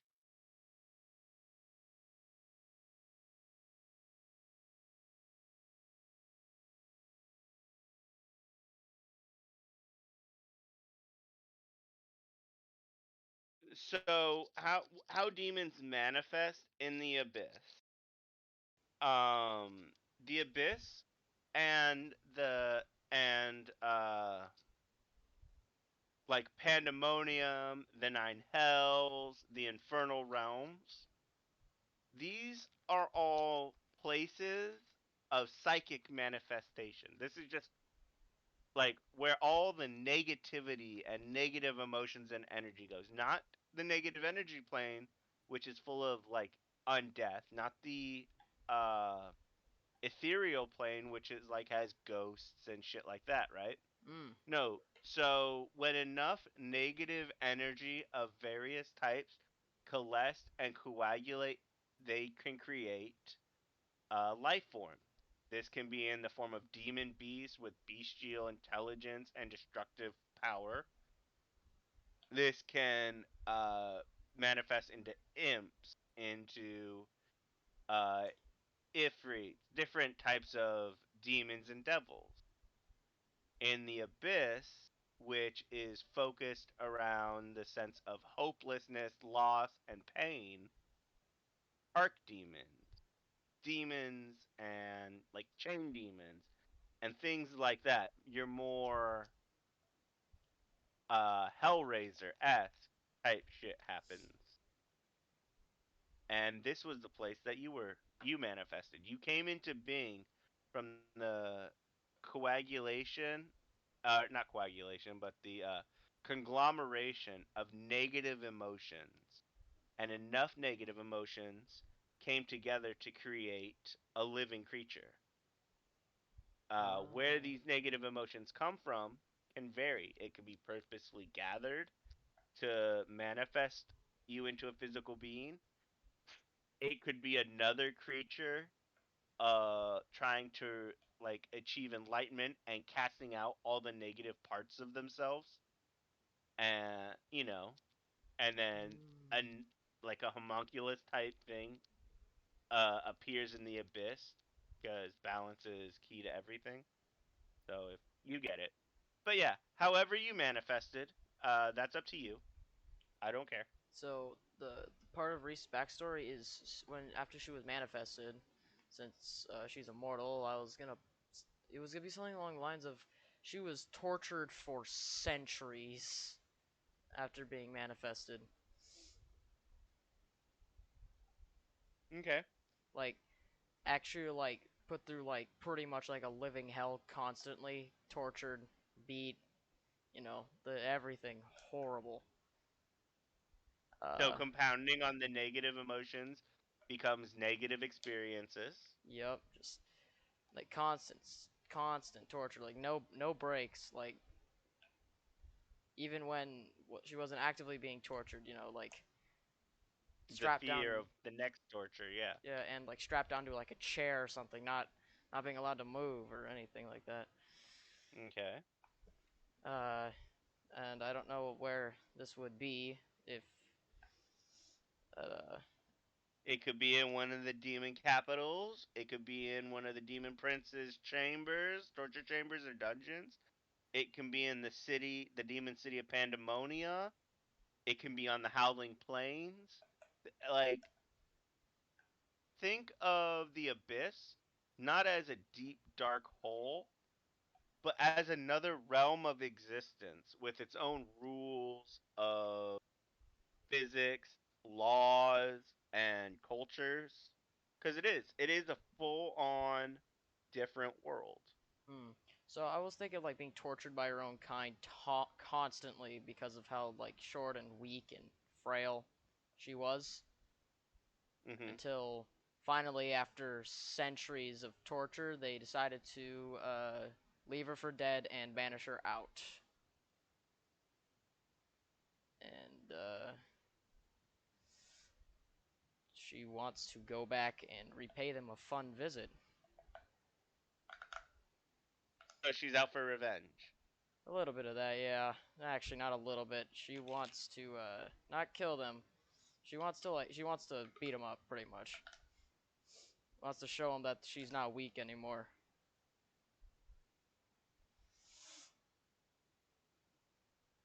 Okay, so you're still trying to get the acceptance of these other archdemons Oh, not at all. I hate by them. living your best. Well, so but you don't want to kill them. You just want to show them that you are no longer weak and powerless. Yes. So you're still looking for their approval, for their vindication that you aren't what they said, and that by their rules you are strong. Yep. I am strong and I want to be above them and I pretty much I hate So, my own kind and I want to be a very good person and also beat the crap out of them and not kill them. but you're still looking for validation from them. So I get, and that that's actually a very natural thing in abuse victims Yep. is to seek validation from the abusers. But that's fine. I like the aspect of the character and the concept you're playing with the switching of dominant features when you rage, basically. Um, yeah, I don't mind any of Yeah. that. If that is at all ever explored at all, like I don't know, side adventure or something like that. Well, you did just witness Yeah, someone torturing another being, I hate and you were that. trying to intervene in a timid fashion. I thought it was fine. Yeah, no, too scared. The heck? Just PTSD, pretty much. You know, I will say, and we've already talked about it. You already told me it was a thing that you're working on. But just the talking over and cross talking people when they're saying their parts. Yeah, I'm trying. I'm But trying real hard. I got it. And what do you think the initiative at the beginning, like the initiative order being set like this, do you think it's helping you in that or no? No, I do not like it. It's I like the initiative normally. Puts me in the mindset of combat and stuff. To roll initiative every time. Yeah, I really like that. Okay. Ethan and I were talking about this last time too. Yeah, I think it's better to roll it normally because it, in my opinion, either being stuck with a good initiative, sure, that's great, but being stuck with a bad initiative, you're during different combat situations, you're not always, one day you're not always like bad, at initiative. And one day you're not always a literal god rolling natural 20s. But you can also always hold your turn to whatever initiative order you want. True. Yeah, just my opinion. But no, I hear you. Like I said, I have never run a game with this set initiative style before, and I thought it was interesting. But I also talked with Eldon, pretty much the same thing. Because Eldon, I don't know if you notice his rolls, but he cannot roll well. Yep. So, like ever, it's hilarious. But so we'll talk about it next session to probably try just rolling initiative regular. Yep. And I'm gonna and I'm telling you this now, but I'm gonna monitor the crosstalk and people talking over each other to see if it increased or decreased. All right. I will. Yeah. God, No, and you said you're working on it, and I believe you. This week was much better in that regard than uh, section 1. But again, we're also, yeah. you know, meeting each other and interacting for the first real time. My ADHD is screwing me over. I have to literally bite my tongue to not do it. So I don't like it. I try so hard. You.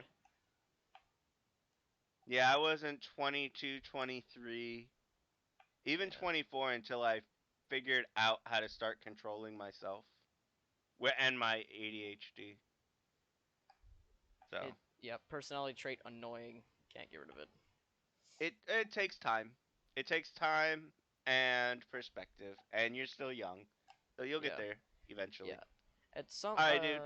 What is the chance of Go death ahead. in this campaign? Pretty severe. These Darklings could have killed you. So.